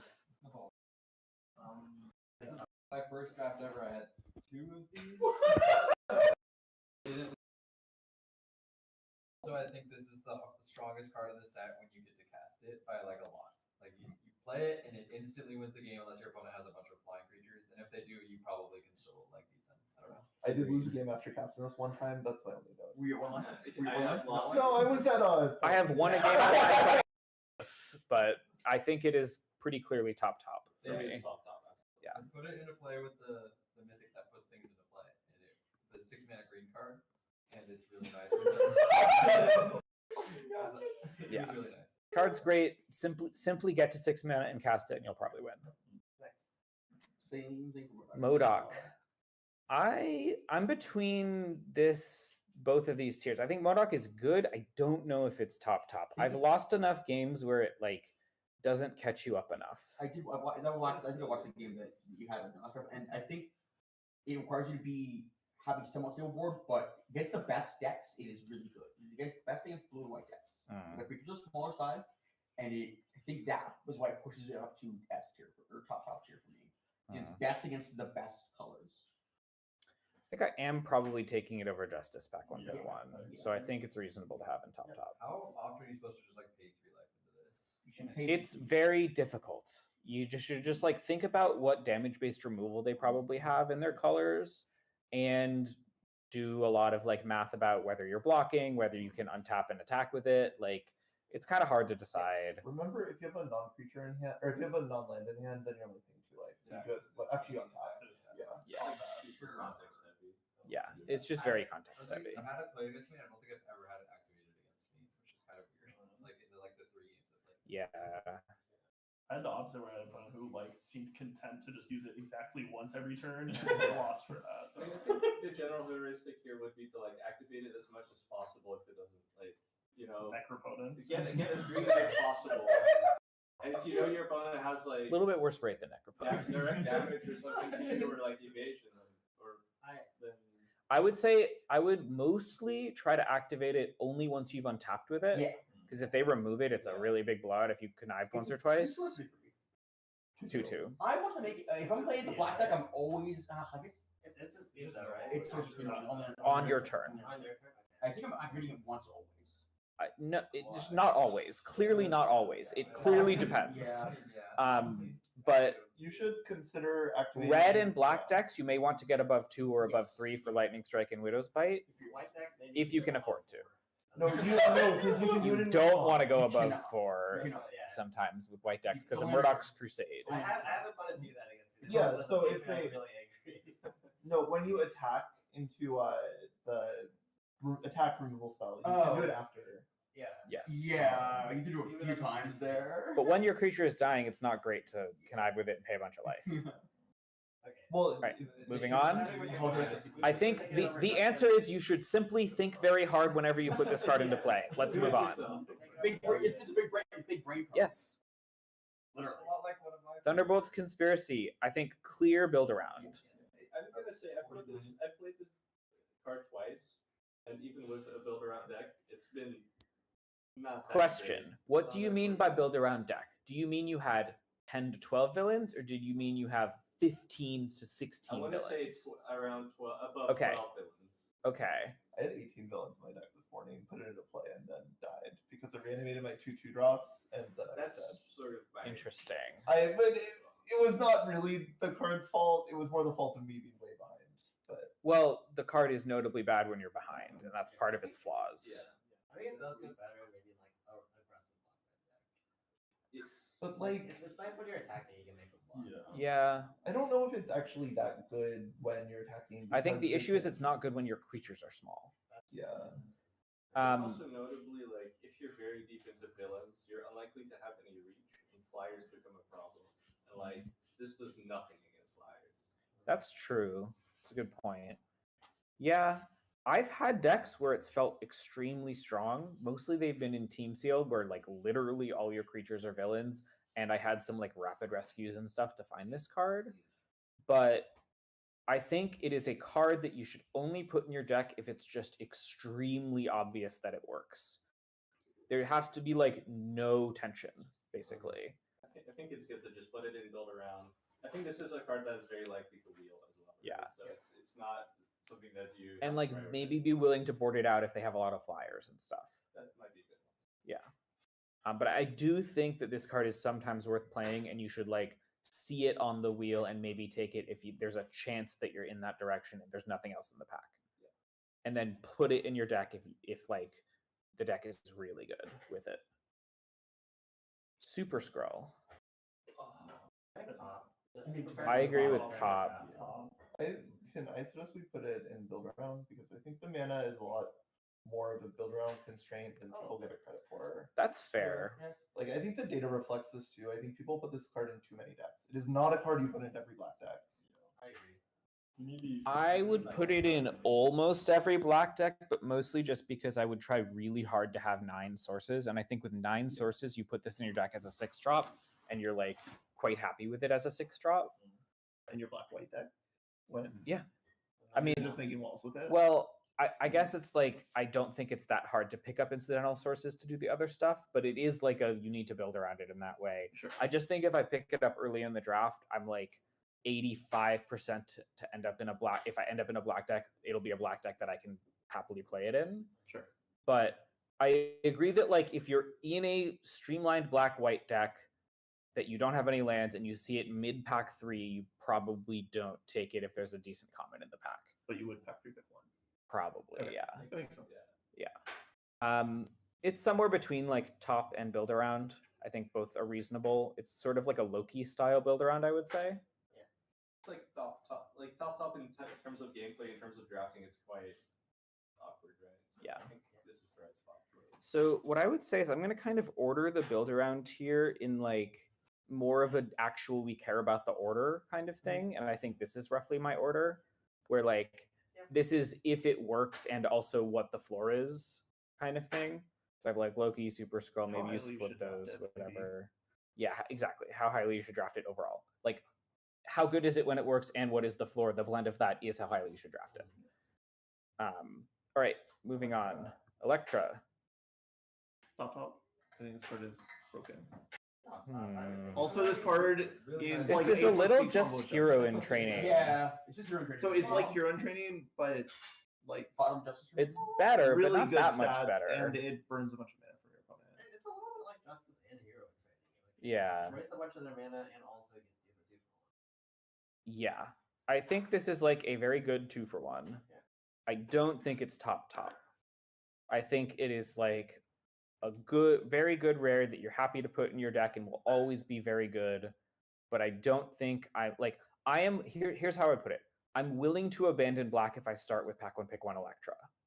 I think this is. I would take this pack one pick one over Modok. I think. I would not. I would take it over Justice. I would not. I think Justice is close, but I would take it over Justice, which I guess maybe puts it into Justice tier. But I think it's Justice tier. I would not take it over Justice. I I'm do pretty also sure. think there exists a build around. You can also open Justice. It'd be really broken. Yeah. You can pay 6 mana to kill a creature every turn. It's great. Wait, every turn? Yeah, because you Justice pick up Oh. Electra, attack with Justice, Sure, pick up sure, Justice. sure. I started to do. I tried to do this against Scoot, and then he cast Superhero Civil War to steal my Justice. Fucker. Yeah, the issue is that most of the time they can disrupt this somehow. They have like a It's reach actually blocker. This actually, I think, is pretty hard to disrupt. Well, they just like have a reach blocker. Yeah, Play a they Pet don't- Avengers. Yeah, that doesn't die to Electra, which Yeah. is some of them. All right, moving on. Construct a cosmic cube. Build around. Definitely build around. I've tried this enough times. I think it might just be that. When you wheel it and you have a bunch of connive stuff in your, if you put connive stuff in your deck, I think it's fine to play, but it's I have had it be pretty good in a lot of games in decks that can trigger it very consistently. I think if you just see it as like 3 mana investment to make 3 2/1s and then sometimes more as the game goes on, I think it's like very strong. playable. I think the stats are mostly people like putting it in decks that really should not play it. I think you see a lane pack one and you're in black, I think you should take it. Is it? With black If gold there's card? nothing else good to take, maybe. I think I- it's a black card, yeah. I mean, if you get it for free, you should take it. That's Yeah. We seem to have a very wide range on this card. I think you should have this under Thunderbolt's Conspiracy from playing. I would have it Well, I above have it that. right I think it's much easier to build around than Thunderbolt's much Conspiracy. easier to build around, but you have to get much more out of it for it to actually be I don't good. think that's true. This costs 3, Because- Thunderbolts costs 4. Well, because Conspiracy usually comes with a creature coming back right away when you cast it. in the versus- ideal scenario, maybe. Yeah.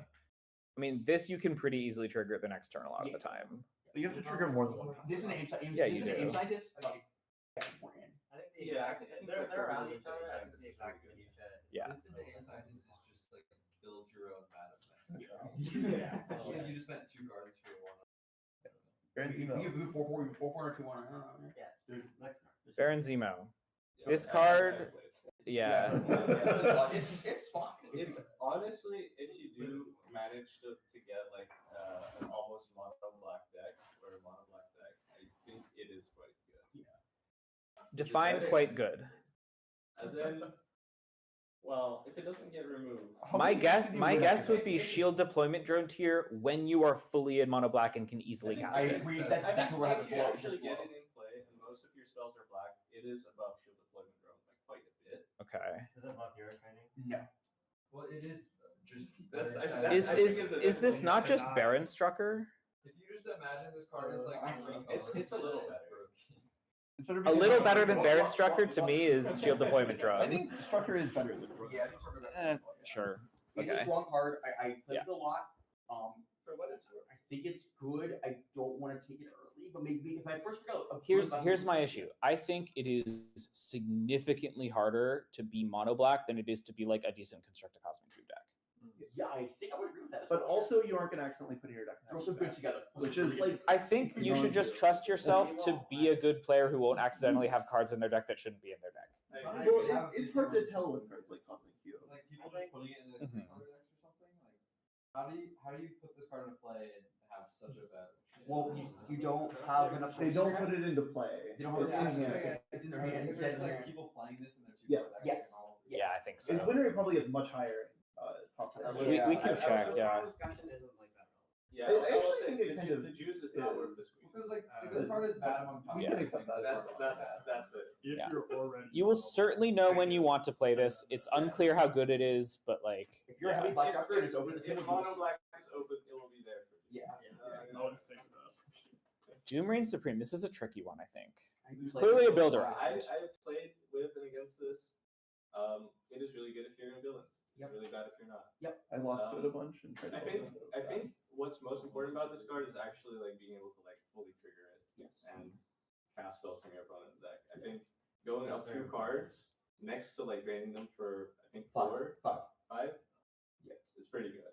Yeah, no doubt. I think if you're a black aggressive deck, I think it's very solid. If you have 14 plus villains in your deck. You also You want don't to have to be aggro per se. Or you I mean, you prefer to put a lot of small creatures. Yes. Isn't it not worse than aggro because it's like a 2-drop doesn't do anything? You want to play it before you. Kind of. Sorry, I meant it's like better in like a Lots of cheap. Yes, yeah, that's a med. I'm putting it in build around, but like toward the top end of build arounds, but not up there. I think like Very much it's a quantum theory problem. it is very bad when you top deck it late, like extremely bad, which is a problem. You can connive it away. That's not an argument. It's the whole thing. Yeah. With All right, Black Widow. This is not a build around. This is just very solid. Yeah. It's unfortunate when you don't have it on curve, and then it's just like kind of. I'm not taking this over Hero in Training. I agree. On curve, it is This a card was ridiculously white, strong better card. than Hero Training?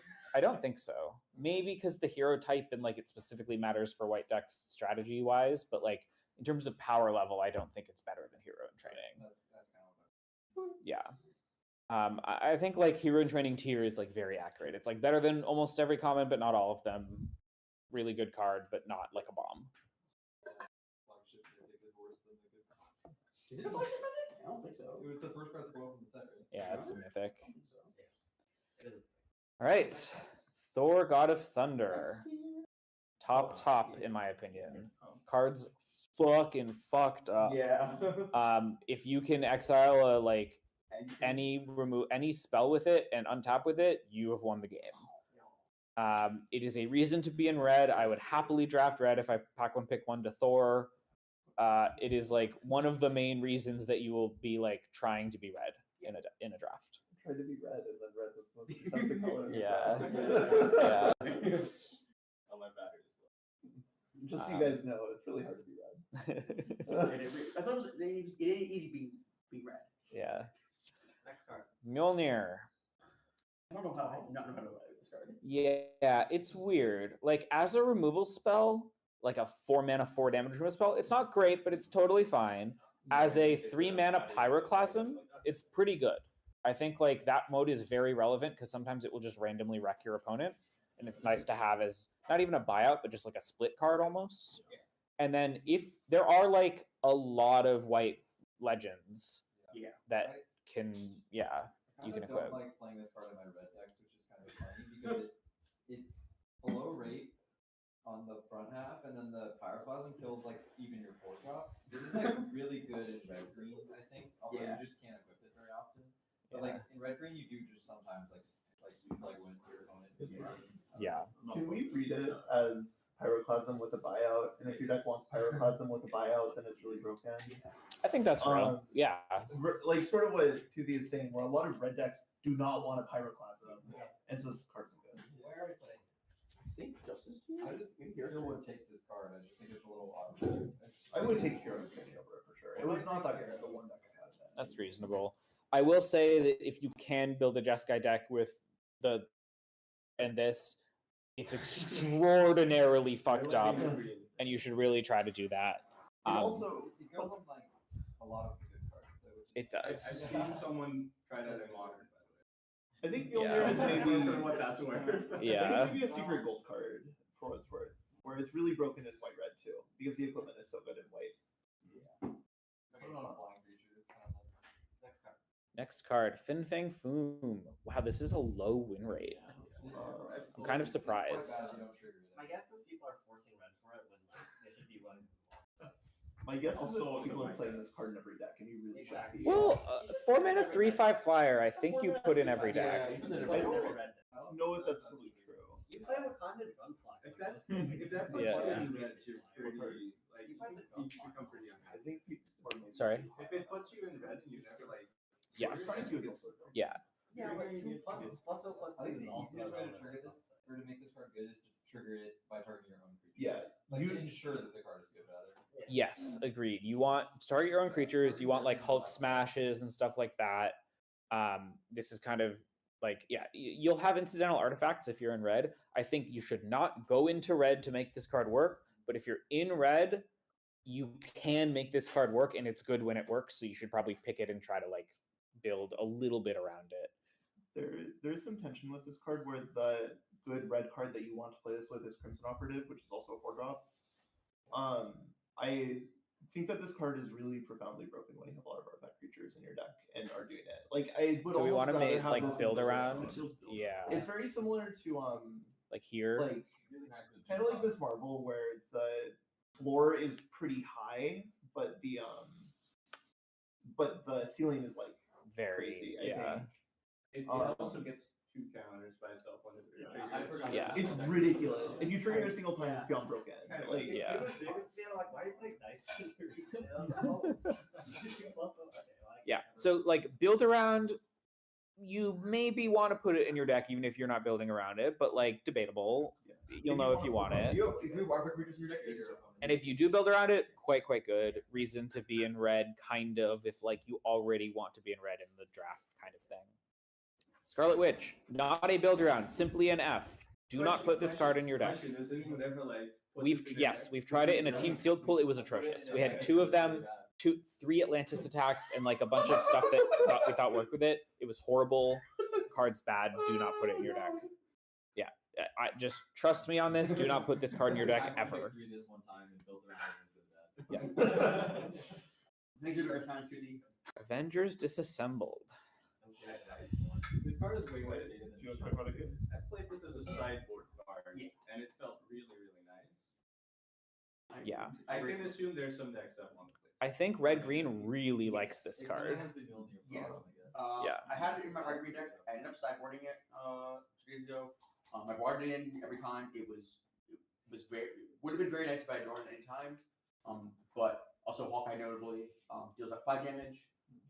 Also works with Ping Ping Boom, but yeah, those marginal things. But yeah, this card is like a really good sideboard card.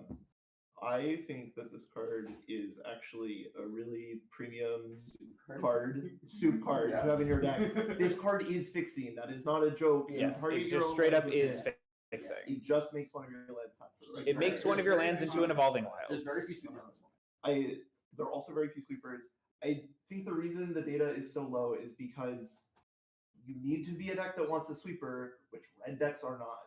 Yes. And so it's like maybe even a build around where you have to be a deck that isn't a red deck to want to put it in your deck. But it's red. I think to main deck this, you need to have a pretty specific deck because I feel like most decks in this format will have quite a few smaller creatures to enable the rest of their deck. I do think it's actively really good against blue-white decks. I think it is okay if you have some small creatures in your deck, as long as like it's more of a sideboard card than maybe, but I think you'll frequently be blue-red or green-red. But It's like a sort of super control deck. Yeah. Not because you have X-Force, but just because you can go late. Yeah. Yeah. Yep. Okay, next card. Next card, Hawkeye Master Marksman. I think this card is really good. It's really good. Yeah, I would take it over. I agree. Even with white bias, I think. Yeah, I agree.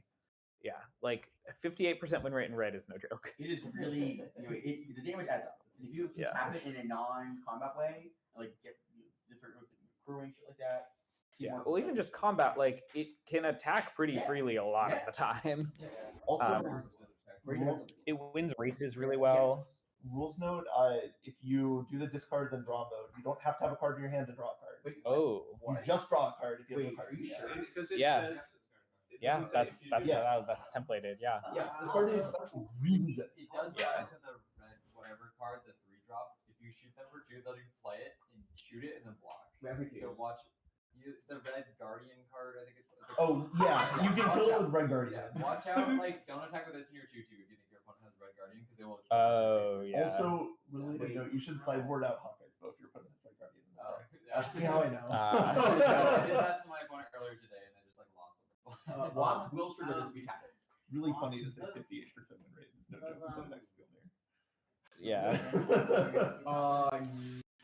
No, because it chances it and loses. We That's don't interesting. Mjolnir under hero training? I mean, I don't mind that. It's comparable. Does Frozen Ice trigger it? I think it's harder to Does make Frozen Ice trigger actively good. I think no. Yes.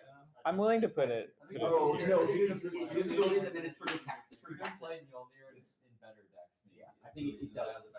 Yeah, because Mjolnir is not a red card. Yeah. Hawkeye is a red card. It is broken if you are in red. Yeah. You can maybe splash it. You if can red. splash it It maybe. is Yeah. broken if you're in red. It is only good in other colors. Okay, Yeah. card's good. All right, Quicksilver. This card's just pretty poopy. It's like exactly Kree Commandos tier, I think. I have to say, above 50% in red. Yeah. not what I expected. Yeah. I put this in a deck and then cast a 1-drop on turn 1 and then Like, I think the real mode on this is 5 mana 2/2 double strike with haste. That's like okay if you've already gotten in some chip damage. I think the card is not an F. I think you can put it in a deck. You probably shouldn't. Your deck's probably bad if you have it. But I think it's probably good in exactly one way. I wouldn't even say it's good. I would just say like Or, maybe like, playable. Yeah, like it's Yeah. a common level thing. I think Kree Commandos pretty easily. That's what we need to break me. So we're liking bad creatures because we can put super intelligence on them. That's the angle. Yeah. It's the only way you're gonna creature before. Oh, I see. I see. Someday. Nice. Super intelligence always trades up on mana. If you have 4 super Okay, you should probably go yes. Okay. Earth's Mightiest Heroes. The card's insane. I think it's very good. I think it's creates not deck tension. insane. It does create creates tension. drafting tension. I had a deck with 2 of these, and how you select your cards from that point, how you contribute is very warping. Because you need a lot of like chunky creatures, but this is also a chunky creature, and a deck cannot only play so many chunky creatures. So These several red and yes. green lights. I mean, bicycling. Great with the green land cycler. Green and red. With the Great.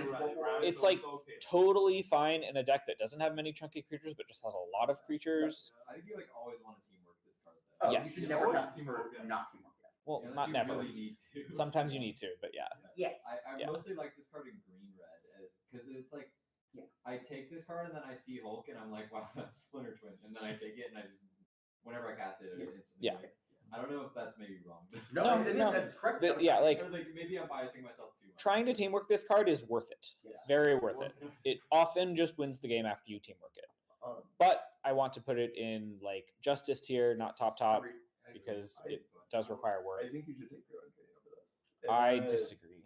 I think that this card does require you to do a lot of work, and I think it only gets up to being comparable to Justice when you do the work. And a lot of the time, you'll try to do the work and it just won't work, and you can't play the I card. kind of think that like the cards you want to take in your green deck are the cards you want to put in play with this, right?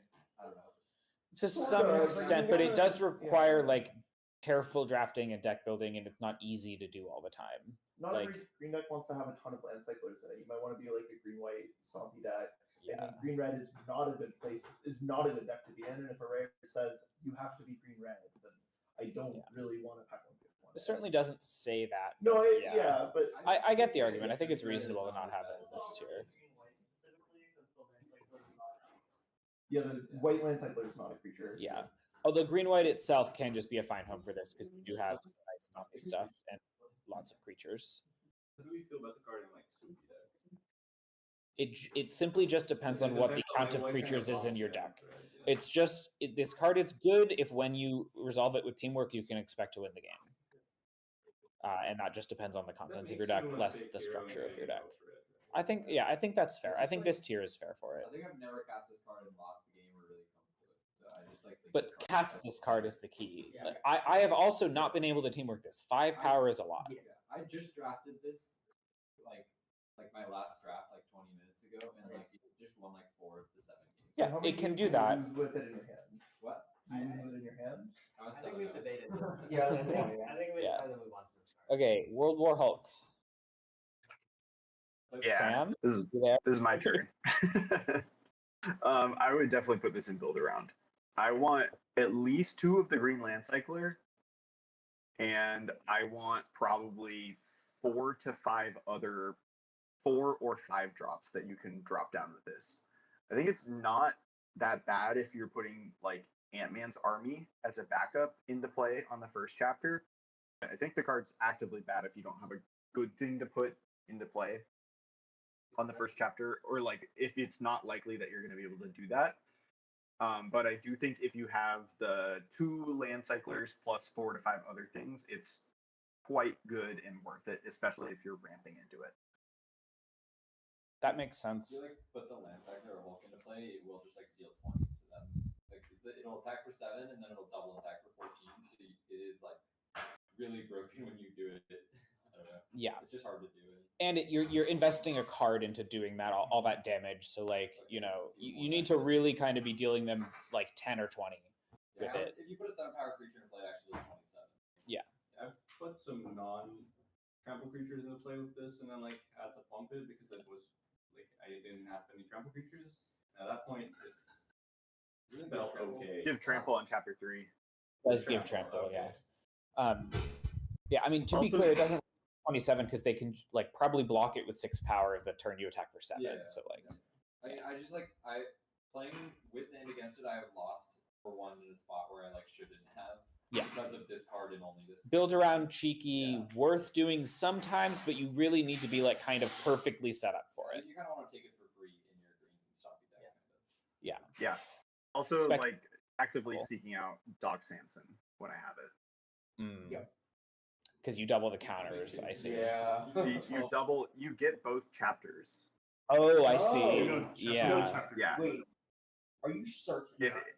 Yes. Yeah. There were certain things that certain like rules were with for skip. specifically the read ahead ones.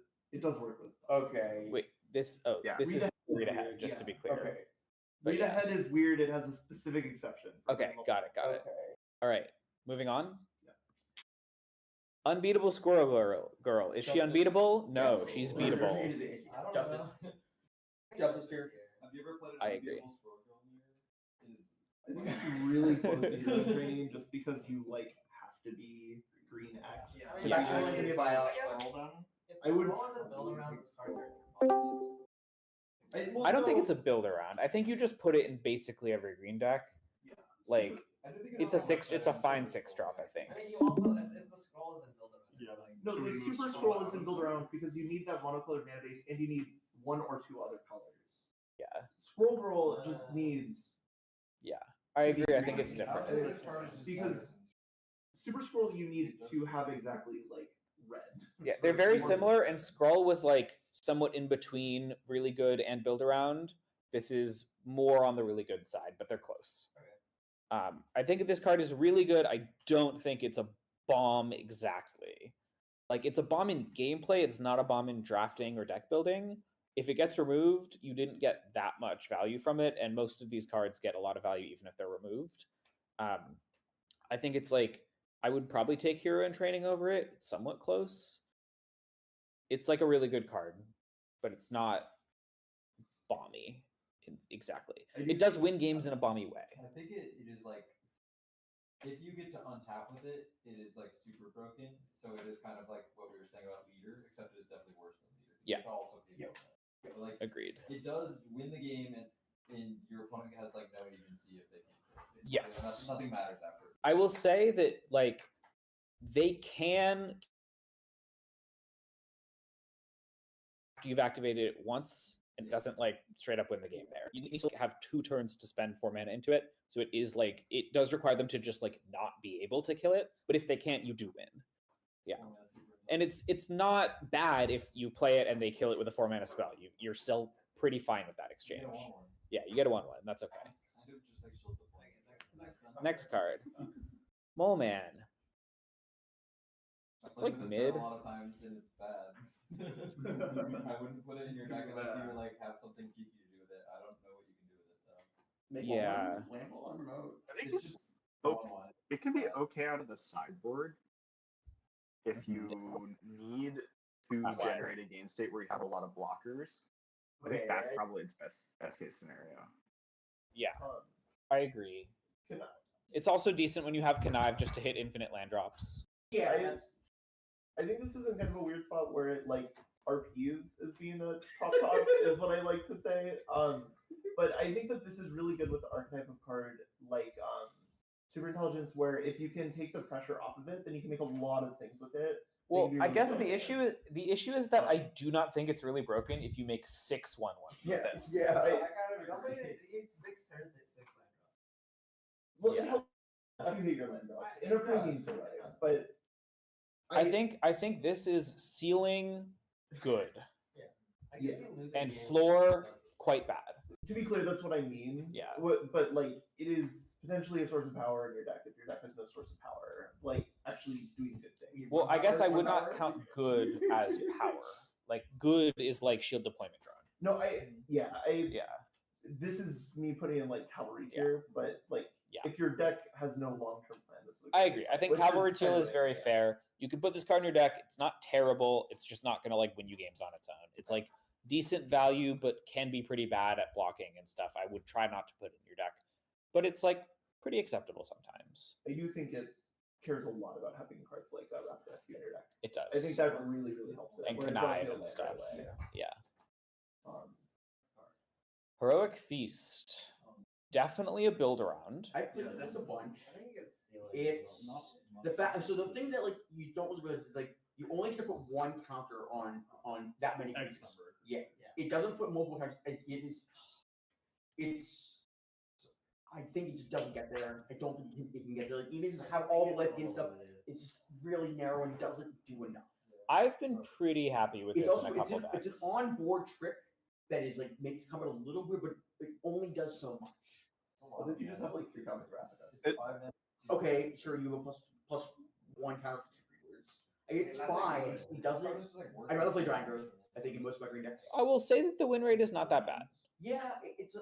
It's like an Atlantean Cavalry tier win rate. I think this card is like, it is not good enough to play if you don't have many ways to enable it. I think it is pretty good if you have a lot of ways to enable it. I would put it in my deck if I had like a Take Up the Shield, 2 Rapid Rescues, 2 lifelink creatures, and like 2 game lands. I think I would put this card in my deck. Ant-Man's Army also it matters a lot with this, and that's a card that I've been taking generically highly as well. Also, the game lands work with this as well. Ant-Man's Army as well. Ant-Man's Army works. So you get this card for free, right? Yeah, you should get it for free. You shouldn't prioritize taking it highly. But it's like good enough to play if you happen to be enabling it a lot, and it's not that hard to enable it a lot. If you get it late in fact, are you prioritizing things that help it, or are you only When I just can. going to play it if you happen to get things? I'll prioritize things when I can, but not if it's like a high value over replacement kind of thing. Yeah, like changing your pick order of white cards to prioritize Brave Brawler, for example. Yeah, exactly. Yeah. Yeah, there are a lot of things that gain life. So yeah, it's worth doing. Sometimes. Epic Fight. Really strong. It's strong, but it also kind of feels like an uncommon. Yeah. I'm taking it below Hero in Training, I think. I would take it below the other green removal spell. The green punch card is just better. Yeah. I agree. But I have that card that above is Hero in quite Training, maybe. good. Yeah. So I think it's like solidly Hero in Training tier. Like better than most commons, but not all commons. Yeah, that's what it says on the card. I do think there's like a tiny amount of build around where this is actually really good with the green land set clarity. Yeah. And a couple other big tremor features. Yeah. There's so little trample creatures. There are. There are, which is like why I don't think this card is exceptional at all. Yep. I said it before, but you can get people with giant growth, you know. I go through 12. Okay, so you If no blocks. Well, it's like so you're- free. It's a card with very high upside in tactical situations in gameplay. Yeah. That's that's baked into the quality of the card. Yeah. All right. Shang-Chi. Deployment turn. It's fine. I think it's below that. Really? I think this card is bad even if you're tapping into cycle with your land cycle. If you're tapping it for power up stuff, I think it's good with power up stuff. that's what I have in deployment turn. Below It's really nice with Abomination. Try somebody to choose your artifact. I think it's way better. I don't think it's way better. I think it's very Like comparable. playable in artifact decks, and I think this card is like Playable in power up decks. yeah, it's just like not The fact that it can attack means that you can sometimes just want a bear, Yes. but you don't really want bears in this format. It's Gruul, yeah. This is Yeah. like approaching free fantasy. I think in just green decks, you can incidentally have like 4 power up creatures, and this becomes like pretty nice with those. I think it's nice with like She-Hulk and in some of the other like Yeah. flying power. Yeah. Yeah. This stamped commander card is like $40 a piece. Okay, next card. Next card. Alright. All right, getting into multicolor. Thanos. I don't think this card is hard to cast early. It's a lifelinker It's fine. I think this is. I think this one's hero pretty training. simple. If you can cast it, it is a 4/4 with Death Touch and Lifelink. Yeah. That's fine. Still think it's hero training. Pretty I good. think hero training. I'm certainly taking hero in training over this. I'm factoring in multicolor attacks a lot. Yeah. I'm putting it in shield deployment drone tier, I think, but like realistically with tax, it's like Atlantean cavalry I tier. just put it in build round. Like you'll take it once Yeah. you're already In Mario. like interested in Mardu. I guess the issue is that like I don't think I'm really changing my draft at all. I'm just like letting this fall into my lap sometimes. Well, I think that's what we decided with a lot of build round cards, though, You're right? past it 3 Sure. times. I think you can put this in cheeky too. I have watched you pass it while you're Marty. Yeah. You take it if you could make Mardu mana on turn 3. Should you? It's your dueling over it. When you take one of these in pack 2, should you prioritize the Baxter building? Like, or should you literally just not read That's the not second a line? joke because I think. Yeah. No, this is a serious question. It is one of the cards that picking up a Baxter building is nice with. There are a few Okay, of these yeah. cards. It is So one of you those would, cards. Yeah. Because you also need a All color. five mana. You That's do, really which is tough. hard. So that's what I mean. Oh, you choose. Oh, that was random. But the ability is really Oh, you good. choose. Okay, Sure, I yeah, thought it that was makes random. sense. So So it's Oh, worth that's putting way better than I thought. Avengers Tower and Baxter If building. you play this card 100 times, I would guess you activate it like 1 or less Yeah. times, right? I thought that was random. Because of Thanos like being. Worlds Within Worlds literally does not have stats. Don't put it in your deck. I did lose to this card. Moon Girl Devil Dinosaur. Go around. Very good build around. So good build around, but very hard to build around. It is hard to put enough artifacts in a green deck. Blue-red Yeah, card. it should be a blue-red. Start Industries gold card. It's kind of a blue-red card, but I will say, like, I had a deck with exactly 4 artifacts and 1 other way to draw extra cards, and it was still quite good in that deck. I think if you can trigger it, the 6/6 ability once, it's like good enough. So it's not, it's a bomb if you can fully make it work, but it's very hard to fully make work. Can I I say this? will once again bring up Ant-Man's. Yes, that's a good one. I've had it in a couple decks where I would consider it like fully supported with like 8 or 10 artifacts, and I think it significantly underperformed what you would think it would do there Really? because it just doesn't get into combat. It's like your Phyrexian Arena, you're gonna trade it for their That's 3/4. Like I think if you could it doesn't actually. It's play in overperformed for me combat whenever well. I've played it, but it might Well, just usually be a they're low not- sample well, size I variance think thing. that Yeah. I think the first time you trigger it, it's really good, but then when you're triggering it repeatedly, the 6/6 line of text is just playing. Well, Like, I think you should just attack with it as soon as it becomes a 6/6 the first time and be okay trading it. well, but what I mean is that it doesn't get better from having more density, because you should do that, and that's the best thing that the card does. Well, but if they Granted, fine. Yeah. Yeah. I guess trample like is some pretty games. good on turn 4. 6/6 trample that drew you a card. Yeah. I think that's just really good. If they had to trade a real creature for it, or like 2 real creatures, which is more likely, and you drew a card, I think that's just like really good output. But it is just good, but what I mean is that I would caution people away from trying to build like an super enable artifact it. deck I see. because they have the artifact. That makes sense. I do like splashing this card off of the Stark card. If you can also. What's get the it for Stark card? the- Stark Industries, like that. Whenever Okay. I say Stark card, I mean that because I don't remember the name of it. It does kind of just win the game with that card, and you like. I had a draft where I ended up with like 2 of these after I had picked a blue-green land in pack 1, and it just like it's just really strong if you get to do that. It's just like a teamer gold card in my experience so far. I think it's just a teamwork gold card. I mean, I've put it in That's what blue-green Steve did decks with and the been Ant-Man totally happy with it. Yeah. I mean, it's whenever just any artifact enters, right? And like not to, because I think the ant card also. Yes. triggers it. And yeah, Ant-Man's Yeah, Army, I which think Sam said Sam mentioned that. works really well. Yeah, you want like minimum 4 ways to trigger it, and then like up to you really want like 6, and obviously more is better. But I think the thing you were saying, Luke, is relevant that like You don't want having solar card. 12 individual ways to trigger it isn't that much better than having 8 individual ways to trigger it. All right, moving on. Absorbing Man. It's just big and really good rate. I agree. It's just awesome. It's also a mana dork when it doesn't attack, Yeah. or even after it attacks. After it attacks. Yeah. I think You this is can- pretty comfortably justice tier for me. Blue-green is not a space you totally want to be in, so it's a weird card to splash because it's very much best on turn 3. I think this is worse than Hero in Training pack on big one though. I Maybe. think I would it's take really it over Hero in close. training. Yeah. I think you can sort of flip a coin and it would have better, but it's really Yeah. close. I feel like I pick this card often and don't play it. Yeah, I think that's like blue green being not great. That's But- sort This is of what makes me want to take the worst card over it, if that makes sense. Yeah. Yeah. I think in terms of understanding its power level in the draft, I want to put it in this tier because, like, yeah, I think it's like better than every common by a lot if you can cast it. rules note, you can't copy an equipment and then equip it to something. You can activate Yes. it though, for Loki. You can't activate it for Loki. Yeah. You can Yes. copy so the more serious thing, you can copy your opponent's stuff with it and then do the thing, right? Yeah. It does say opponent on it. Any player You controls. can't, yeah, you Yeah, can you copy can their do stuff. anything. So you can copy You their can like copy Opponent just plans fucking or whatever. You can sometimes mana fix with it. Yeah, I've done that. Yeah. Target their land. Yep.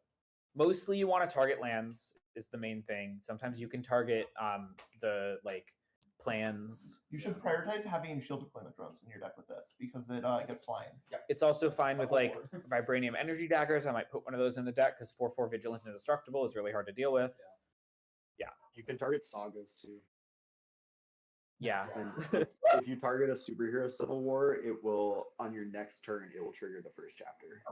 That's kind of That's really nice. nice. What did you say? It will trigger on you? It will trigger Wait, the first no, because it's chapter. until your next turn, so it's also being I a was gonna say, Yeah.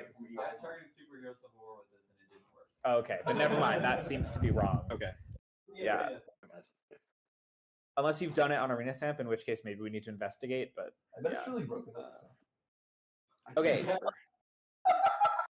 Wait, but it's small. It's really broken It's with your smaller. opponents It's a this 4/4. entry. It's a 4/4. all right, moving on. Moving the fuck on. Astonishing Ant-Man. Good. If you can cast it, but it's really hard to Not play. splashable. Yeah, really Yeah, hard. good, not splashable.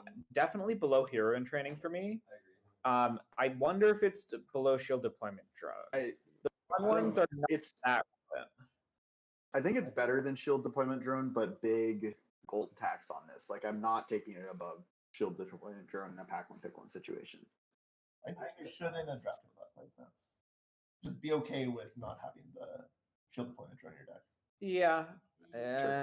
I don't know if how okay I am with The that. issue with the Sure. upside is that you kind of like the card. It falls off like really hard if it's not like in your opening hand. Yeah. Yeah. I think here is pretty reasonable, but like know that if you're in exactly blue green, it is very good. Yes. Top. It's Um, not hard in the set, Best but- in exactly a red white deck, but you kind of prefer to not be in exactly a red white unless that's the way the draft goes. Extremely splashable. Always try to splash it. I think it's actually at its weakest in soup, which is rare for this kind of card. Yeah. I agree. You kind of want to care about pushing a lot of damage with it to make it like truly elite. So note that like being proactive is a little bit My better. experience with the card. It's not exactly a value card. The base soup was that it wasn't. It doesn't do much if you don't have any creatures.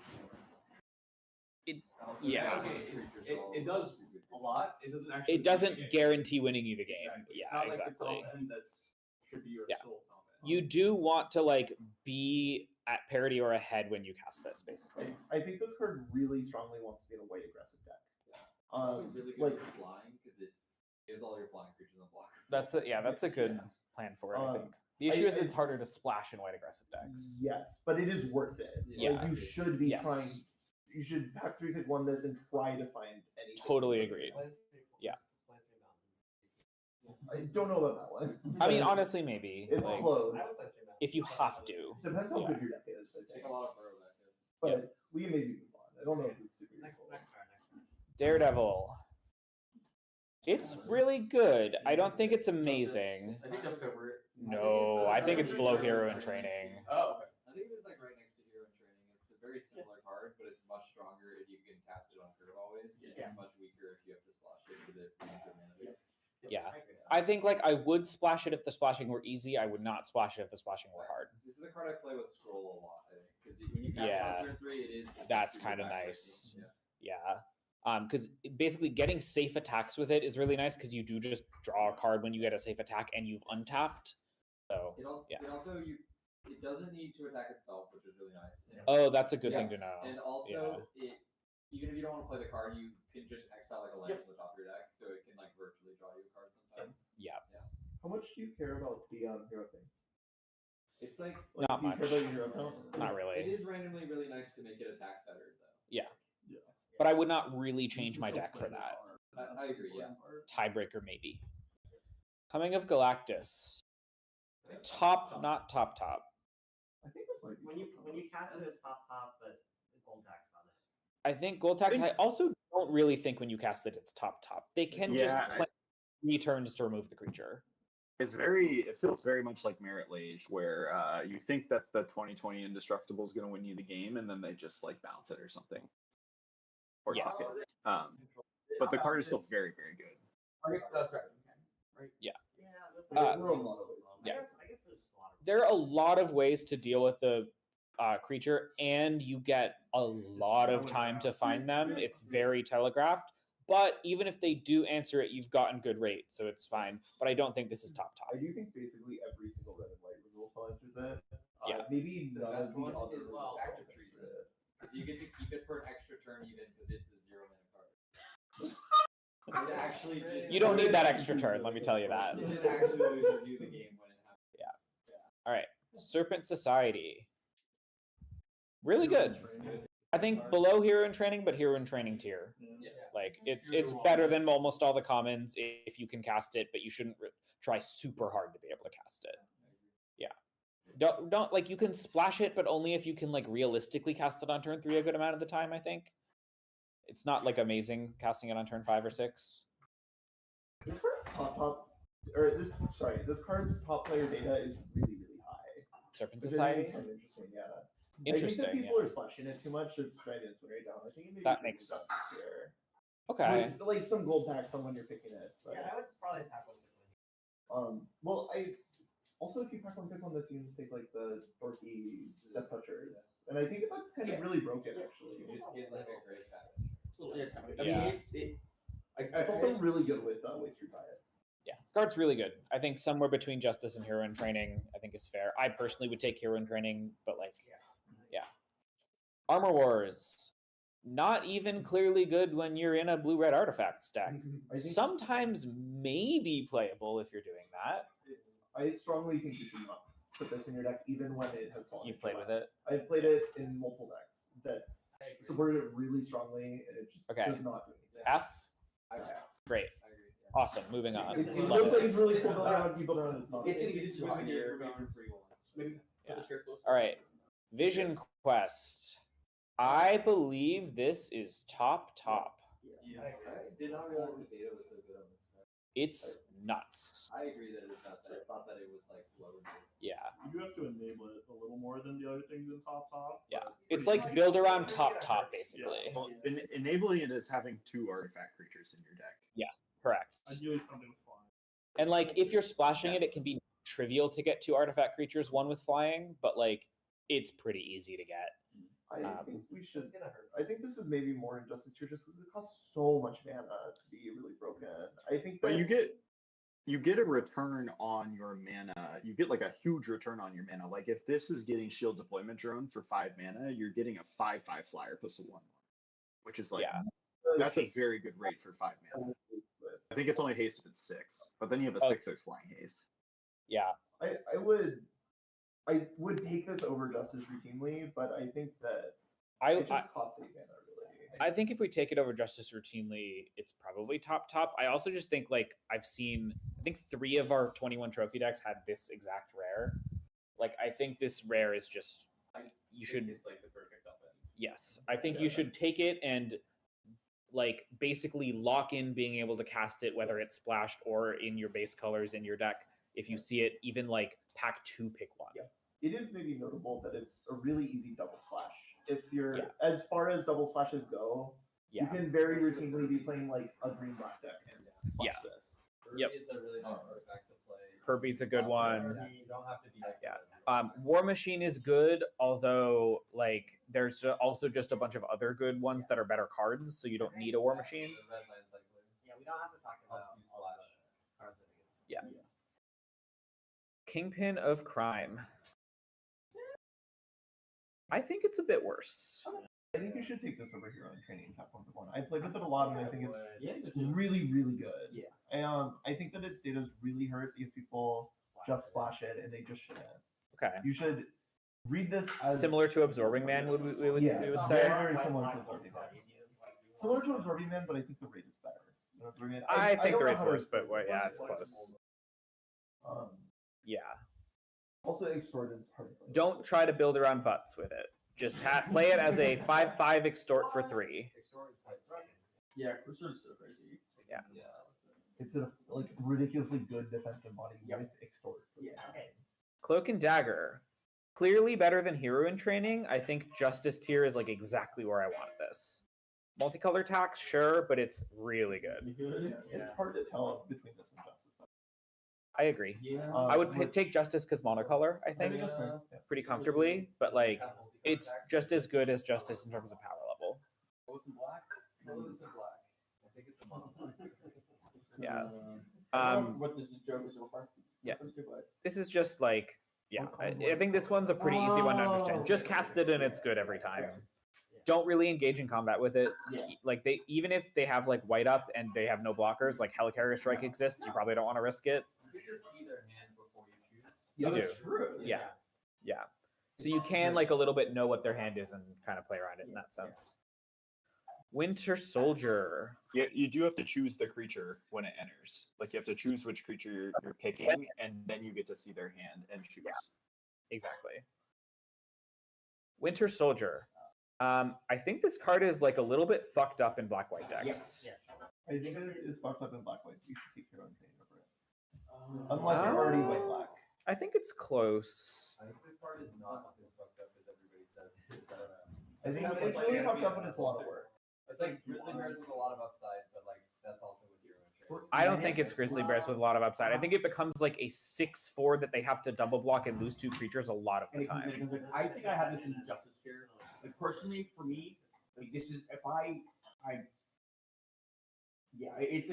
it's a comfort zone for me personally. Okay, I think for me personally, statements just aren't relevant to the meeting, but yeah. I think How are we evaluating this card? I think somewhere around top of Hero in Training tier or bottom of Justice tier. I think I'm okay putting it in Hero Training tier because I think it's legit question like which one you should pick if you're like not sure that you're black-white yet. Yeah, I think if you are in black-white, you should take Winter. If you are similar attacks to the Astonishing Ant-Man where Yeah. Yes, but it's much better. ideally play it on turn 2. It's a I good think it's combination. better in its color pair, and the color pair is a little bit I better. do agree with that. The power level is better. I do think if you're in straight black white, it's like approaching top. I agree. Yeah. If you're doing the thing, I think it is approaching top. Oh, You should sure. take it over a lot of cards that are in the top, like Justice tier. Yeah. I agree. Like Yeah. it's close with. It Electra, can I think. solo games. Yes. And then, You so can they just come come back. back. Yeah. Well, I'm including the coming back Okay. in soloing Yeah. games because they will often be able to double block it once and then like come back into the game, and then the get back make you double block again, like closes the door, kind of. Closes the door. No, we don't need to close it, but yeah. Storm Windrider. Top. No. Wait, really? I've done a lot of this. Just top, I think. Yeah. Like in certain situations, it will act as a top card if they just like have 3 flyers and can't remove it. But often it's just a 4-mana 4/4 flyer. Yeah. The targeting text is like kind of never relevant, Yeah. but the getting rid of their flyers text can sometimes be like really backbreaking. I think Justice tier, I would take Justice over it though pretty comfortably, even including gold tax. Like without including gold tax, I'm saying. I think Justice is just like a better card. But this card's very splashable in white decks. Yeah. I really like it. I would take it like a bomb kind of, but yeah. It's kind of weird because the white decks don't want to splash, and the green decks would have to double splash for it. So it ends up in a lot fewer decks than you expect, I think. Yeah. I would say the green decks cannot splash it, but yeah. Well, they can. Double They splashing won't is call it fake. Splash, though. Yeah. But like, Yeah. Wolverine. I was surprised at how elite this card's stats are. It is like literally one of the best cards win rate in this set, I think. in the worst color pair. Yeah, in the worst color pair. Yeah. Among top players as well. It's like literally up there among Superhero, Civil War, Avengers Under Siege, like Leader, Jennifer Walters. I think don't really lose after the card hits the table. It's like casting Justice, but their creature just goes away, and also I agree. I think Justice is a really good comparison. It's like better Justice in worse colors. Yeah. Kind of. Justice. I think I would put it in top just to like understand the evaluation, and like I think you should pack one, pick one this, and plan on casting it. It's also insanely splashable. Yes. Like, Yeah, it's it really is also good very on turn 6 splashable. or 7. I splashed it in 2 different trophy decks. Yeah. This card Really, really will- good. You will probably see this card in the trophy deck in your pod. Yeah, me too. Much too. Yeah. I might read it like a 2 of them, right? Alien Invasion. I played this card. It's really. I think it is. It can be relatively high power, but it's not in this format. I think that's what I'm at. Yeah. I would say this is like a bad build around if you are very assertive and have like 2 Doc Samsons. Doc Samson is a really fucked up curve with this. Scrolls too. Scrolls are nice. And also Powerful Broker is like pretty good with it. So there are ways to make it like kind of messed up in a curve, and it's like a little bit of a cheeky way to win some games. But I would like not put this in your normal red-green decks, I think. I would avoid putting it I in really those. like that the go-around with it are very low picks, so you can actually find them. Although they're low picks because they're bad. So I think overperforms it. yeah, Samson is good. Samson's the best card you can play with. I think powerful. I did- up to like B plus and stuff. I did have a deck where it was full Jund, and I had multiple hand disruption spells or just like discard spells, and a green deck that was able to make the battlefield small made this matter a lot more. In addition to also like getting it down a turn early pretty often with scroll. So like if you're in that sort of like in a normal, this format is very much about like big game states, and it's not good there. But if you are good incidentally at making small board states, I think the card becomes a lot better. I would maybe even say that like it matters just more to survive than to make a small game. Like if you start making 5/5s with this, you kind of just win the game very shortly. But yeah, I guess like I would expect that it was more important to cast it on turn 3 in that deck than it was to like be able to make a small game.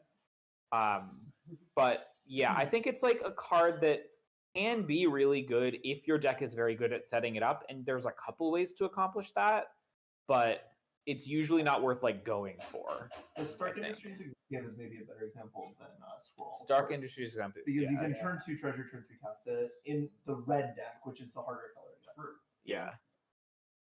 And it's an easier card to get. Build around you can sometimes put in your deck, but like default, when you end up in a deck that can cast this, don't just put it in your deck. Yeah. Yeah. There's the 5 common doctor. Yeah. Powerful Broker. Avengers Under Siege. Top when you make it work, but like Justice tier, I would say generally. Yeah. I think it's Justice tier when you're splashing it, and like arguably the best card in the set when it is just in a straight up black deck. Yeah. Best against blue white. It like I think it's just like the card goes down so much from splashing it. It is still splashable, which is ridiculous. Like it goes down from being you cast this on turn 4 and cannot lose the game. I don't think it's that good. Like there are some games where you cast it and cannot lose the game, but I don't think every game is like that. Like surprisingly similar to Superhero Civil War and like what it actually does. yeah, it deals them a bunch of damage, like makes puts a bunch of creatures into play, kills your opponent's board. Yeah. Yeah, There's I also could another case of Scroll is a villain, which really matters. Yeah. That's kind of nice. It's a good one. Okay, I'm okay putting it in top. It's like in this group of top cards that are like reasons to draft bad color pairs, I would say. Yeah. Yeah. I think that this card frequently gets past pack 1, pick 1, and I think you should basically always completely abandon whatever your pack 1, pick 1 is. I think that's right. Yeah, I agree. Okay.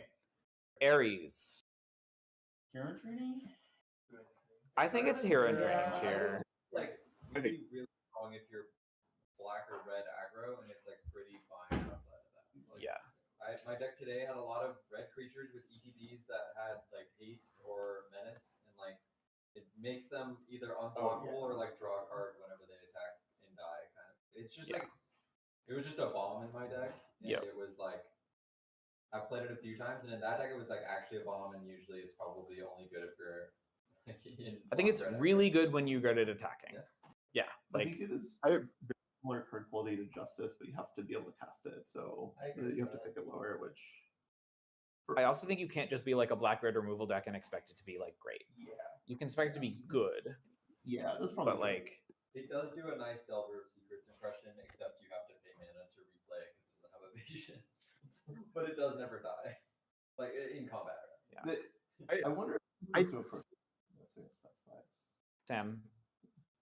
I think that this card is closer to like Ant-Man quality than the Hero in Training tier, where like it's not really splashable. It's not in a good color pair that I want to go down. And I also think that like, just in my experience, it's been very easy to manage this where they have to attack with Ares. So they need a very specific game state. And found that downside of the card is pretty relevant too. And I do think the upside is there, but that's just a space that I really don't want to be in as well.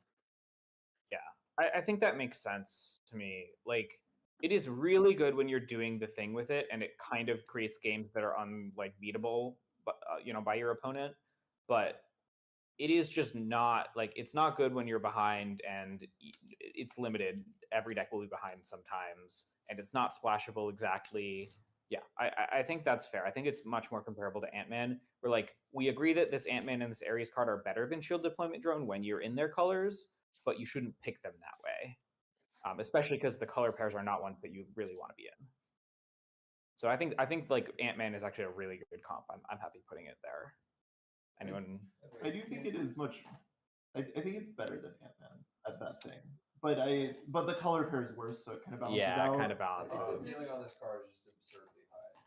It's just that it's kind of hard to reach the ceiling, I guess. Yeah. I don't know. Well, it's not hard to reach the ceiling as much as reaching the ceiling is just inconsistent inherently because you need to curve well with it. I think it's hard to reach the ceiling in that you don't want to draft that deck. So not only do you have to open this card, but you also have to be in that deck. Because it's not just good in a black-red deck. It's good in like black-red aggro.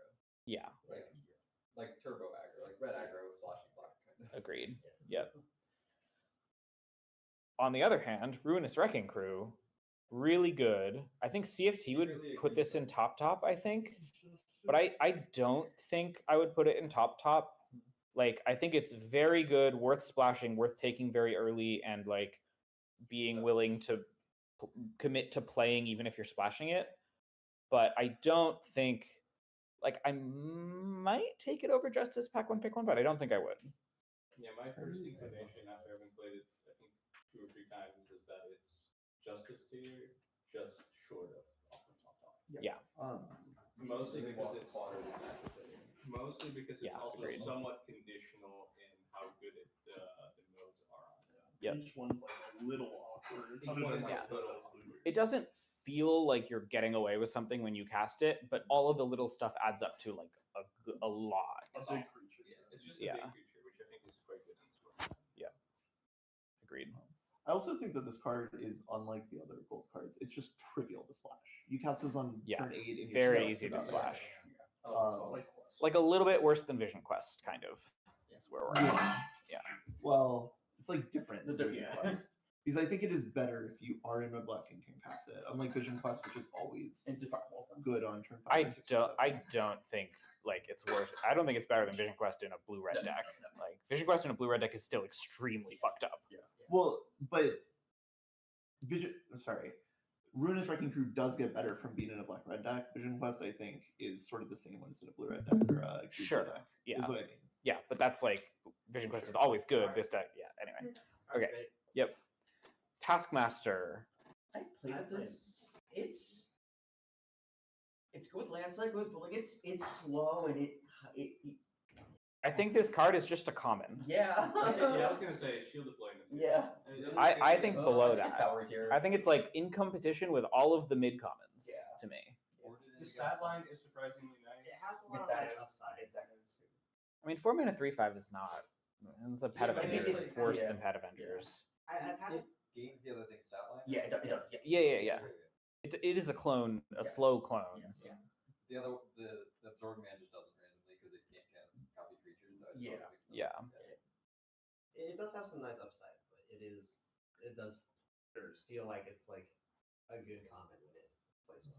Yeah, and sometimes it doesn't play well. Exactly. Scientist, supreme scientist. Build around you? Yeah, is it even worth building around? I wanted to say build around because I got like screwed by an opponent who really made use of this card. Like every single other card that they played after this. I don't think that's likely to happen in a game. What does it work with in the set? It's deployment drone and creatures for it? It's mostly like Ultron drone is quite good. Okay. I think if you're in blue black already and you're seeing like Futurist Forges, You can take it. It's No, just copies. Yeah. very similar to Thunderbolt's Conspiracy. I think once you're in exactly blue black and you have artifacts that trigger or activate, And I think the floor is better because like it's just a 2/2. Yeah. that's good with, for example, like Ultron. Yeah, There are, yeah, like yeah. surprisingly many seemingly innocent interactions with this that are actually kind of. But there aren't that many artifacts, period. So there just aren't that many interactions. But there are some. They're like good enough. You'll pay the 2 life most of the time, and it'll happen. Yeah. Futurist Forge, yeah, that's I think mostly it. Yeah. And like if you've spent 2 mana on a 2/2 and paid 2 life to draw a card, that's like acceptable, but it's not amazing. No. Yeah. Mighty Thor Jane Foster. I think it's Justice tier. Clearly better than Justice. I do not think it I think is. this card I've is. played with both of them a lot. And I just like this card more. I think the usual case of this card is that it is very, very similar to Hero in Training. Well, it's a 3/3 flyer. But it That doesn't also draw cards. Felias. Usually. There's a lot of good things. But guess what? Everyone's a blocker. Sorry. In the decks that I've had it in, I think it is very similar to Hero in Training, and I don't really think that's the right comp. I think Justice is a better comp. Better than but I think it's worse than Justice by a pretty meaningful amount. But it's like the creature is just better than Justice, and It's a it much higher removes ceiling. their blocks. Yeah, It's but like- it does have a high ceiling, so I like Yeah. drafted. I think higher. Justice tier is like very accurate to me. Yeah, Like, yeah, in terms of like color preference, you really like being in blue white, obviously. But in terms of power level, I think it's like distinctly worse than every card that we have in the top tier.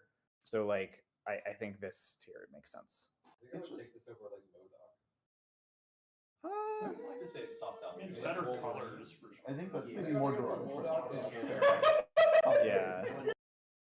We could honestly move Modok down. Yeah, it doesn't really matter.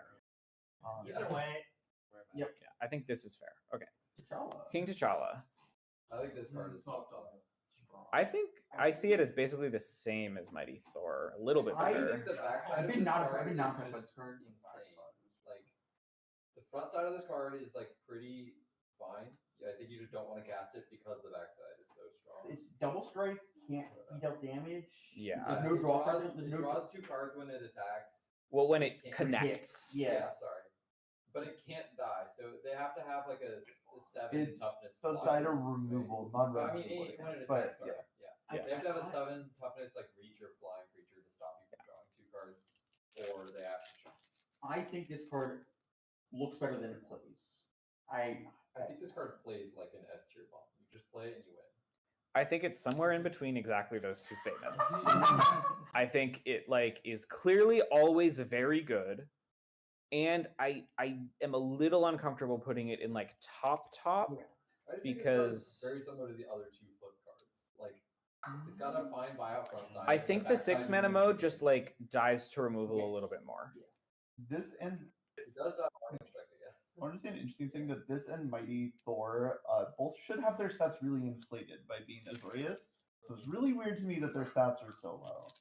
And this is the thing I've noticed before and I'm kind of weary of. Like, I don't understand why King T'Challa is the same win rate as here. I don't think you're ever ready to draw a card. If you play this, you buy this on 6. I don't think you're ever. This does have basically the same win rate as Hero, in Yeah, fact, that's what I'm which is saying. a little I- bit which is weird. Part, Really- part of it for sure is that people take it higher, and also that it's 2 colors, not 1. Both of those are just like a raw thing that decreases rates.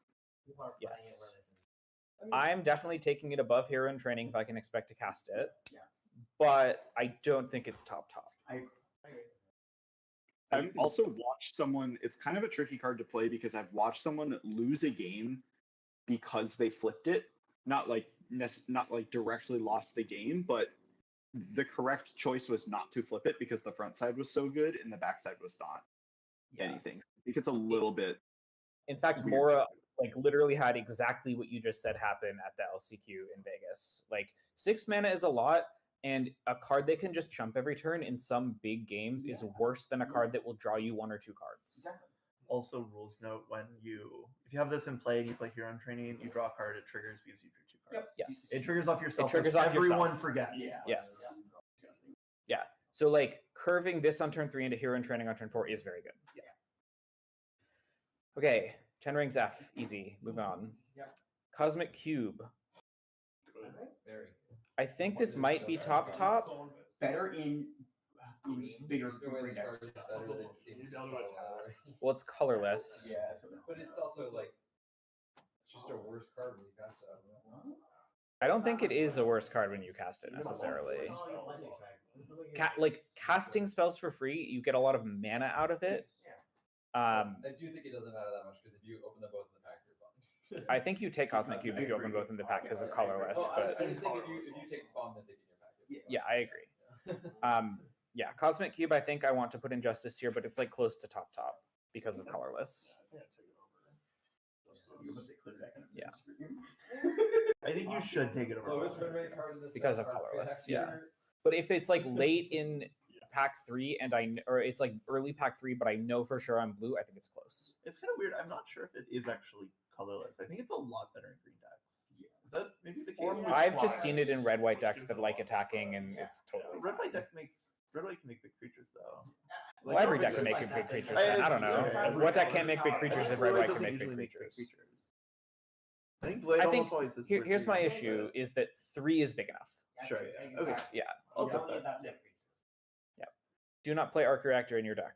43.6. Jesus fucking Christ! Do not put Arc Reactor in your deck. Okay. Sounds good. The toothy diff. The Toothy Death. I drew out super intelligence. The Vision is just kind of a really good card that you don't really need to do any work to make good. It's colorless. Pick it really highly. I think it's Justice tier. I think you pick it over Hero in Training, but it's not at like, it's kind of Hero in Training power level, probably. I'm kind of confused about its win rate looking at it. Low or high? Well, it's I would expect exactly this, basically. People put in literally any deck. it's colorless, so its win rate is The lower. fact that it's lower than Hero in Training. Well, it's because Hero in Training is only in white decks that have a higher win rate. Yeah. People will put it in their like black red decks, even. One of the big things to know about data is that people are really bad. Choose the wrong mode too. Also, considering that this card is like worse than Hero Training some percentage of the time, where you play it and it dies. Yeah. It doesn't mean you shouldn't take it over it, but it does mean the card is just kind of a worse card. Agreed. Data is how good is this card if someone puts it in their deck completely at random? This is a limited It's non-lux really card, good where with- if your card costs 4 mana and doesn't ETB, it's worse than a 3-drop that draws a card. Well, this Yes. sort of has an ETB I because agree, it does. you can play it later. Wait, It's it's still a still good have card. a spell. Sam, what did you say? Just that for data, you have to assume everyone's putting cards in their deck at random. It's a Yeah. reflection of how good the card is if you put it in your deck at random. Yep. Ultron. Really good if you Build around. It's really It's good. like Thing Thing Foom build around level, right? Just like kind of the same. I think it is worse than Thin Thing Boom, Yeah. which That's slightly easier. I was. Well, it doesn't have flying. not red. It's not I'm struggling because I wanted to say it was good, but then I did realize what we had from Thing Boom, and I do think it is worse than Thing Boom. It is a build around, and the data is bad because people don't realize it's a build around. Well, people are it's putting good this to in their build deck at around. random, and it's Yeah. a 53.5% win rate card when people put it in their deck at random. It's, We figured it out. it's like blue, red, gold adjacent. Yeah, I think you should read it as. Is the data better in red? It surely is better in blue red because those artifacts. We don't have enough data. It's fine. You should not put this card in your deck if you have 1 or 2 artifacts. Also, Agreed. is notable. Yeah. You want to put it with Iron Man Armor. This card has not S tier, I don't think, but it has very good top player win rate. I'm gonna go back and filter by top. Kind of fucked up on It's really fucked up. Wait, where is it? I thought it was It higher. doesn't re-equip for free, right? Its data is not very good. Yeah. It's not this low though. It might not be enough data because it's a mythic. Oh yeah, it's that. I think you have to go to the table. You can still see it in the table. I think it is pretty good top player.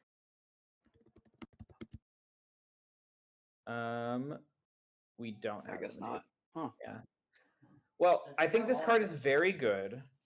You do need 2s to curve into it, I think, and you do really prefer to have a lot of artifacts. So, like, it can often be just Falcon's wings or whatever, which like is still strong. I think I'd put it like in hero and training tier. I think I'm taking hero and training over it by a little bit. I think so. If you believe the philosophy that white is colorless, you should take your own training. Otherwise, you should take your own. Yeah. How colorless is white? Is it more or less colorless than green was in Aether 2? I think I don't wanna white think is about much that. better. I don't want to think about that format. Yeah. I would say more. Yeah. White is Green like was really overrated in the first couple weeks of data. Yeah. Because the the green green had good rares rares, were yeah. so good. Yeah. Right. Super Adaptoid. This is like a very good card. I don't think it's a bomb, but it like really goes out of hand in a lot of games, and it's never that bad. Toughness is a little rough.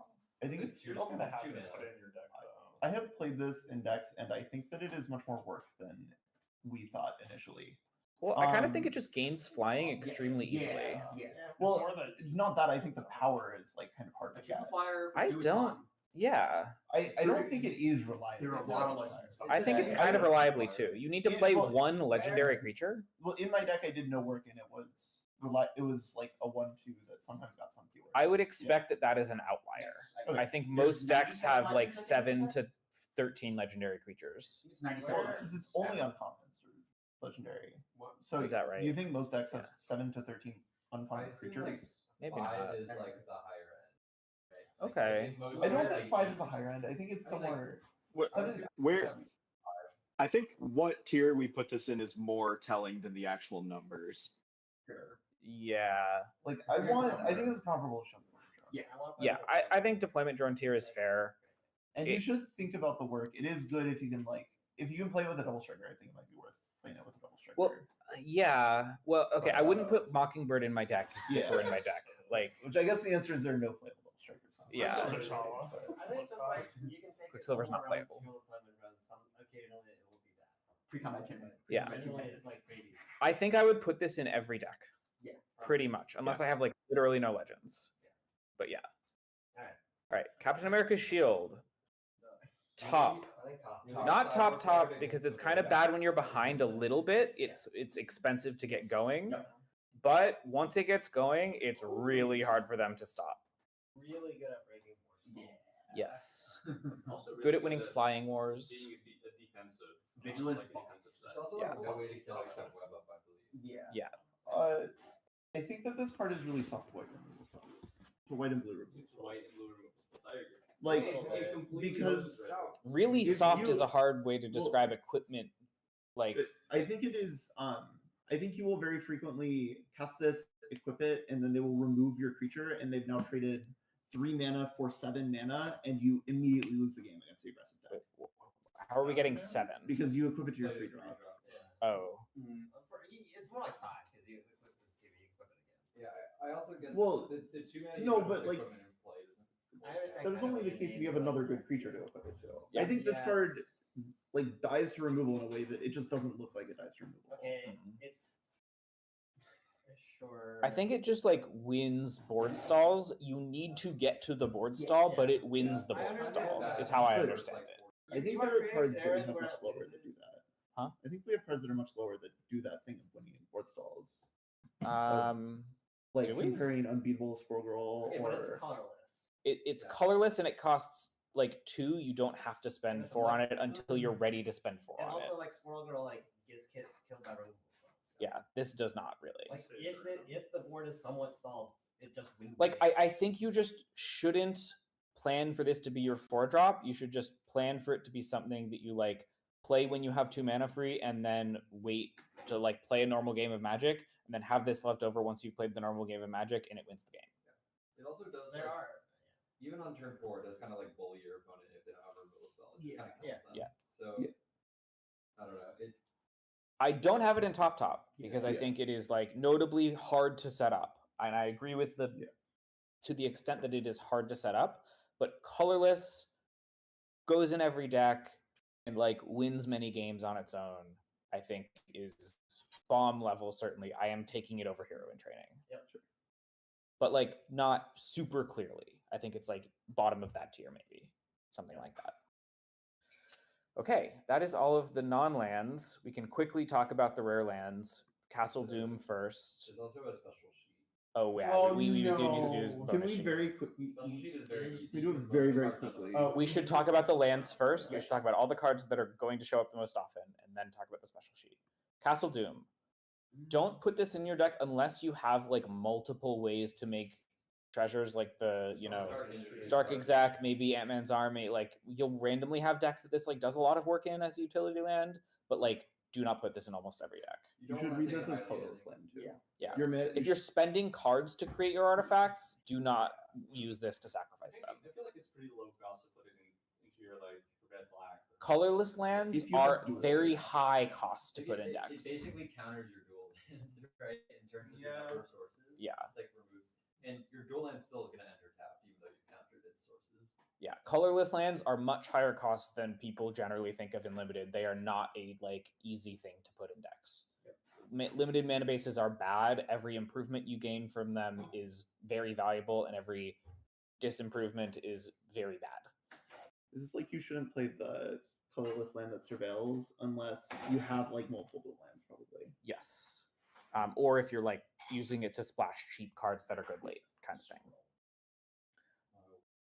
All right, the rare dual lands. These are literally taiga, or like literally just straight up perfect dual lands in limited. The best one is Tiger. Yeah, which means that you should take them quite highly, much higher, I think, than the common gain lands, because being untapped is very important. You should put them in every deck where they're on color at least once, because the bluffing value just matters.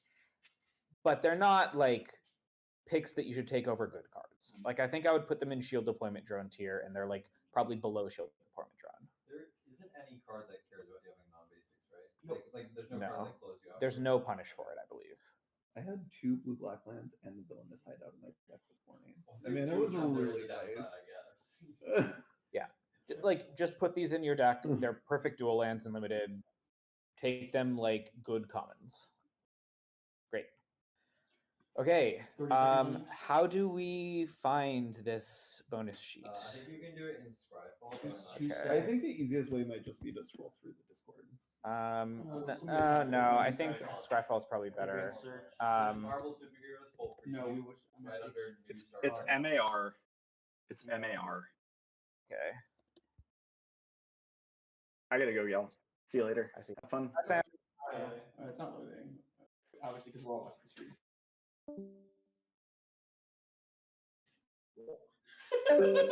There's 60 cards. If I had to guess, I would have said there's 20 cards. Every day you find a new card on That's there. gotta be a You will lot. lose to a brand new bonus sheet card in your PT draft. Yeah, Get ready for it. Before everything finishes loading, we can discuss Sword of Fire and Ice, and I will say that you should take it over every single card of the set, because it is just as good as every card of the set, and it's also colorful. You have not seen the rest of the book. I haven't, but I've looked It's at better it. than every card on the Yeah. sheet. It is really nice. You just play it, and it just kills all of your opponent's creatures and draws. Could you search the set in 17 lands, or is that not a thing to do? What? Or Just just like the only does it not have bonus the sheet card You that wanna has start an with ability the to Discord? like top player Sure. kind of thing. But, like, these So- are all players. That's what it is. Yeah, it just like yesterday got it. Well- It just graduated to real data. While it is failing to load on Scryfall, do we want to start looking at the Yeah, Discord? we'll I talk got about it 12. through the Discord. So Anthem of Champions, green, white, all your creatures get +1/+1. All right, it's loading. Great. This includes. Says- It has Marvel Universe. it has cards from Spider-Man set in here. Ryan, What? if you switch to Discord, you'll have to re-screen share for the Yeah. recording. Okay. I'm aware. I think it does have Um, cards from Wait, Spider-Man. this is does, good. yeah. We can. Yeah. Oh yeah. Well, that's fine. Oh, We it just goes- don't. oh, Yeah. okay. Okay. Archangel of Thune is a very strong card. It does have 5-drop no ETB no protection problem, but it like runs away with games when you can attack with it once. I think it's very good. I don't think it's top. I would take it highly. Yeah.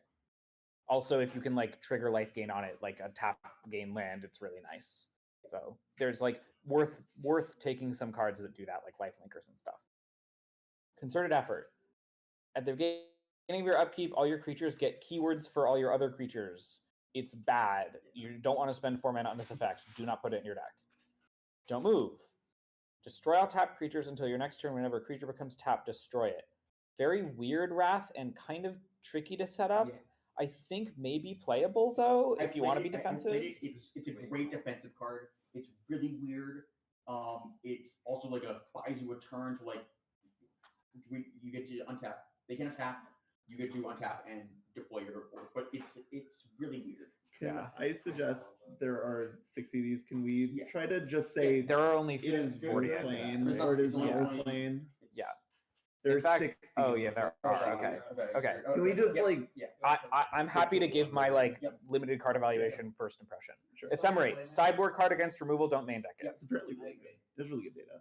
Really? Yeah. Oh, okay. You're sorry. I have a problem already. Oh, I guess if you can hero in training, then maybe It doesn't yeah. matter. Okay. Final Showdown. It's just like a Wrath. Play it if you want a Wrath. Wraths are pretty good, limited, sort of contextual. Instant speed. This is It's a protection spell. it was the best card in the set. Okay. Yeah, it was Very, top. very good. Yeah, I think it's top actually. Okay. Light of Promise. It's an aura. No. No. Yeah, this does not look worth it. Path. What? Okay. Path to Exile. Very good. Yeah. Not top, but like really good removal spell. Overjustice. Doesn't matter. Really good. Return to the Ranks. No. I think someone had played with it and said it's not as good in this set as it was in the other set. Yep. Righteous Fury. Destroy all tapped creatures for 6 mana. I think this is not worth playing. It's too tricky to set up. You need to like not be dead and care about the life gain And tap them. and have them have a lot of tapped You can't creatures. crack back like the other one. Yeah. The other one you can't crack back after you sweep them. But Yeah, I would not play this card. Steel Shaper's Gift. No. I mean, maybe I guess if you have some shield spy kits, I think it's actually fine to make your shield spy kit cost 2. I would pay 3 mana for a Captain America shield. What? If you have the Azorius store. Sure. Yeah. build around next note. Teferi's Protection, I believe you should not play this card. Yeah. Yeah. Counterspell, it's a counterspell in limited. They're fine. You can play them sometimes. This one is a 6 mana 4/4 flyer. Animate non-creature artifacts. And it animates non-creature artifacts. I believe this is not worth Yeah, it. it's bad. It may be better for some weird decks. Treasure Stark Industry. Dig Through Time is a clunky draw spell. It is clunky, but it is good if you want a clunky draw spell. Play it if you want that. It's not as good as Harbinger of the Seas On the bottom. Harbinger of the Seas unplayable. Lord of Atlantis probably kind of unplayable. There are actually a lot more. I don't know about Former folk. So no, I like don't Yeah. honestly I would Yeah. recommend not playing this even if you have those cards. Yeah. Mechanized Production, you copy artifacts. I think you should play this if you have like 3 Futures Forge. Maybe. It's still kind of clunky. It's Okay, good with- moving on. It's good with Marvel Executive. Or the put on Star Treasure? Executive. Yeah. No, I don't think it is good with You that. make a treasure. I don't want to spend 4 mana to do nothing except I make 1 treasure every turn. Well, if you make 2 treasures a turn, you win in 3 turns, right? So it is Oh, like a, yes. Yeah, it's the great. alternate win con. It's like a fine sideboard card, I assume. Yeah, but Oh, I see. Okay. That's Maybe. Certainly- Black Panther's Redirection. No, it's Narset's Reversal. I think that card was bad. Yeah, well, Reconnaissance Mission. well, Some decks may like it. It's not great. you do bots and Yeah, maybe you play it. Show and Tell, no. Simulacrum Synthesizer, no. There are not enough artifacts to make this work in the set, I believe. I tried it. I didn't really. I was close to getting there, but I don't. I think if Weird you try it grader? 3 times, it's made you. 3 graders. You cannot trigger this 3 times, basically. Oh, no. Three steps ahead. Yes, good card. Better than normal counterspell. It's like kind of Cryptic Command a little bit. Not as good, not as fucked up because it doesn't have the other modes, but counter draw is good. Douthie Voidwalker, good, but not as good as you would think in limited. Not as good as it is constructed. Yeah. Black is a little hard. Yeah. Deadly Dispute, fine synergy piece, treated it like it is a common. Extinction Event, very good. Play it. Not exactly a Wrath, but very nice to set up situations with. 6 mana Wrath. 6 mana Wrath. 6 mana Wrath. It's a 6 mana Wrath. Just 6 mana. It's a 6 mana Wrath. Massacre Girl is Massacre Girl. It's good. Be aware of it. I got blown No up. Mercy. is weird, and you can try it if you're I think bold. it's quite bad in most main decks. Really? Also, like, I think this is personal judgment based on what you think your deck wants and can do. Chaos Warp, no. This card actually also has okay data. Really? I'm shocked at that kind of. Yeah, I am too. I was too. Horrible card commander. it is like 80% of the time, like 3 mana just kill your creature, right? And, like, No. sometimes Sometimes you you land. land. No, you get It's like 50% give you a land. Yeah, but sorry, I wasn't counting give you Effects a that land. destroy a creature and give them a 1/1 are usually bad in Yes. limited. So But it- I can't imagine this being good. You should sideboard this against Avengers, whatever. Great. Okay. Sure. Triple damage for 6 mana? No. This one's bad, I believe. Yeah. Well, yes, no, yeah, that's bad. 2 cards in your hand. Monstrous Rage is a very good trick. It is very good if you're an aggressive deck in limited. Not a bomb. Not a bomb, but very good. It's kind of a bomb in my deck. Yes. Seize the Day. I don't really know what this does. It's like a commander card. Okay, no. Okay. Bedlam, no. Grim Fate, Beast Within, no. Similar to Chaos Warp, maybe even a little worse. Defense of the Heart. Quite a bit. Someone was saying that this is like completely fine. I think this If card your is opponent fine. ever has 3 creatures in play, you get to search for 2 creatures. Yeah. Is that what it does? Yes. This card is really interesting. I think this card is like probably pretty good. Great card. You need to have. You should just have this card in your deck and move on. If you have Yeah. big creatures like this, like Yeah, if you dinosaur your deck. Force of Vigor, no. Maybe sideboard. Heroic Intervention, no. Maybe sideboard. 3 different cards. in the Wow, set. okay. Yeah. Primal Vigor, no. Rancor, yes. Quite good. Played in basically every green deck. Not a bomb, but quite good. It's more of an equipment. Yes. Steely Resolve, no. Unnatural Growth, Someone had it in a deck, right? I think build around if you can be mono green, yeah. Anthem of Champions, pretty good in green white. Yeah. Like quite good, maybe bomby. Yeah. It wasn't a bomb in Foundations. It was just good, I think. I think it might be on average better than that. Sure. Aurelia the War Leader, good but not like great. 3/4 is like a really low stat line. You also have to be white red. Yes. Yes. Black Panther Wakanda King. I have played with this card. It's excellent. Exceptional. It's So very good. This is a reskin? It's a secret. No, No, this it's is just its own the card. It's a secret card. Like Yeah. 5 years ago. So So don't read it, just pick it. what happens is when you play creatures, you like draw cards later because you put counters on lands that you can use to draw cards and put counters on things. It's really good. You splash it. Yes. It's much better to cast early. Yeah. I think maybe, but like Yeah, only if you maybe can to realistically cast it early. 3 mana 4/4 Captain Avenger that does stuff with equipment. It does not do anything. All the equipment in the set is small. It does not deal any That seems damage. fine. Well, it's a 3 mana 4/4 that can sometimes deal 2 damage. That seems good. The mana cost is like really low. Yeah. Maybe playable if you can cast it, but not amazing ever. Escape to the Wilds, really, really good. I Splash played with it. as top. Yeah. Top, you should always splash this card if you're one of the colors. Yeah, it's insane. Fight to the death, no. Iron Man, 4/4 flying haste for 5, that's good enough, and then it has some other text that seems good. You make a treasure layer attack. Yeah. I think that's good. It's not amazing, but 4/4 flying haste for 5 is like good enough. Fine equipment for your deck. Okay. Yeah. Privileged position, no. I think it's a good sideboard card. I do not think it is a good sideboard card. You're spending 5 mana to do exactly nothing to the board. Ravenous Tyrannosaurus, I believe, is really good.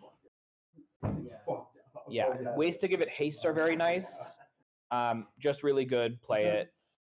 I guess you shouldn't sideboard it out. 6 mana, 6, 6. Never mind. Yeah, don't side it out. Storm is like pretty good. I think not amazing. Like if you can cast it, it's fine. I would play it if you can cast it, but it's not like worth trying to cast very aggressively. Sundering Growth, no, maybe sideboard. War Leader's Call, yes, really, really good. Kind of fucked up, bomb. Wolverine, double all damage it would deal. 3 mana 2/2, deal damage. And you can regenerate. Okay, the regeneration makes this fucked up. Yeah, it's Okay. really fucked up. Horn of Greed, no. The card is like $30. Rumming Throne? yes. Rumming Throne, yes. Name hero or villain, it'll be probably be really good in your deck. Also, like, This card is really expensive. And also worth playing. So keep that in mind. Okay. Sort of fire is also expensive. And then this is sort of fire and ice. It's fucked up. I don't care about price. I care about winning the Pro Tour. But yeah. Not on the set. All right. I mean, you'll take it either way. Yeah. No, Agreed. these are Those are Spider-Man. Spider-Man cards. Oh, okay, I see. Is that 60 cards that we just went through? Yeah. Nice. We're Most so of them fast. were We did it quick. name of card node. Yeah. There's a lot of bad ones. And some fucked up ones. How many of Okay. those are better or worse than Arc Reactor? Is there My any- voice is going. I would like to end this meeting. I think that's all the cards. I think That's we've all done the it. cards. We've done it. Just to review, like roughly, these 11 cards, if you can cast them or can pivot your draft to casting them, you should take them, even if it's pack 3. They're just extremely fucked up, and a deck that can cast them has a higher win rate than almost any other average deck. Fucked up that. I think there's like 10 cards in the next tier that are like better than whatever the next uncommon is after Justice. Because Justice is back here. Yeah. What is the next I one? was thinking Justice is a rare card. Yeah, there's like a solid group of cards in here that are like as good as the best card in some sets. Yeah. Yeah. It's like 20. No. This is not a set with oppressive rares compared to some. Okay, we don't have to get into Because this. some of the commons are nuts. in this set. These cards count as bombs, and you should like try quite hard to be able to cast them. But if it doesn't work out, then I guess it doesn't work out. But like they're really good. You should take them very highly and warp your draft around them, just not like to the extent that you're completely pivoting if it like doesn't make sense. These cards are very strong. Will be some of the best cards in your deck. But like you know, important commons like Hero in Training, sometimes you take over them. They're good. These ones, from here on out, basically, just evaluate the card as a Magic the Gathering card, as if it were a common in the set. There aren't that many of them, to be fair. And then I think what's notable about this set is that we have a lot of build around rares. Some of them are worth going for. I would say the line I would draw is like Fin Fang Foom and above are like definitely worth going for if it makes sense.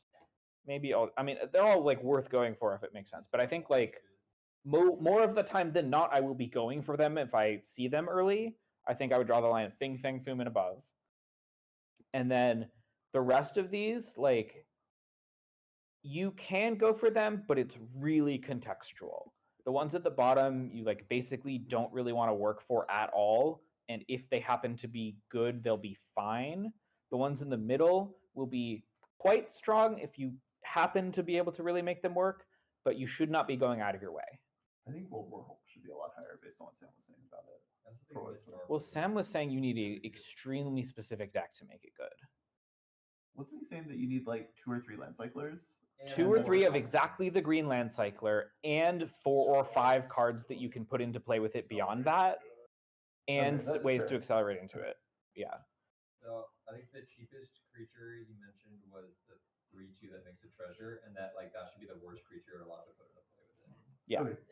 Yeah, which means you need like 8 cards that cost more than that, basically, which is tough to build a deck with. Okay, yeah. Okay. Thanks, everyone. We only have 1 cheeky card, which is kind of funny. I think I think there's a lot of Centuries cards in is here that are cheeky cheeky, they're just bad, so we just didn't have to think about Yeah. that. I heard Cold Century is the definition. Yeah. I agree. That's also. I think Nick Yeah. Fury is maybe the too low Yeah. for what it's worth. But But Nick Fury is kind of silly. I think it's. I guess maybe it's. I think I would take Legendary Savannah Lions similarly to the Planet Drum. Sure. Yeah, it works for It's- whatever that card is gonna take elections. All right. Thanks, everyone. We're good. Yeah, we're good. Do you have anything else to say? No, that's all. Okay. I should have taken my ADHD meds later today. Is what I should have done. And we can stop the recording too.